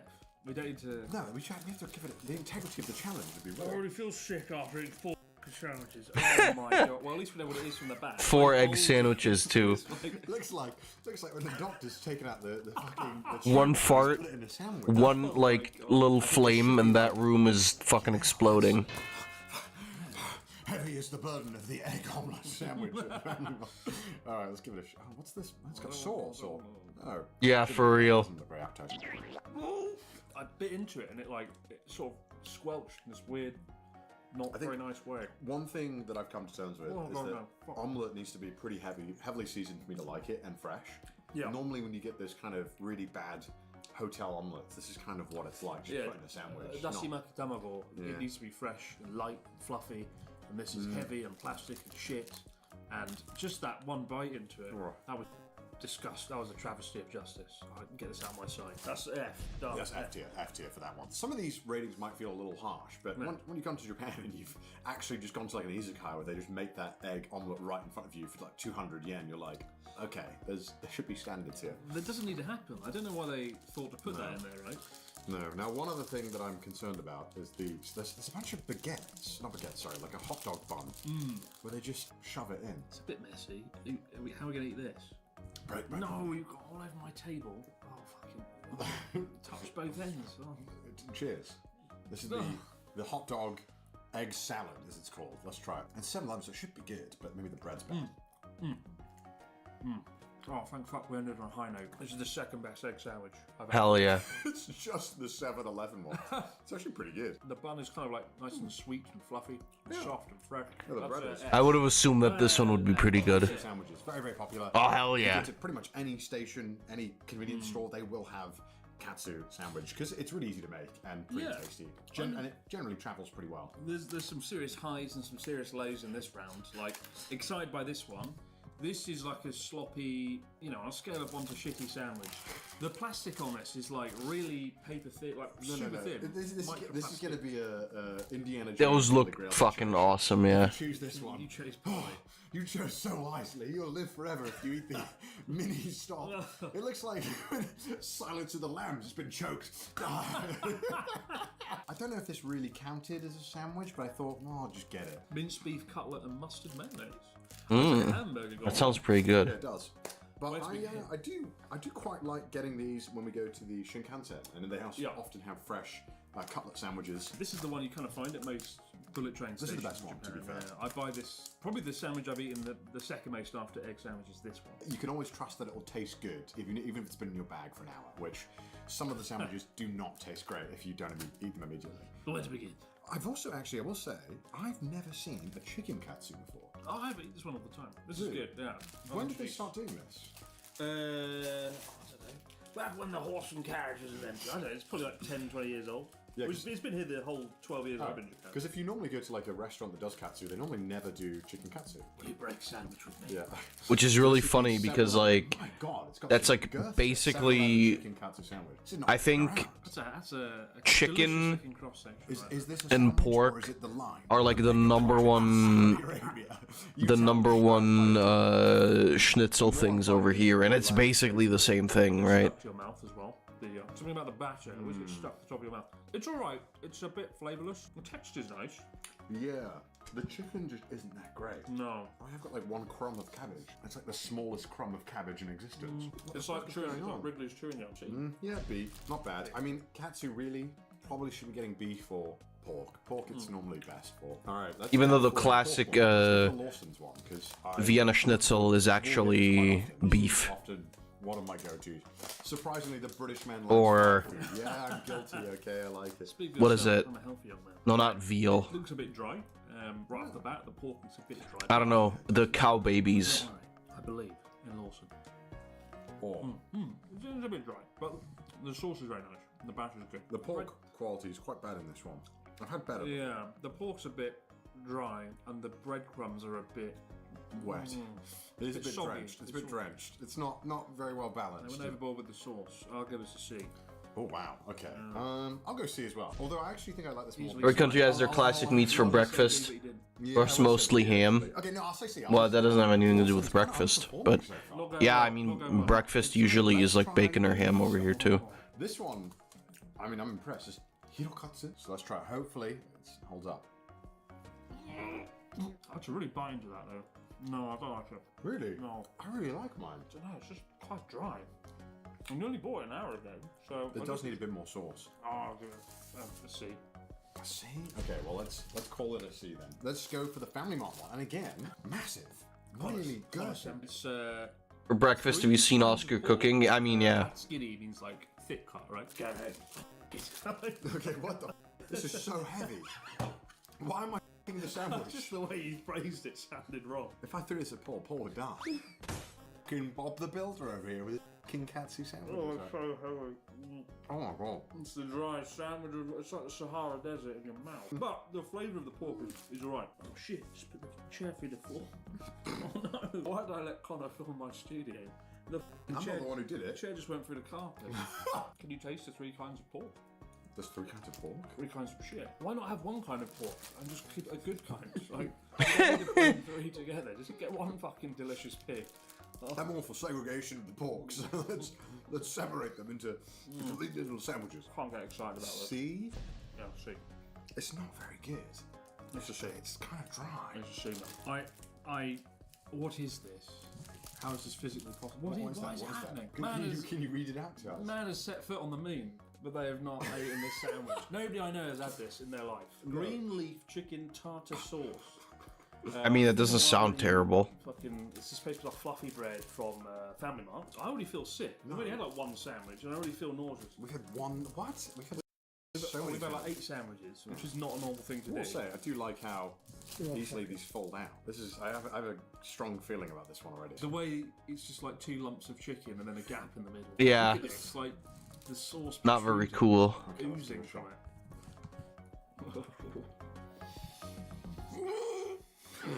Yours, interestingly, yours looks very different to mine though, look. Unless they're 2 different types. Oh yeah, you got like way more sauce. I got like a sloppy, messy jelly thing, and you've got like a creamy tartar sauce. Well, you chose that piece. I let you pick first. Oh my god, you've got no... Yo dog, we heard you didn't like chicken, so we didn't put any in the sandwich. I forgot to put the f***ing chicken in there. Yeah, that's D? What's under F? No, actually, you know what? Because I think I had a good piece. My piece tastes pretty good. Oh, yeah, okay. It's not fair. I mean, we had you know, Okay. it wasn't the same. Fine, well, that one will put B for me. F for Chris. BF. Alright, which one do you want to do The next? BF sandwich. You've been excited for this one. Okay, yeah, that looks good. These ones, the ones that are in like the brioche hot dog buns, look fucking awesome. Fried potato in bread. Could you make something less healthy? It smells good. I have a feeling I know where he's going to put this one. And look at this, it's like... You can have the first bite. You can Yo, we heard you like croquet, so we put croquet in your croquet, so you can fuck croquet Alright, go while on. you eat croquet. You get It's the- so much croquet. Looks like hash brown in a sandwich, really. Doesn't work. The most anemic potato I've ever put in my mouth. The croquet are sad, because you know, croquet is supposed to be like firm and juicy. This is just dry and sad. It kind of just fell apart, like my life, the moment I bit into it. They just kind of like gave up the moment. There's no like crunch that No you want. resistance. You Oh, want a little sad. bit of a snap. Yeah. That was supposed to be the high point of this segment. Yeah. And it's just... Before we started filming, Chris kept pointing at it. That looks good. That I looks do. good. I was like, oh, this will be this will be a triumph. Yeah, visually that one looks like really fucking awesome. What would you give it then? Shit out of 10. D? D, yeah. Well, No, yeah. C. I think C's fair. I actually think this one might surprise us. It looks like the alien from Alien. Ham cutlet. This is the ham cutlet, but it looks like there's, mustard and God knows what that is. Like, Looks awful. The ham. Oh god. Oh fucking. I feel nauseous already. I need to go. What's wrong, honey? You barely touched your ham cutlet. What's this like thing that's hanging out? Ice or plasma? What? It's, noodles. Oh, it's noodles. What's in your sandwich? Well, it's ham. I love ice, dude. Ice is awesome. Ice is like the best. Oh god, alright, this is In summer, The ham. That's keeps like your drinks cool. Intestinal cancer speedrun. It's like, look at the ham. It's like pure red. cacophony of disappointments. It's like pure red. But then, like, it's like, if you don't like the ham, get ready for the noodles. Why would you put fucking like- ham and noodles in the same sandwich? It's like the dandruff of an Italian. I don't know what it is. What is this? And the mustard is like so bad. It's disgusting. That's like F tier. They let the day guest into the local day. You caught me in the first half. I was sort of No fighting way. for the kids, and the kids just did It's almost like it was all planned. But at what point was somebody in the room and thought, I know, good flavour for a sandwich, ham cutlet and noodles, and mustard. There is a weird kind of obsession with adding random spaghetti to things in Japan. Like you'll go to a tasting Random and they'll have, spaghetti. like, a cutlet meal, and then they'll have a side of like a crumb of spaghetti. Like, what's going on? Why do they do this? I just can't understand the physics behind this. Like, who thought this was? We need the Hadron Collider to see what's going on here. How did they do it? Because I can't see into the thought process. Three body problem, more like three filling problem. What's in this sandwich? Sick buckets. Three sick buckets. This one, the Family Mart ham cutlet one, looks a bit more promising, I'd say. The colour is not radioactive. It looks visually appealing. There's one for Paul. Paul, would you like? Oh no, it looks. Dig in, Paul. There was 3 in that one. Isn't it? Where's the... In France, they have a vault where they keep the measurement of the kilogram. Like, it's going to be the measurement of the millimeter. They're going to keep it in Family Mart. Monsieur, we kept the ham cutlet from Japan as our millimeter measurement. I'll describe what Paul was doing. He's sort of nodding, going. Oh, yeah. The more I eat it, the worse it gets. From the first bite to the last, you will experience disappointment. C tier? No, it's like F. What? Okay, D then. I'll be honest with you. I normally stay pretty clear of the shrimp cutlet. Good. Eat it. Shrimp cutlet. Yeah, it's the triple. No, that's not triple. Oh my gosh, it's just a big double. The shrimp is an alarming colour, I will say. It's Yeah, that's. white on this side, and then gets like kind of processed pink in the middle, which was probably Chris's nickname. Let's give it a shot. Yeah. Yeah. John. Yeah. That's good. It's sweet and it's buttery. Cabbage is juicy. I got a whole shrimp in mine too. Creamy. It's sexy. It's A. It's an A tier. This is probably the best katsu thing we've got. A tier for the shrimp cutlet from 7-Eleven. Again. What can't they do?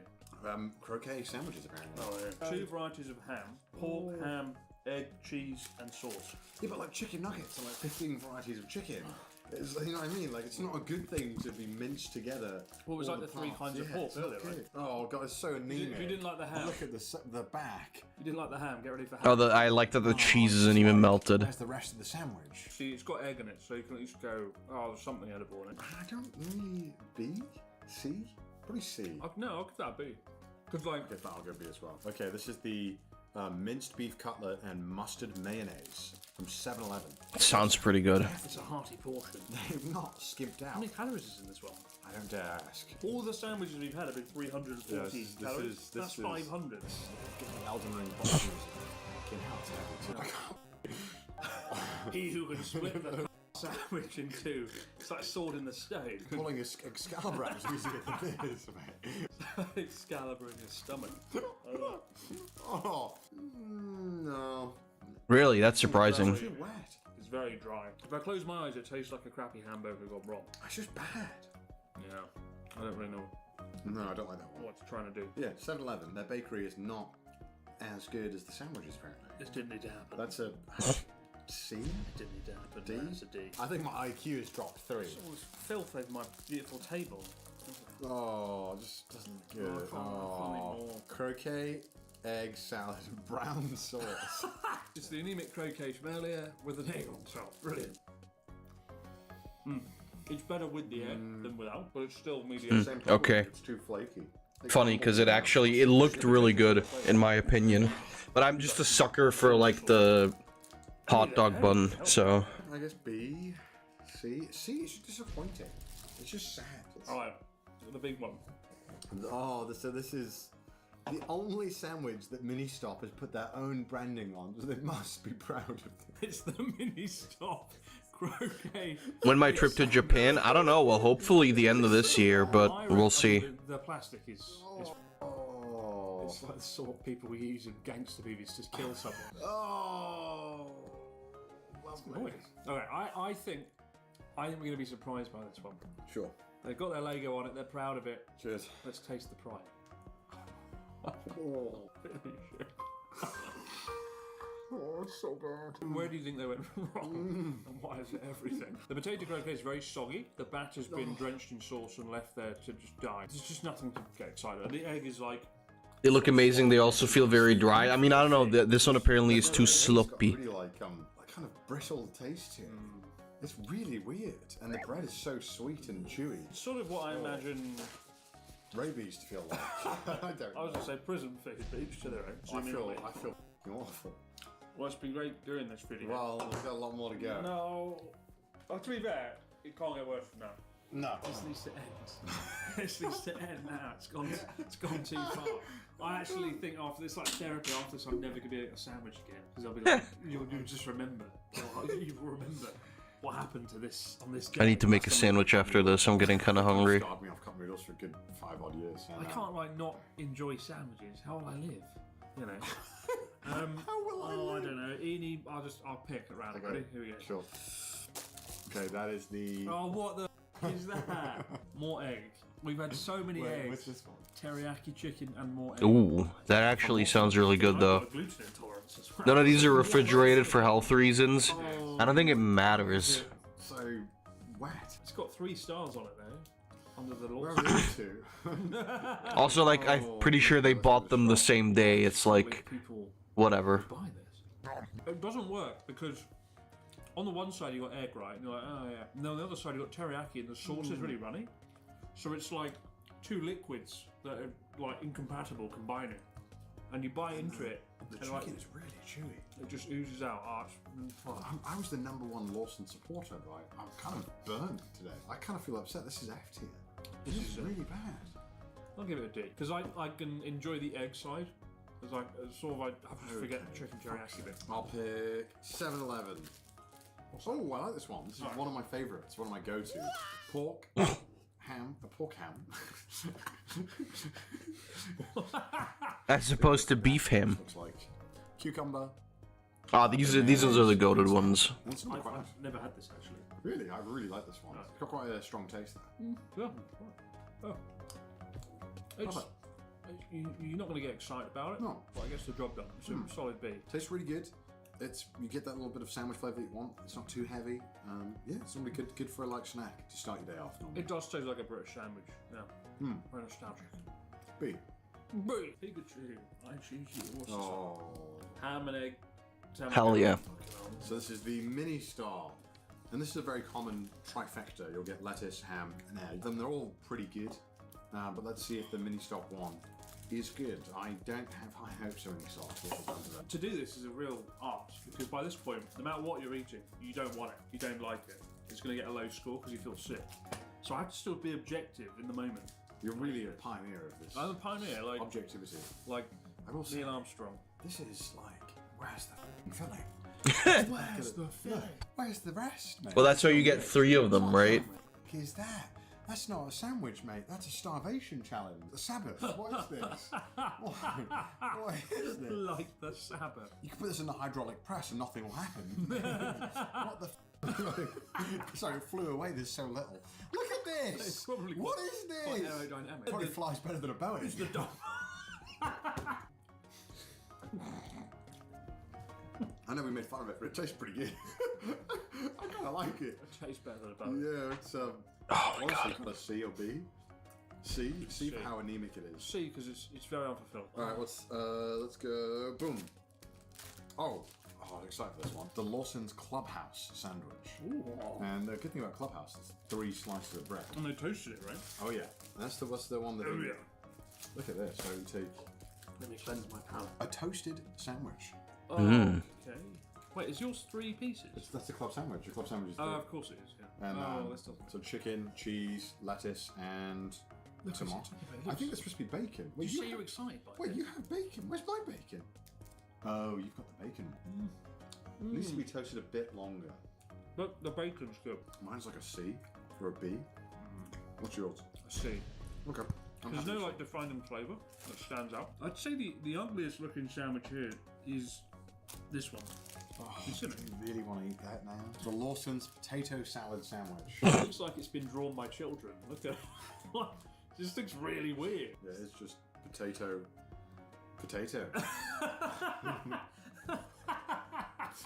It'd be a great food review. It's just potato. I don't know who this appeals to. Potato salad sandwich anyway is like weird. Like somebody's like, man, I can't wait for them to release a potato salad. I can't live without my potato salad sandwich. It would be alright if it wasn't in bread. I've never had potato salad and thought, wow, this would be so enriched by going in purified white bread with enriched flour to make it extra carby and shit. What are you giving that one? Disappointment. Okay, this is the ham, cheese, and egg from Family Mart. Hell yeah. Goated combo. It's like the goblet of fire with Dumbledore. No, Harry, no more sandwiches. There's so many things happening here. These are 2 sandwiches, 2 flavours that shouldn't be combined. The egg flavour is so overpowering. Yeah, it's extremely strong. I'll tell you what, it's very, very salty. It's like somebody just put some table salt in a bit of bread. Yeah, it's got to be C or D? S for salty. No. Yeah, it's a classic combo for sure. So, wow, okay. This is a luxury sandwich, one of the more expensive ones from Family Mart. It is a protein-conscious sandwich. It has 20 grams nearly of protein in here, and it's got Gouda cheese, chicken, and tomato. And it's toasted. So it actually sounds pretty good. The toast on that is pretty good. I'm quite impressed. The cheese looks good. It's proper grated cheese. Alright. Let's give it a shot. Let's talk it more cheesy. The cheese is quite flavourful. The bread is good. I like the toasting. There's a whole slice of tomato in it. It's the most faithful cheese has been in a sandwich. Because usually it's the sliced one, right? Yeah, this is actually like not bad Gouda. Yeah, I'll give that an A. A? Do you think A's fair? I'll give it an A. Yeah. And look at this one. It looks like somebody sneezed into some bread. Why? It looks so awful. We can't eat that. 7-Eleven potato salad, egg, carrot. It's not made for human consumption. You can't. Let's give it a shot. Oh god. It's just a creamy, messy swamp. Oh god. F tier. Disgusting. I'll give you the codes. I'll tell you the secret. Just don't make me eat anymore. Rather rip off all my toenails and eat another bite. Oh. 7-Eleven, what's going on? Why? It hurts the soul. That's the problem. It hurts the soul. Salt. All right, 7-Eleven. Let's do this one. 18.6 grams of protein. Damn. It's chicken, egg, lettuce, and Cobb sauce. It's like minced chicken. I don't have high hopes of minced chicken. And minced chicken is not. Minced chicken is okay, Why are you trying to but not really. It's like decomposing a body to get rid of the evidence. Why are you doing that? Oh, that's not what I want to hear when I have to eat. My lord. If you would like to dine on some... I've lost weight recently because I've stopped eating like as much food, so my stomach shrunk. So now it's like, you know, it's like foie gras of sandwiches in my mouth. I'm like being stuffed alive. Oh. The Cobb sauce is decent. And a completely unique flavour to all the sandwiches we've had so far. All over the floor. Brilliant. Brilliant. Minced chicken 7 out of 10. I don't really fuck with it. I've had it. It's like, Chicken tasted really bad. So I give it a C. It's not bad, but you know, could be a lot better. So C tier. What's that one? Mix. We don't need to try both these. I just wanted to try the tuna from 7-Eleven because I don't think we have any sandwiches with 7-Eleven's tuna sandwich. So I want to try that one. Well, I know it's good. I can tell you what the score is because I eat this regularly. Well, you have to try it, man. You have to try it. Very good. 7-Eleven tuna sandwich. One of the better ones. A lot more flavourful. The tuna tastes really nice. It's got a sort of tanginess to it, right? The mayonnaise. Quite a lot of mayonnaise using. Tuna sandwich from 7-Eleven. A tier. The tuna sandwich from Lawson's. Ooh. Actually, I will say. I do like tuna sandwich is also pretty good. I just fucking I hate it because I always get sick. I always feel sick from eating tuna sandwiches or tuna in general. Lost the plot. I have dentists. It has like 4 different weird dialects at once. Really good. I do remember being my favourite tuna. And I will say it holds up. That's an S tier. That's very good. It's a rarity to say S tier so far, isn't it? We have 2 on the S tier. Yeah, I don't know how they do it, but it's just high quality, chunky, really juicy, chewy, tasty tuna. S tier, which is why normally I will get the combo, which is the egg and tuna sandwich. Really good. You kind of get the fishiness, saltiness of the tuna, and then you can mellow it out with the more fatty taste of the egg. It's really nice. Really good combination, especially with coffee. So S tier. The Lawson's tuna. It's called the assorted vegetable sandwich, and there's not a single vegetable in here. There's lettuce. Does that count? It's barely lettuce. It's so small, yeah. My favourite vegetable, cheese. Oh, yeah, mate. In tomatoes. Tomatoes. How do they say tomato Just a in Australia? tomato. Tomato or tomato? Tomato. Oh, it's so wet. Lawson's vegetable sandwich, F tier. We're gonna eat these 2. From Mini Star. That's the Cordovarian mixed handle. Tuna salad, ham, and egg salad. We've tried the eggs. Have you read this? Heartfelt home stuff. Alright, so we got ham and cheese and tuna. Disgusting.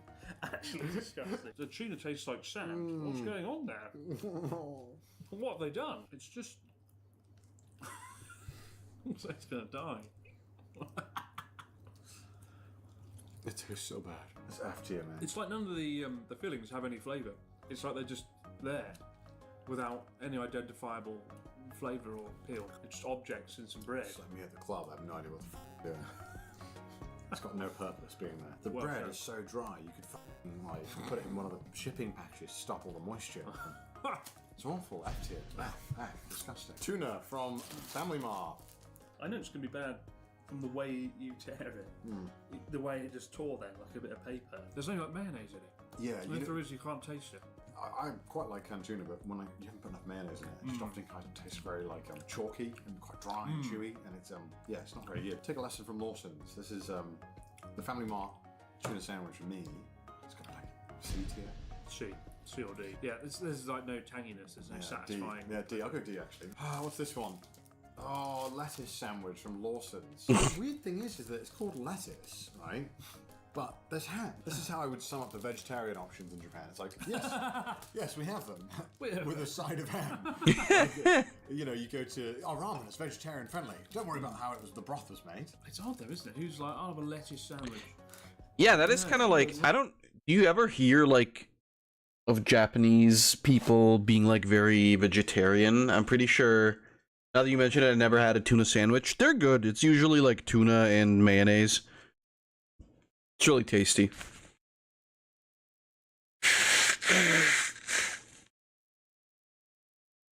Normally eat with crackers. Well, that's a bit fucked up. Why wouldn't you eat it with people of other races either? I mean, too.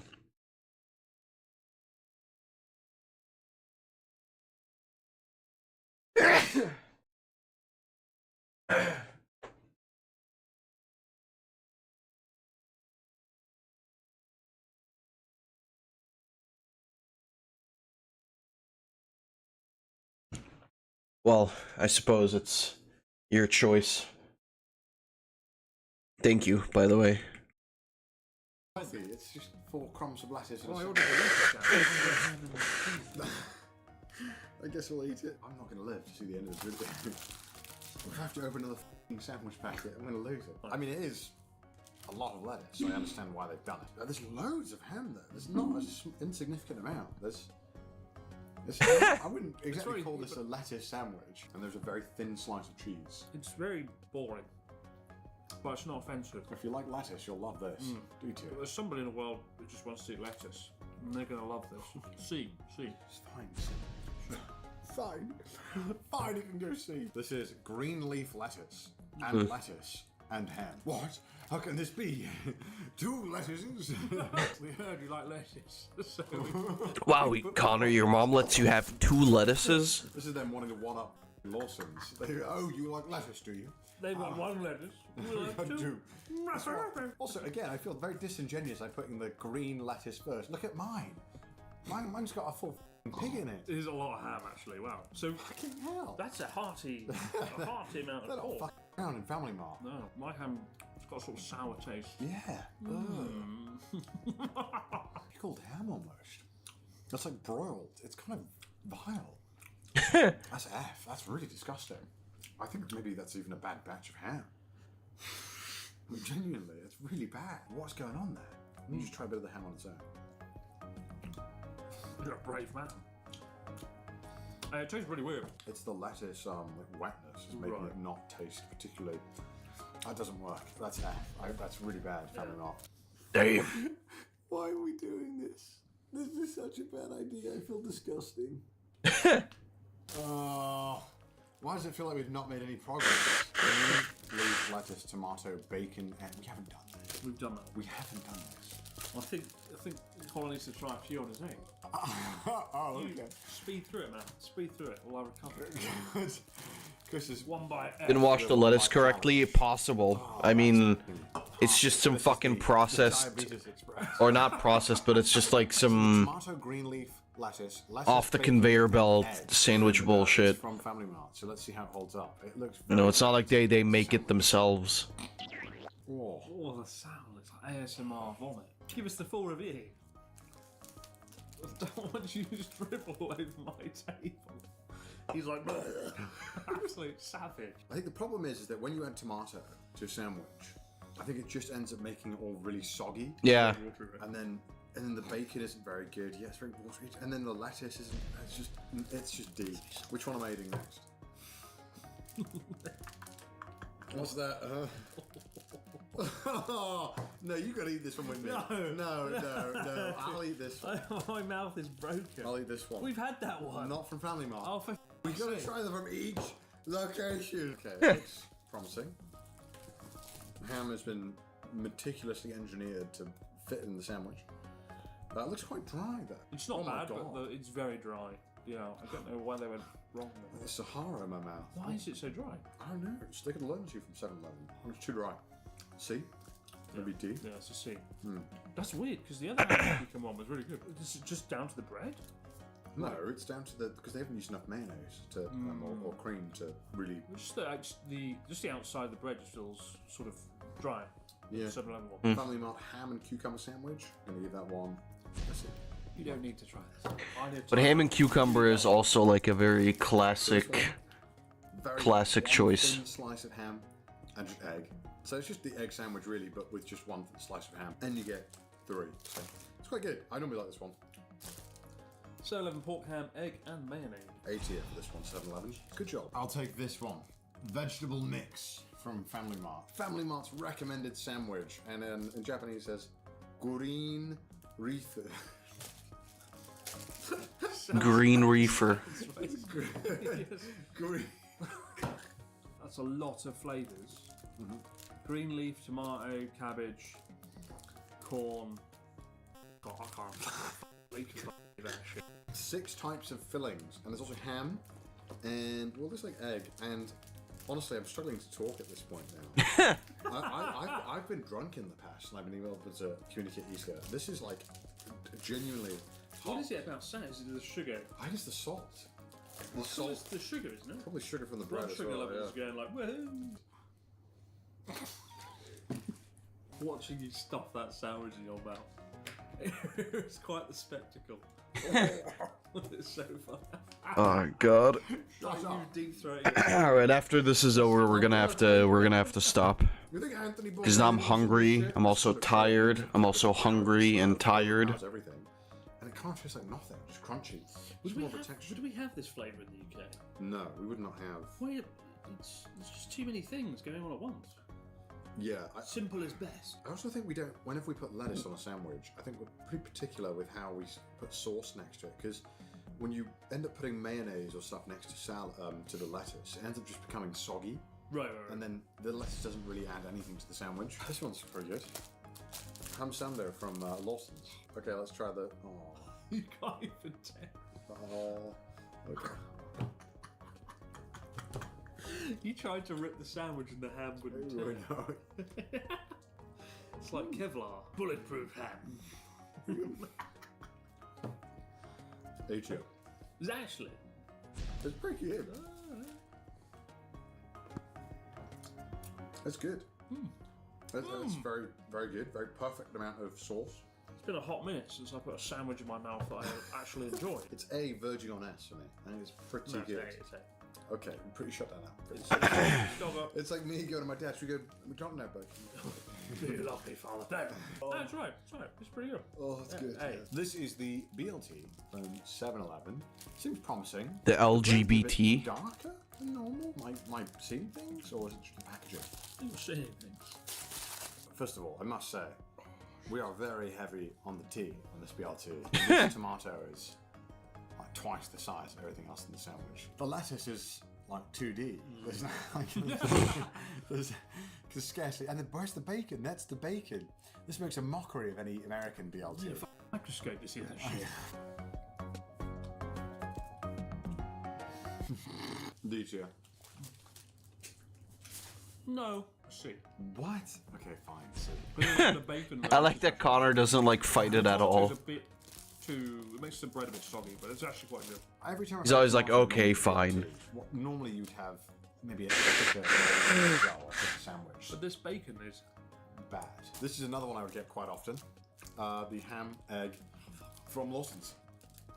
When I went up against the food fighter girl, she'd do this. She'd stand up and she'd go.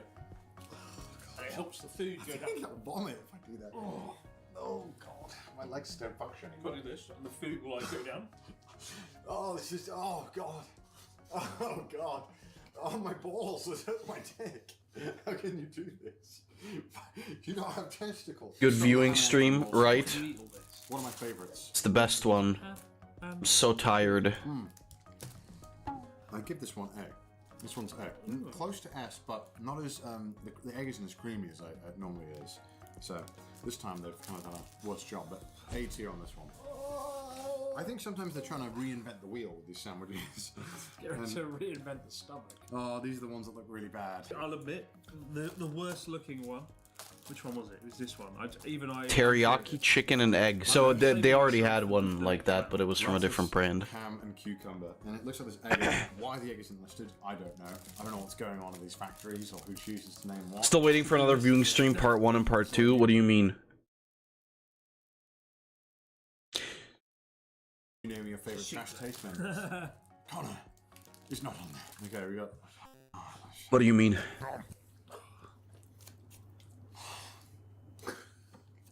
That's pretty good, actually. The part 1 and part 2, back in the day, the reason why that happened is because sometimes there would be a copyrighted video, and it would get the stream stopped and then the stream wouldn't restart again for some reason. It's part of just tastes soggy. So I do. You did 2 viewing streams back to back since you wanted to watch more. I don't think that's true. Chicken egg with teriyaki sauce. So hopefully I might be a changed man today. I think that was just because I was like the one that I was doing was shorter, and so I wanted to do like a second one to get to like the actual 8 hours. Surprisingly pretty good. I think I'll give the 7-Eleven chicken egg with teriyaki a B. Nearly an A there. Genuinely quite surprised by that.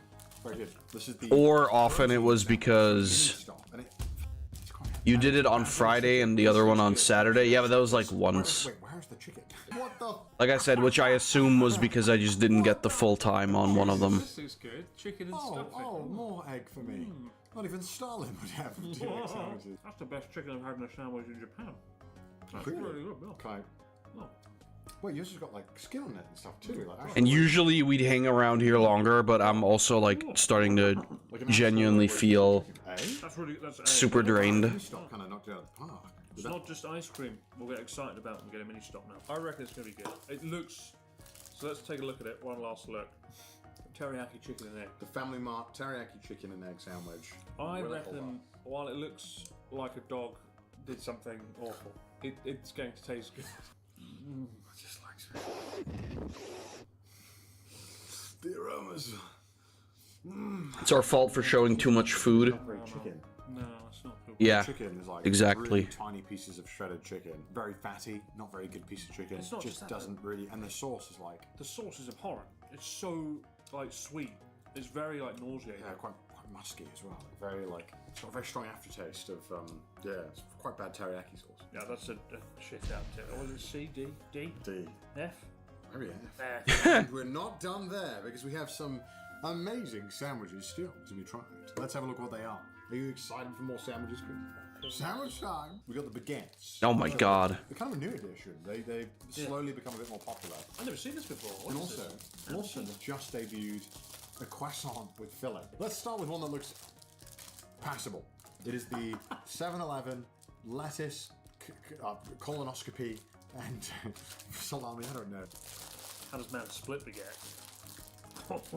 With raw, unfiltered strength. You know, if they got a knife or something, it would be easier. How can you eat food anymore? I'm hungry. It's good. It's okay. It just tastes like lettuce. There's nothing else really happening. I think the more we get in baguette territory, the more I'm kind of reminded of like going to France or going to the UK and getting like a proper like sandwich.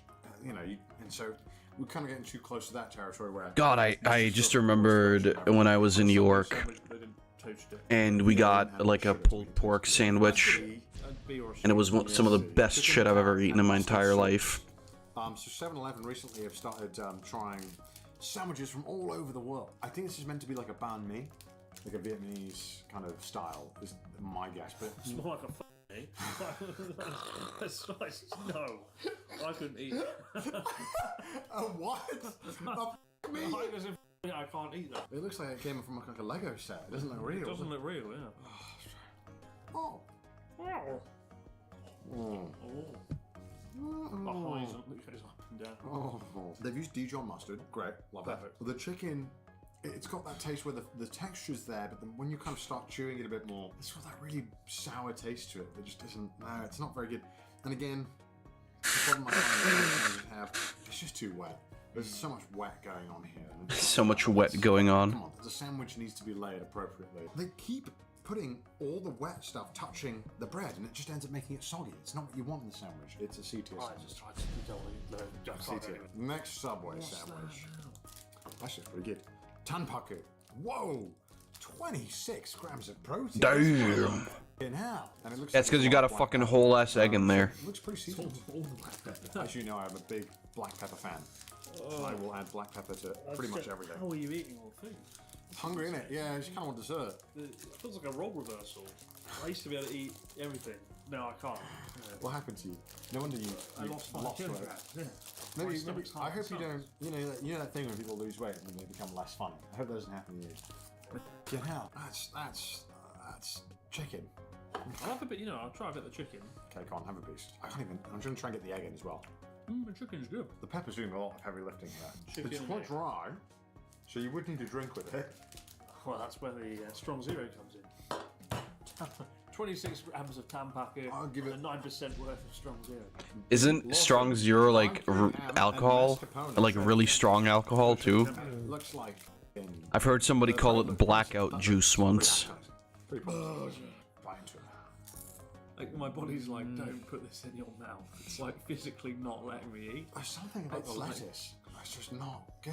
There's some sort of like basil thing. And It's awful. It just tastes like mouldy food. I don't know, it's weird. Lawson's have lost all their reputation today, in my eyes. It looks like a shocker hidden sample. It's very like visual. Perfect. And ham, you can see it's got the crust on it. Which looks really nice as well. It looks so perfect. Some cheese spread with cheese, so should be pretty good. Do you want me to rip it or? Yeah, rip it. Let's talk you more rippy. Okay, well, there goes all the ham for you. I shouldn't have ripped this one. I should have just bitten into it. Oliver Savage. No. Dig in. Savage monster. Dig in, boy. Dig in. I've tried a bread. It's very bad bread. It's like stale baguette. It's obviously like a lot of preservatives to make it last, but it ends up just being rather chewy and unflavorful. Some of the worst bread we've had. It might be the worst bread today. I think you can't baguettes. They've got to be fresh. They've got to be good. If you took this to a boulangerie, they would like put a cigarette on your face. The French would kill you. It's an F. Speaking of the French, I think Lawson's might offend the French there. This is a poisson, but it looks more like like an Egyptian sarcophagus. Look at this. It's so dry and anemic. It looks like a tortoise. It's got the profile of a tortoise. I'm a tortoise. It's got no. Egg. What the f is that? I don't need to eat this. No, you can f off. Will you break bread with me? No. No. Let's try the French baguette de Lawson. No, it can't be good. Okay. I feel sick. B. I actually think it's mostly butter. And I think I'm just a fat ass. I just like the taste of butter, so I spat everywhere. What's going on there? Look at it. Look at it. I'm looking. I'm disgusted. It's like a slot bucket in a It's like they just went, pour it all in. No, you know when they like try to pour it all in, Dave. They like feed chum to the circus seals. It's just like what they feed them. Oh my god. I think this is a Connor only endeavour, this one. We must suffer together, my friend. As Jesus once said, eat the f***ing shrimp baguette sandwiches. Look at that. Oh, f***ing hell. Was it like shrimp? Oh, and it's just not. slop? Oh, friends. This is what the Punisher gave to his victims.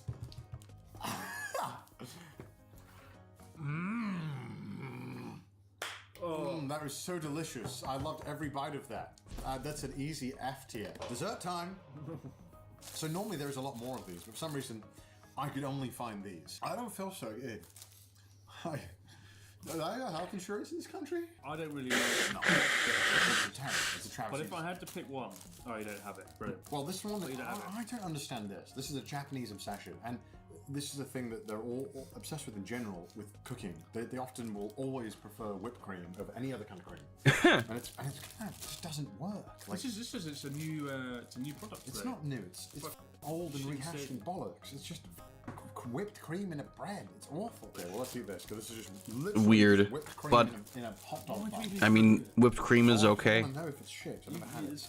You have that one. Why would somebody want this though? It's exactly what you think it's going to be. What would you give the whipped cream?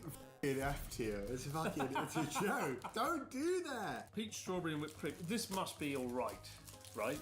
No. Because the strawberry one's okay. It's just full. Strawberries and cream in a sandwich, which is a bit weird. I just rather strawberries and cream. I just want something that's sweet and not salty. But peach is a bit of a weird choice.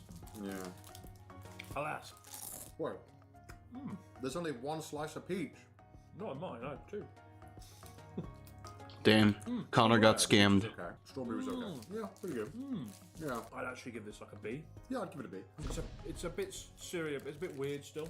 Having like a dessert and a bread. I just feel like there's no occasion where I would take this over strawberries and peaches. If you just handed them to me, I think they're pretty delicious on their own. Some things weren't made to go with bread like this, but it's Oh, what a sloppy boy we have over here. We got Family Mart's yellow peach, pineapple, and tangerine Do it. sandwich. We've successfully done it. Med Stoney, eat your heart out. Oh dear God. Forgot I don't like tangerines. No, I don't like it. And the reason is, it's a pineapple, it's really hard and chunky and chewy. Whereas the last one, the peach and the strawberry, it was soft, it was easy to bite. Oh, This is like a lump of... Yeah, well, I mean, pineapple is just dog shit anyway. That was an amazing description. I just wanted to clap for that. Lump of something hard. That's why I'm a Sunday Times bestseller, mate. Fergie would be out of a job if she described shit like, my house, they're rather hard and lumpy. C or D tier? D. I'm changing my mind. D. I hate it. The more I think about it, the more I hate it. D tier. Well, that was our sandwich tier list. Yeah. How horrid. Let us know what you think of our tier list. Did we do a good job? Did we not? Did you How agree, horrible. disagree? Any sandwiches on this list that you That was think are terrible. higher or lower? Let us know. But actually, like, some of those looked really, really good, so I'm surprised that they weren't. But yeah, you know, I'm gonna leave it off there, I think, for tonight. I should be doing better next week. I don't think I'll be sick again next weekend, so we're gonna continue. Connor actually gained weight on camera. They ate like fucking 40 sandwiches. That's not really surprising. The carbs alone in all of that is just like insane. But either way, like I said, I think next week I should be fine again.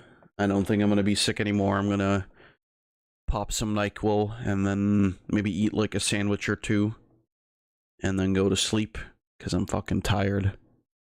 But either way, thank you guys a lot for joining me. I hope you had fun. I hope you enjoyed.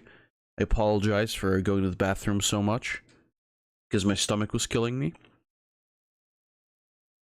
But yeah, you know, if you haven't yet, please go follow the Bottom Boys. All of their links are in the description. And I'm hopefully going to see everybody on the next stream. So please, stay safe. And goodbye.